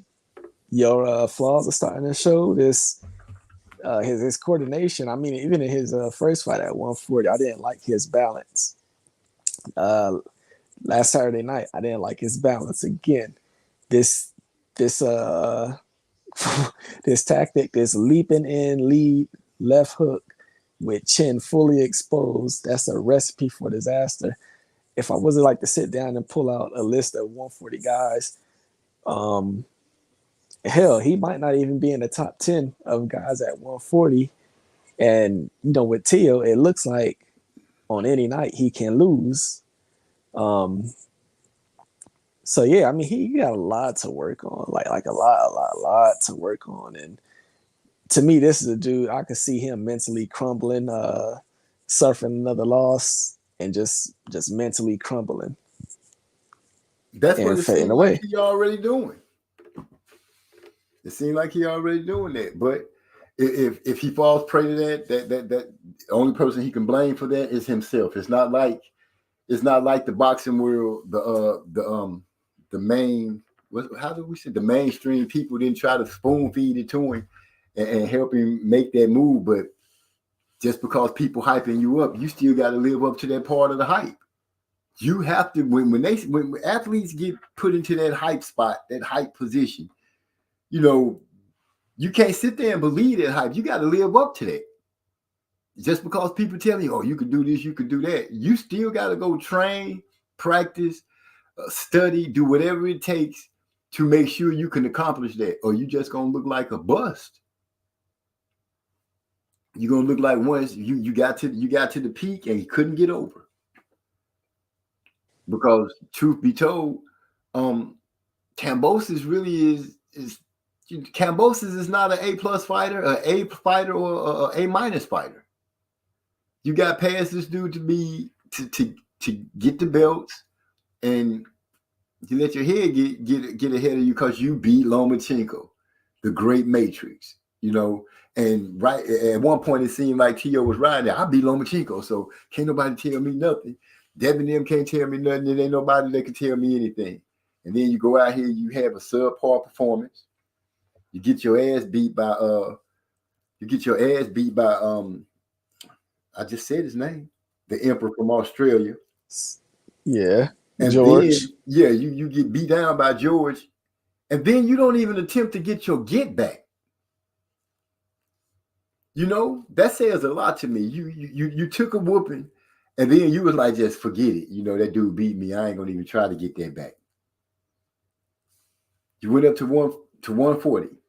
Kind of did a Danny Garcia move. I really don't see why Danny Garcia moved up to 154. I'm like, that man didn't look like he was having problems making weight. But, you know, we'll see how that turns out. But Tio is mentally crumbling. And if he takes a loss, that might push him right over the edge. Yeah, because I work like him. I don't think that he mentally could overcome, just taking another loss. Just like I think Joshua's spirit is broken. I think his spirit, he just realizing that he's just not that good. He average. Yeah, and then on top of that, you getting dropped by guys that's not known as big punchers, but then you was going running around believing that you had this big ass punch. You couldn't put these guys down, but they putting you down. And even with this so-called power you got overall, you still having less than stellar performances. It's a lot you got to work on. So yeah, he definitely got to make a change. Speaking of this card, there's another guy, I think you're familiar with him. He fights at 154, named is Xander Zayas. He's another prospect. That name sound familiar to you? Xander Zayas? Yeah, Xander Zayas. I think I heard one of y'all speak on it, but I haven't seen him yet. Okay, yeah, so he's a 154 Puerto Rican prospect. This brother, I believe he's on like 20 years old, but overall he's been looking pretty good. I've seen like most of his fights. What's his last? I don't have his amateur off top. Him. Okay. I can't pull that one off top. Trey, but yeah, but his last couple fights, he hasn't been as impressive, but nonetheless, he's one of those guys. He's going to be. He looks very promising at the 154. So that's another one that Top Rank has. And you're going to be seeing him at least every 3 months. Okay. Trey says Zayas hasn't impressed me in his last 2 fights. Yep. Yeah. See, he hasn't been impressive, but it's still early enough in his career where he can go and work on his things. A la, he been getting hit a little bit more. Also, these repetitive combos. Left hook to the body. Just little stuff like that. Stuff that you could work on. Okay. Is he stepping up in competition as he comes through? See, I really can't even say that. I can't say that the competition is stepping up because his opponent before had quite a layoff, and his last opponent, I really wouldn't say that was like a step up in competition. It's just to a point. Guys, they're not going down so easy. They going longer. They lasting longer as far as the rounds, and as the rounds go by, you get to see weaknesses in certain guys because you see more of them. Right. And I was only asking because I wanted to know. I'm just trying to get a feel for the guy. Trey X says Zayas was 118 and 14. He had 3.5 on the scale. Okay, that brings some perspective in it. He's something that, he's something to look at. At 3.5 is pretty. That's middle of the road as far as the pedigree. Because we go up to 5, right? No, don't we go up to 4? 4, right? We go up to 4. Well, it's 5, but we go up to 5. Yeah, it's not many people that that's at that 5. So yeah, correct. Yeah, 3.5 is decent. So yeah, we'll see what he does. Maybe he just had a couple of hiccups. Maybe the guys that he fought gave him some things that made him have to work through. But it's how he comes back next that'll show the difference. If he always showing some improvement, then that's a good thing. 3.5 is the floor for greatness. Okay, so we put out binoculars on Zayas and see how he runs through. And since he's sitting at 154, speaking of 154, Lubin I saw him in the interview where he was saying since he took the loss, since he took the losses from Charlo and Big Boy, the Tyrant Inferno, cats want to call him out now. Like what's the guy from up in Detroit where Tony? No, not Tony. He's a young guy. I think he's from Detroit. Might be Hispanic up that way. He's from the Michigan area. Joey Spencer. Yeah, he said Joey Spencer want to call him out now, and he named a couple other people. But he said he ready. They could run up if they want to, and he's straight ready. Just because he took those losses don't mean he done. Man, look, Trano, I've been saying this for 4 years. Joey Spencer is a real nice kid, but I think Joey Spencer is like one of the worst prospects out there. Joey Spencer is slow to me. Like, he don't do anything to impress me. I've never seen even a moment in a fight where I was like, oh, that boy is the truth, or oh, he looked promising. Joey Spencer is fucking, he just basic hot trash to me, man. Ooh, that's basic hot trash. I didn't even know trash came in categories of basic and complicated, but damn, basic hot trash. And his hands is not even fast. Like, this dude is like, there's no way you look at him and like, oh, he looked promising. Hell nah.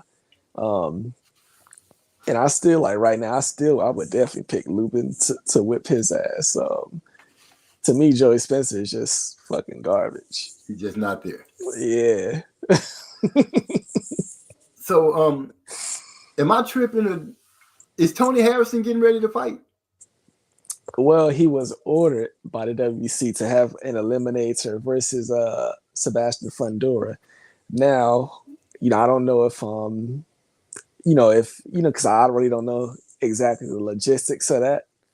But yeah, I just don't know if that fight is going to take place. Now, I have seen Tony. Okay, he was in a ring coaching Bumgarner when she fought Michaela. And Yeah, it was another recent fight, male. I can't think of it right now, but so he was coaching again. So he's been doing some coaching lately, and I'm actually thinking he might be a good fit as a coach because this is a dude who has boxing pedigree behind him.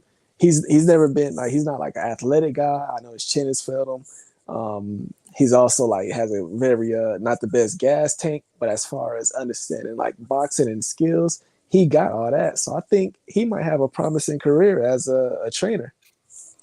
Trey say Hyphy is tough judge on the prospects. And to bounce off what you said about Tony Harrison being a trainer, yeah, there's a saying that the old folks used to say about those who can do and those who can't teach.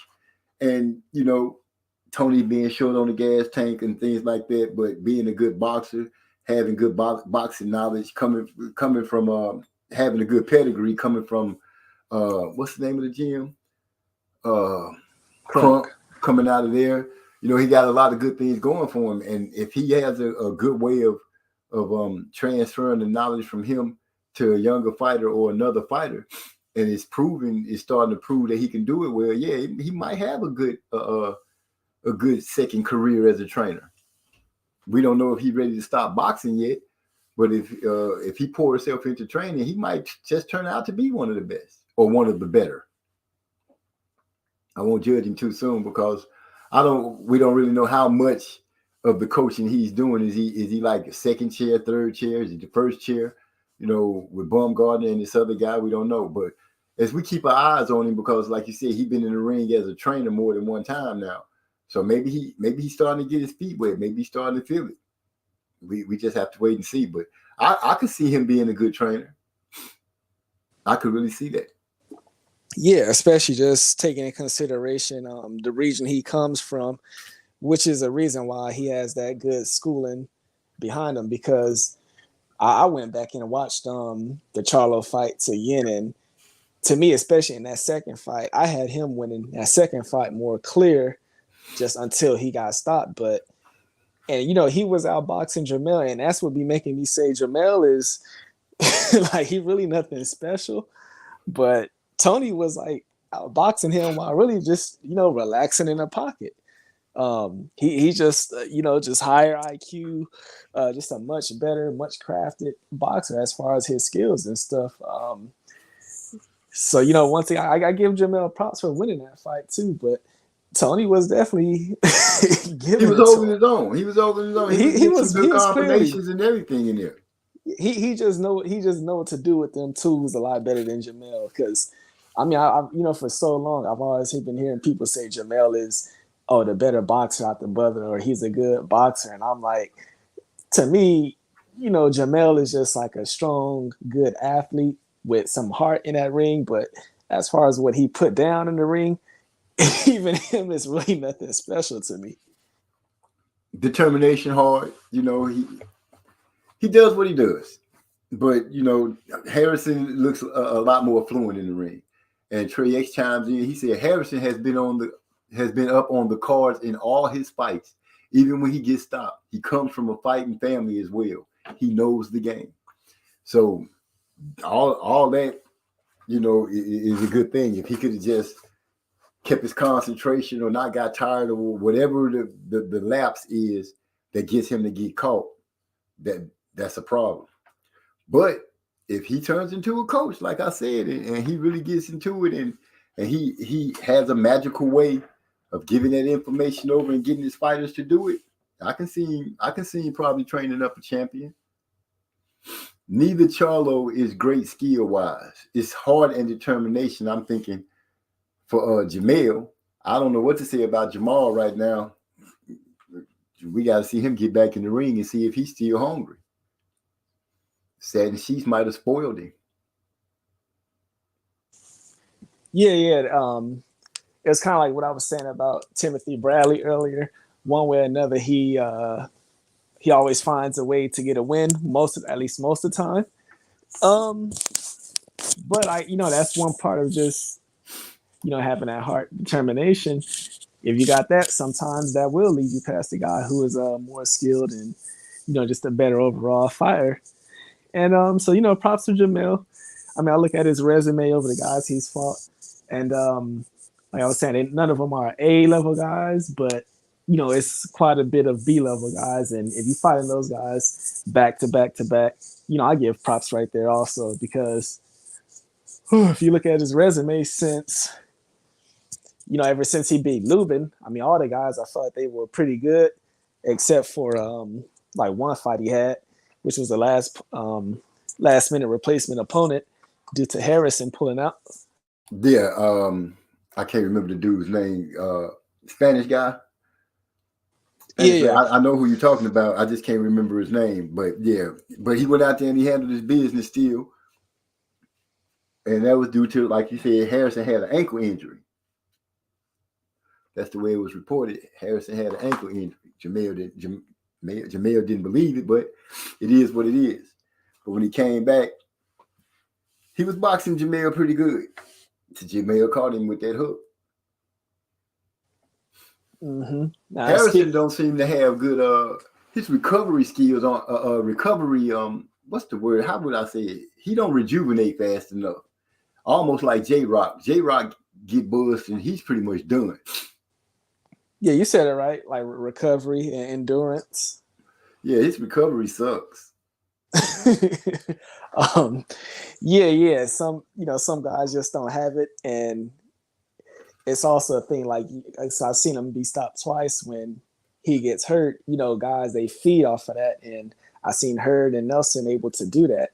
And them just knowing that they got more left in them as far as the stamina and endurance, yeah, that pushed them over the edge, and they were able to get stoppages over him. But yeah, as far as his just like his skill set and all that, yeah, Harrison, he got a real good skill set, and he put it together real well. Like these sneaky jabs and stuff and right hands that he be landing, that boy got some real good schooling behind him. So yeah, I think he come from a good lineage when it comes to training in that Crunk gym. He was, Emmanuel Stewart was there when he was there for a little bit. His grandpa was also, I think it was his dad, because he lost him, didn't he? He lost his dad. Yes. So, his dad was well knowledgeable too. So we keep an eye on him and see how his career goes. But yeah, you're right. Yeah, that was his dad that he lost him. I mean, that, I guess, I can't say that's an excuse, but he did have a very lackluster performance due to that. Plus, he was coming off layoff as well. Yeah. It's just ugly when he get hurt, the way people just, I guess when you wobble somebody, yeah, you get a boost of adrenaline and be like, oh, I'm going to put this boy out of here.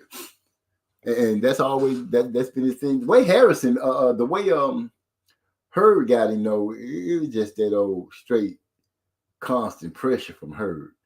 But he was boxing Hurd. He just got tired. Like Caleb Plant did against Canelo. Benavidez and Caleb Plant. Benavidez's dad he dumped on Caleb Plant. He almost sounded like he questioning, now all of a sudden Caleb Plant got power. One of them situations. Yeah. Okay, I didn't necessarily hear about that, but we could group these together. So that situation, and then also, who was it? Javante. He said some stuff about Ryan as of recently. So about him being so big, getting so big so fast, or something like that. Yeah, we could, we could get on this stuff also. The few of Conor Ben's past opponents, they said, it's just not possible how this dude put on so much muscle and how he was like a tank when they was in the ring with him. So yeah, matter of fact, yeah, we could group a few of these dudes together and let's see wherever we get to trying to break it down. Well, sure, we already know the Conor Ben situation. He dirty. We know he dirty. It's been, that fact came out already. He's suffering. He's suffering the results of him being dirty. As far as Ryan go, it's hard for me to really say. if I think he dirty or not. I never had that thought until Tank brought it up, and I still didn't really have a conversation on it. But a thought about it. I just haven't given it any credence. Unless something comes up in a test or something, I'm not gonna put that on it. Tank needs to get past this Garcia he finna fight. Is set to fight, because I don't think that dude is gonna come in there and play with Tank. I think he's gonna come in there and really box. Now, I've been watching Tank in some of his other fights. Been rewatching him, seeing, looking at how he fights. I can see that he will try to box. He got skills at boxing. I see the way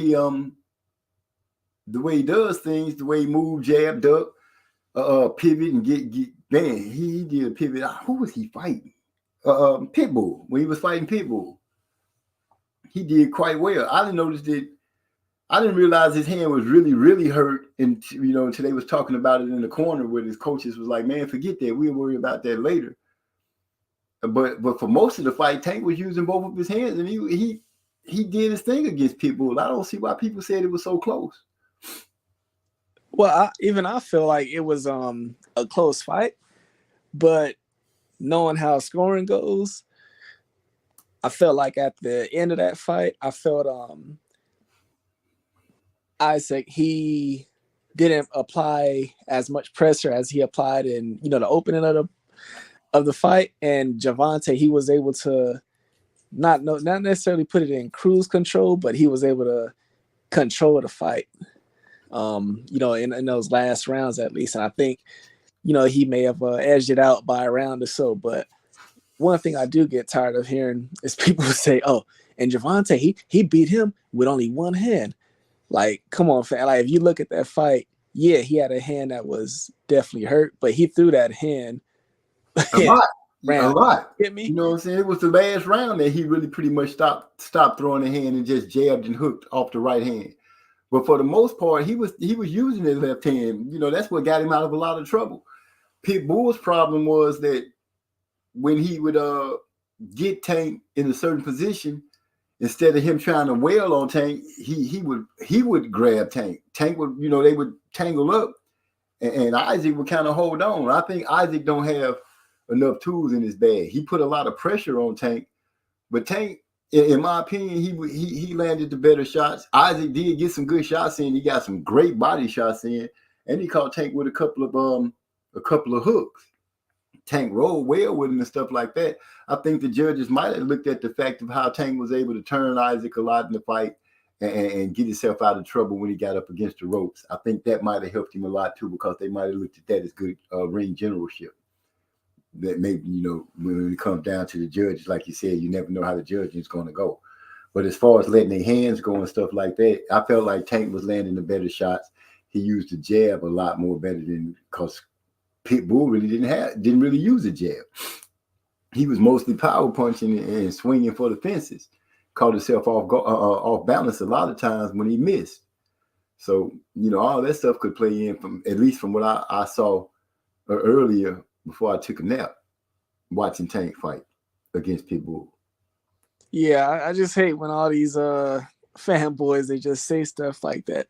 Oh, he fought him with only one hand. I mean, the last fight I've seen where somebody really only had one hand was the Russell versus Max Sayal fight, where when he hurt his shoulder. And and he literally didn't throw any punches with that shoulder. He wasn't even taking any punches on that shoulder, not trying to roll or anything. That's like literally the last example I could give. But to me, it's just pre-built-in excuses for your fighter if he has anything less than a A+ performance.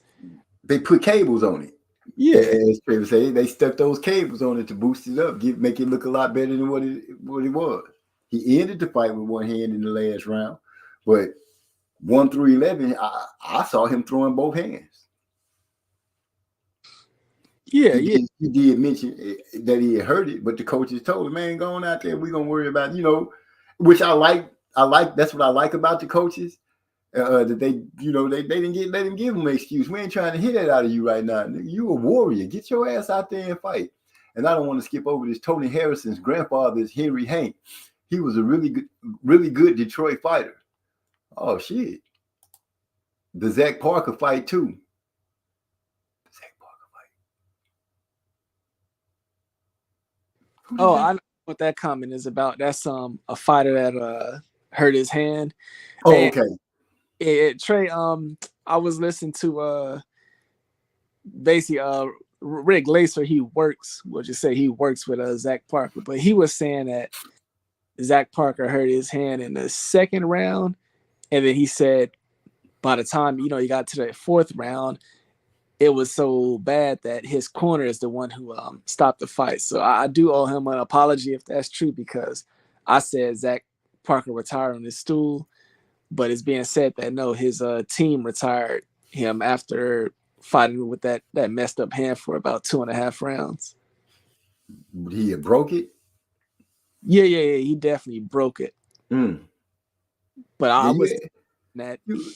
I felt he could have, stuck it out more, because Zach Parker is a guy he switches constantly. Right. But, I guess you got to look at it. A warrior go out there and break his hand. It's only so much he's going to be able to do. There's only so much power he's going to be able to deliver with that hand. And every time he uses it, he damages himself as well. So, yeah, I don't know how I would look at that. If his corner called it off, so be it. If he felt like that hand just wouldn't do nothing for him no more, what can we say? That's almost like getting your eye socket broke. Oh, you quit. Well, shit, you get punched in the eye and let your skull be fractured around the eye and see how you do. What your ex say? I'm gonna stay positive. I ain't dissing nobody. I won't call this big snowman anything wrong. Yeah, I'm gonna start off this new year all positive, and I'm gonna fall off in the Champ Ross and do something. Yeah, I know I said I would, but as soon as the new season starts, I'm being there making picks. Hey, let me not skip this 168 thing real quick. So on Friday, I believe it's a fighter. It's a Cuban fighter. He's another like good amateur fighter. His name is Ulises Iglesias, but he won the IBO 168 title on Friday night. Mm-hmm. But yeah, this is another fighter. He was a real good amateur, and he looks promising as well in the pros. So yeah, he won an IBO title. So he's stepping it up and about to be moving up the ranks as well. About to be getting more recognition. So that's somebody else to be looking forward to. So yeah, we might have another player at 168. Right now it's about Benavidez and Caleb Plant. That's right. 168. That's right. That right now is what's cooking in the pot. I don't even know what to say about Canelo. Is he at 168 or what is he going to do? So if we had to guess, I would believe that in May he would come back in a fight against John Ryder, the one who just defeated Zach Parker. Okay. And that would be at 168. So that would be basically be damn, what would you call that? Because I guess it's a consolidation of the WBO and titles. Wait, the WBO? I thought he had the IBO. No. So the fight between Zach Parker and John Ryder, mm-hmm. that was for a vacant WBO interim title. Oh, at the most, Canelo would just if they fight, whoever wins, it'll just suck both of the belts together. Correct. Yeah. So that would just be a consolidation fight. So yeah, I believe that would be the next fight for Canelo. And then see this Caleb Plant versus Benavidez, that's for an interim WBC title. So that's why that fight is going to be marketed as a title fight. And I guess eventually WBC they'll just order their title to be consolidated as well. So I guess that's what's going to happen as well. In the meanwhile, you got David Morrell, who also has an interim title. You got Boo Boo that's in there that just showed back up. He don't have nothing, but It's just the fact that he's in there now. Yeah, And I we need should see him fighting. I need to look into his situation, or maybe I just need to be patient and wait, because I don't know if if he has a network deal with Showtime. I don't know if he has a deal with PBC. All I know is that he's on this card, so I might just have to wait some time to find out exactly what's going on with him. But yeah, it's probably looking a little bit promising for him as far as finally getting some relevant fights. Yeah, he might have got lucky like Andy Ruiz. Remember, Andy Ruiz got cut from Top Rank. Then they didn't pay him. He signed with PBC and became champ.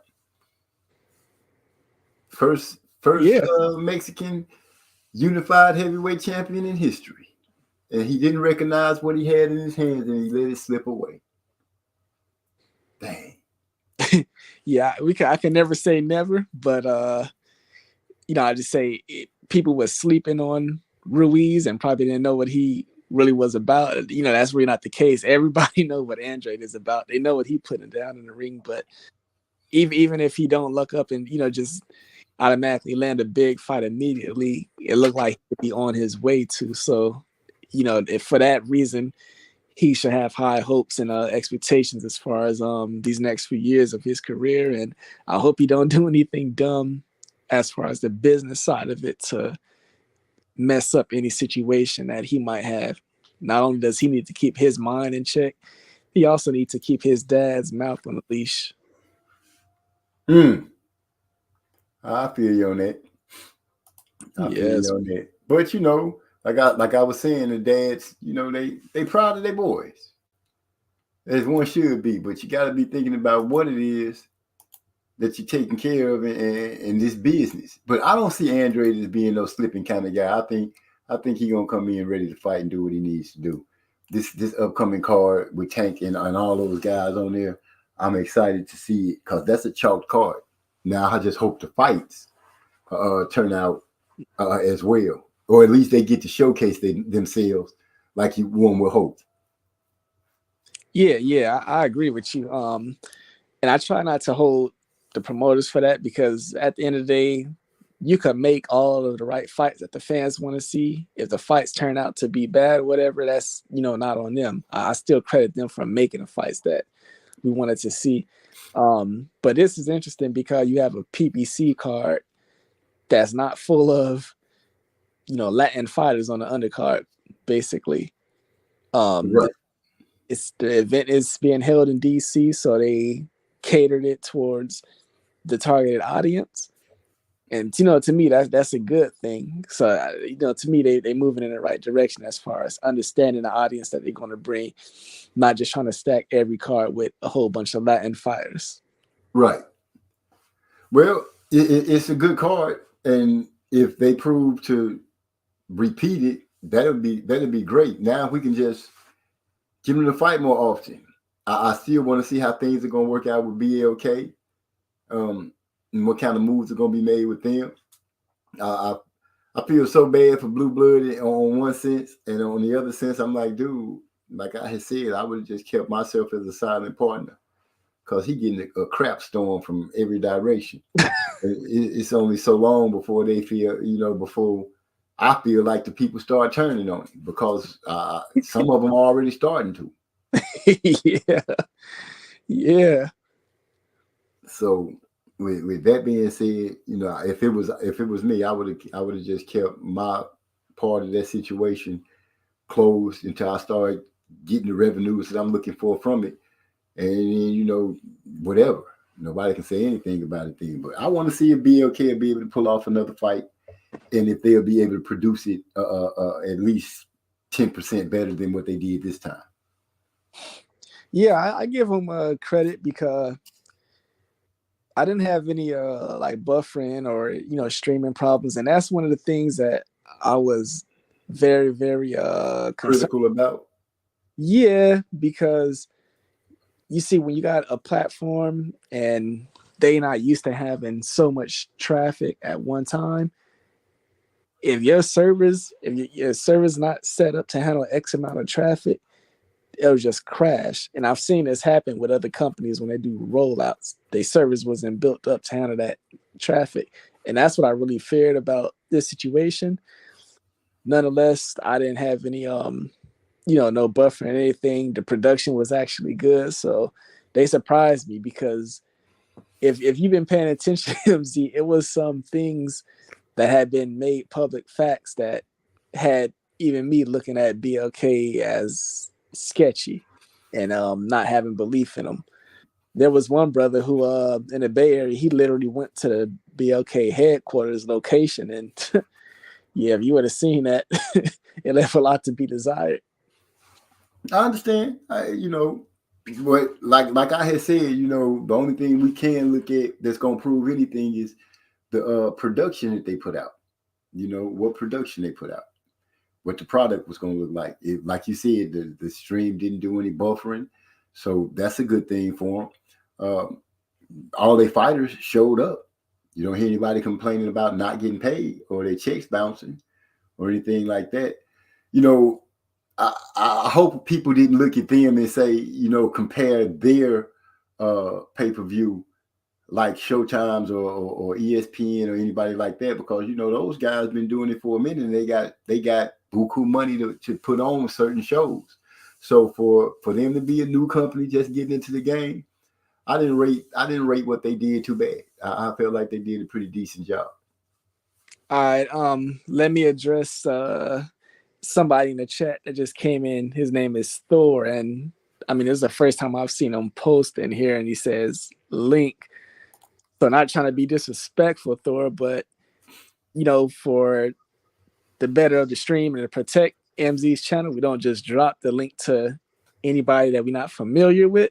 So we're not saying that you're a troll or anything, but at the same time, we haven't seen you around. We don't know, and that's not how we operate over here as far as just dropping a link to anybody to come in here.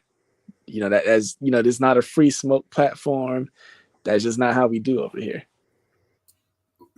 Elegantly put, my brother. We'll see. So, with that being said, yeah, what were we saying before Thor? Damn, yeah. Who was? Oh yeah, we just talking about the whole just BLK Prime. And, about the way they put on the show. Hopefully they'll come back again, and things will be better. We have to wait and see. Did this hurt them where they can't come back, or did this boost them where they can? Because we only have to wait and see. But I want to know what Terrence Crawford's idea is. Is he gonna mess with them on a regular? That way he gonna be fighting it mostly. But as far as BLK, I can say I give him like maybe a B- for being able to make everything happen. Yeah, that's fair. And see the things where they came up short, you could definitely see it's simple adjustments can be made to make those improvements and to fix those bugs and stuff.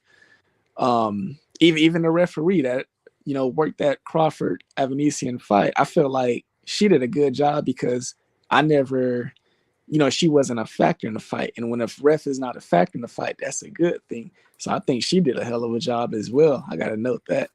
But as far as like the production and everything, it looked like, everything went pretty smooth. They definitely had a packed house. And a channel that I watched that and this content creator was actually at the fight. And no, I'm not talking about Blue Blood, but this creator, he said basically that Crawford working with BLK Prime, if he chooses to, is looking very promising. Like his future is very bright with them as far as what they offering. But I don't want to open up that whole Spence talk because I wasn't even thinking about that. I'm strictly on giving BLK they little they roses, they flowers for what they did. They pulled it off. They stopped a lot of naysayers from saying they wouldn't be able to do it. They pulled it off. They got their fights on, and they got them done without a hiccup.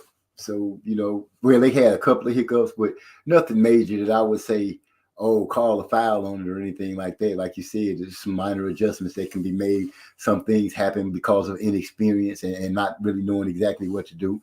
But I'm pretty sure that they've taken notes of what went wrong and what went well, and they'll capitalize on what went well, and correct the things that went wrong. And if they can do a good job and keep it going and produce whatever it is that the fighters want from them, they might be able to get some fighters to come over and fight for them. You know, it's a strong possibility. They got a long road ahead of them because, you know, those big boys ain't going to just want that to happen or allow that to happen. But we have to see. So, you know, right now I give BLK a W in the win column. Yeah, and one critique I will have, and it's a big one because it's the consumer's money, but for a pay-per-view event, you got to come with something better on the undercard. You know, that's what I will say. You just got to bring more on the undercard, more value on the undercard. Yeah, and that's one of the things I'm thinking that if they can prove themselves, they'll be able to pull some more fighters, possibly, you know, and get them. Right now, I'm guessing if they're going to be able to pull any fighters, we'll probably be looking at something like the Friday night, like remember the Friday night fights where you were seeing the guys that weren't really the superstars, but they were up and coming. I think that would be a great role for BLK to try to get some of this up and coming talent and start showcasing them. I'm pretty sure those boys will love that. Oh yeah. I know what you're talking about. So you got fighters out there who, because you know, like some of these fighters who not signed with a major promoter, they literally either just like, you know, buy their way onto a major promoter's network for airtime. So yeah, you know, BLK, they can provide time slots for those types of fighters and stuff. So yeah, that definitely makes sense. Speaking of, we just mentioned him earlier, Blue Blood. Mm-hmm. I was disgusted to see in his chat. So many people was in his chat asking him, did Crawford really get 10 million? Nah. How much did Crawford get for the fight?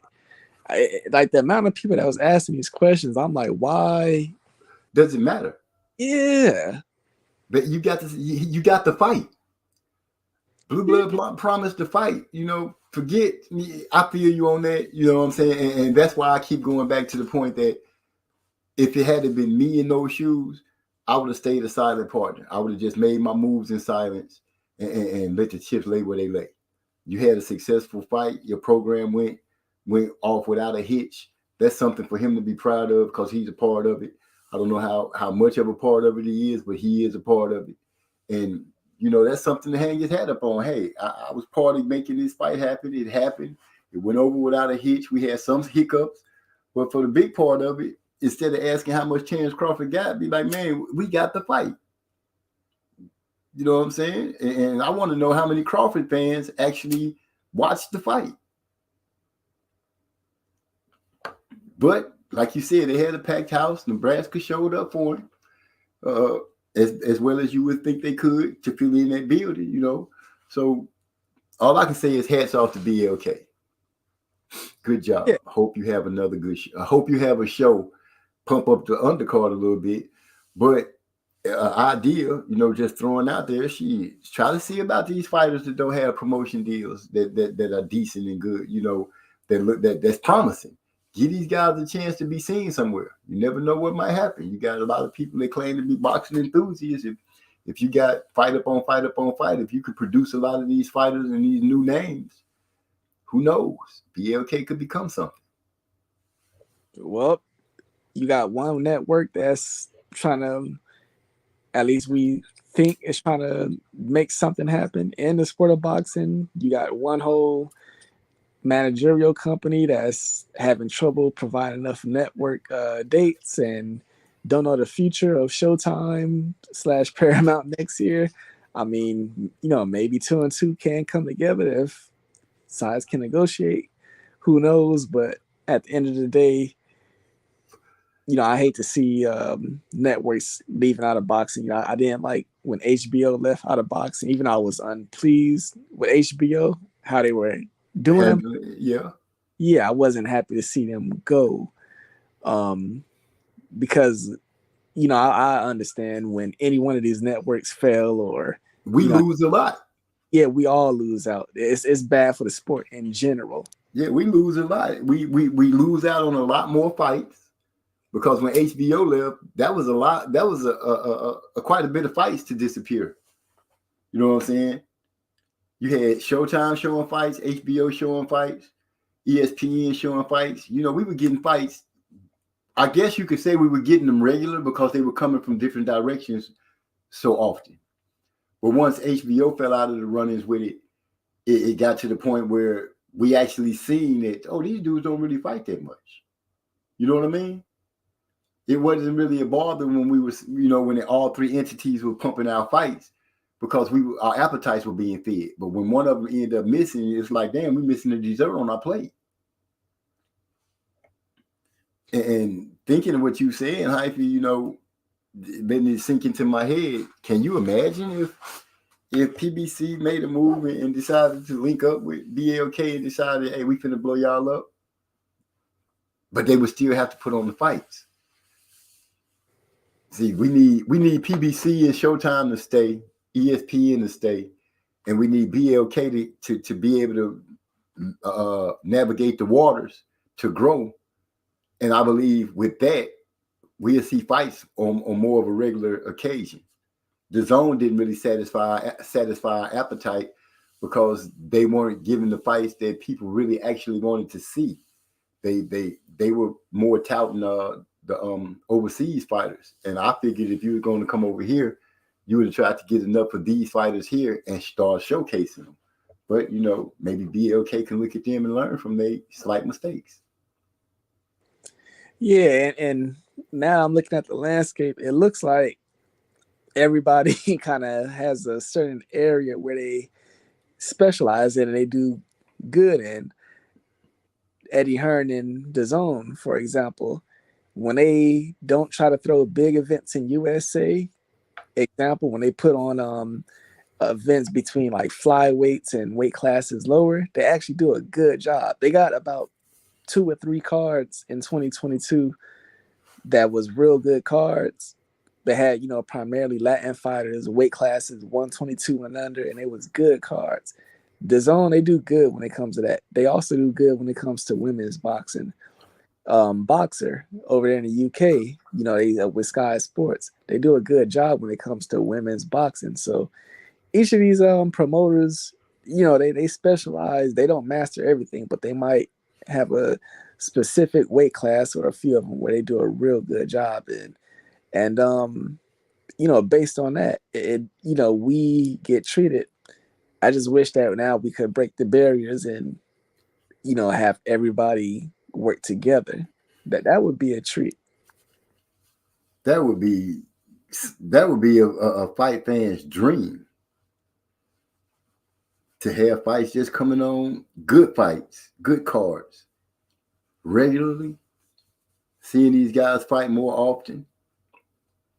Or even if I'm not seeing the same guy fight more often, if I'm just seeing good fights regularly, I believe people will be a lot more satisfied. I'm sure we'll still have those that complain about not seeing certain fighters enough.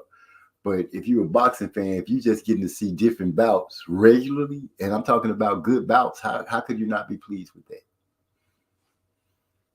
But it is what it is. Yeah. So yeah, you know, hopefully some I mean, I'm just sitting here thinking now, and I'm like, I don't know what 23 holds, because just with this whole uncertainty of the hugest boxing material, yeah, it's just, you know, it's over 250 fighters over there, and you don't know exactly what's going to happen.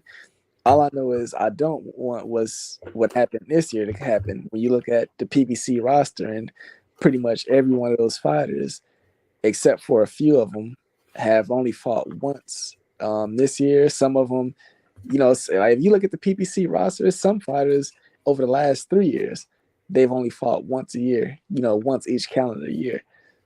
So yeah, it's like something has to change. Well, all I can say is we'll see.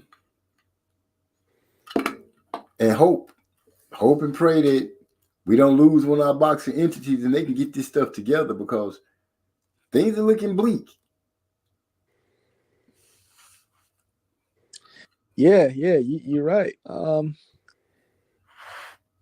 I mean, we're looking at just, transition into women's boxing for a second. You got the woman who's, I think most would say is the number one woman in boxing, Clarissa. And I mean, being honestly, she's kind of been blackballed from USA as far as being televised on USA networks.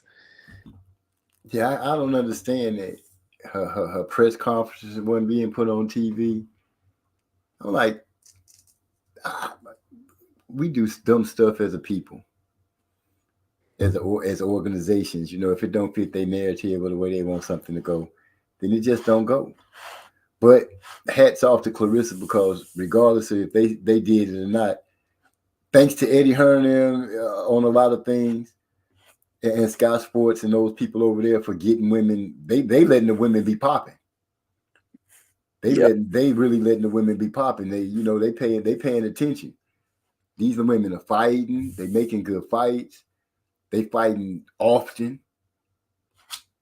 And like you said, it could be for the fact that, they understand what's going on. They got a perfect example to look at what not to do. They don't let the money hinder they fights. They always find a way to come to a deal and get in that ring and do what they're supposed to do. Yeah. So right now, and I hope that these networks, or excuse me, not these networks, but promoters, I hope you out there trying to find the next era and wave of talent to come along and just build upon the women's boxing, because right now it's hot. Now, after a while, if you keep matching up all ladies and all that, eventually, it's going to become a time where you just need new talent to come in to keep it going. So that's the thing that women's boxing has to make sure that they on top of. But the women, they doing their jobs because, I mean, you look left and right, the women, they jumping up 2 weight classes, 3 weight classes. I mean, you got Amanda Serrano, who's willing to fight at 140 when her best weight class is really 126, and she'll drop down to 122, for the right fight. So, and you got multiple women that's willing to, I mean, right now they might be 2 weight classes above their ideal weight class just to make certain fights happen, because they understand that's, I mean, it's the toughest fights, but it's also the most rewarding fights. So look at Clarissa. Yep. Jumping up and down in weight.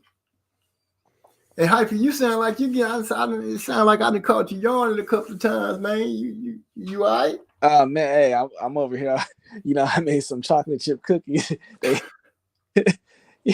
Late night doing some laundry, got some cookies and stuff, man. Yeah, you sound like you getting that itis. Yeah. Which one of them tracks you gonna hit us with? Take us home. I'm gonna take us home with Yo, the cipher song between me, Obese, and Cause, and Big E.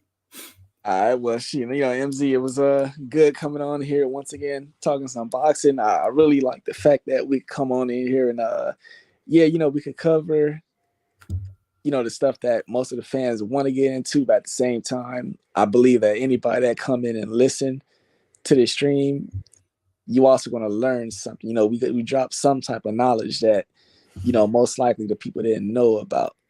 Right. That take pride in, and even myself, I can be corrected if it's something that I don't know on, or it might be a fight I missed, or upcoming fight I might not know about. So all of us can be corrected. So that's what I take pride in, and we here every Tuesday. We want to keep it going. So big up MZ and everybody that came through to listen. Peace. Hey, he can't say it no better. Well, I can't say it no better. As always, I appreciate everybody that comes through. I'm gonna go ahead and end this stream with Yo, the cipher from the Track Types. Gonna holler at you next week, 8:30 Tuesday. Yo.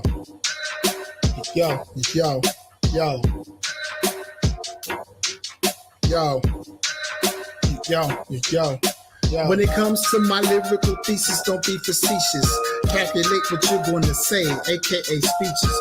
You can play this message for everyone that it reaches. I snatch the pits from their cores, leaving you with spineless speeches. I drop landmines like storming no-mini beaches. Wait while you recover, attack you while at your weakest. You a hypocrite like a sinner who always preaches. Talking about the Lord, but you really don't know who he is. We is judge and jury, fuck what your plea is. Stand trial, but see for a planet right where your feet is. Click the button, kaboom, blow you to little pieces. Have the courtroom smelling like burnt flesh and pieces. Jesus, ordering court, judge calling recess. Trying to understand if you witness the shit that we just. Your people upset cause that shit was kind of egregious. I've been over the top ever since I was just a fetus. Yo. Yo, yo, yo, yo, yo, yo, yo,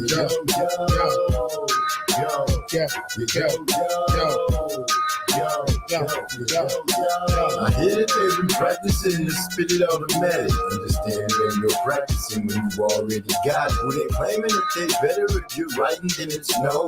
If 21 plus, we gon' finally let it go. Damn Z, always understanding for the family. These niggas out here weak, it ain't no way that they can stand me or plan me. Always recognize and never hesitate. You listen to the track, open your mouth and hear detonate. I am Michael Myers to every MC. I am Halloween. Texas Chainsaw in the Cypher League. The cerebellum and sling the predator. You ain't ready for what I'm ready for. It's whatever, bro. Rest in peace to my competitors. Live from the gas chamber. My mind's so fucking tangled. Take one of these fucking rappers, hang them high and watch them dangle. Cut the fucking rope and if you twist and he get strangled. I control the MIC and you can't fuck with me. No, not likely. Do not give a fuck if you don't like me. This is strictly for my niggas like to PAC. I'm colder than the polar vortex, chilling in the AC. Mr. Freeze to my foes, that means you can't freeze what's already for. I got some good gas, that strong, smoking by the whole zone. So fucking high, I roasted on top of the ozone. These boys sounding whack as hell. Dr. Seuss, rhyme form, I form Voltron. Yeah, it's on jam, it's like a hit. Hits from the bone, taking hits from the bone. Driving optimist, trying jumping out the dumping shots out Megatron. Next time you speak like speak up, pussy bitch, use a clone. I use a clone, line like category 10. Cyclone, cause cataclysmic event, board up your home. Pyroclastic flow, no warning shots, it's on. Kill shot straight to the dome. Yeah, I'm on my Snoop Dogg block, climb to the ball. Stay back, way back, call the hazmat. Chemical spill on the track, mustard gas and air rags. Yeah, we came to party with the whole scene. Ransack, track tight, run that. Back, creeping on the low. It's that MYSTRO. That boy caused a wreck the damn show. Now all I gotta do is shut the fucking door. Chillin', reclining on the scene. I be coolin', they say I'm looking mean. I ain't trippin', I'm just trying to see the green. We having fun and we fulfilling our dreams. Yo, yo, yo, yo, yo, yo. Yo, yo, yo, yo, yo, yo, yo. Recordings just got better. Hey, it's Dana from StreamYard. I'm so excited to announce that local recordings are now available on StreamYard. Have you ever done a recording where your guest just had terrible internet?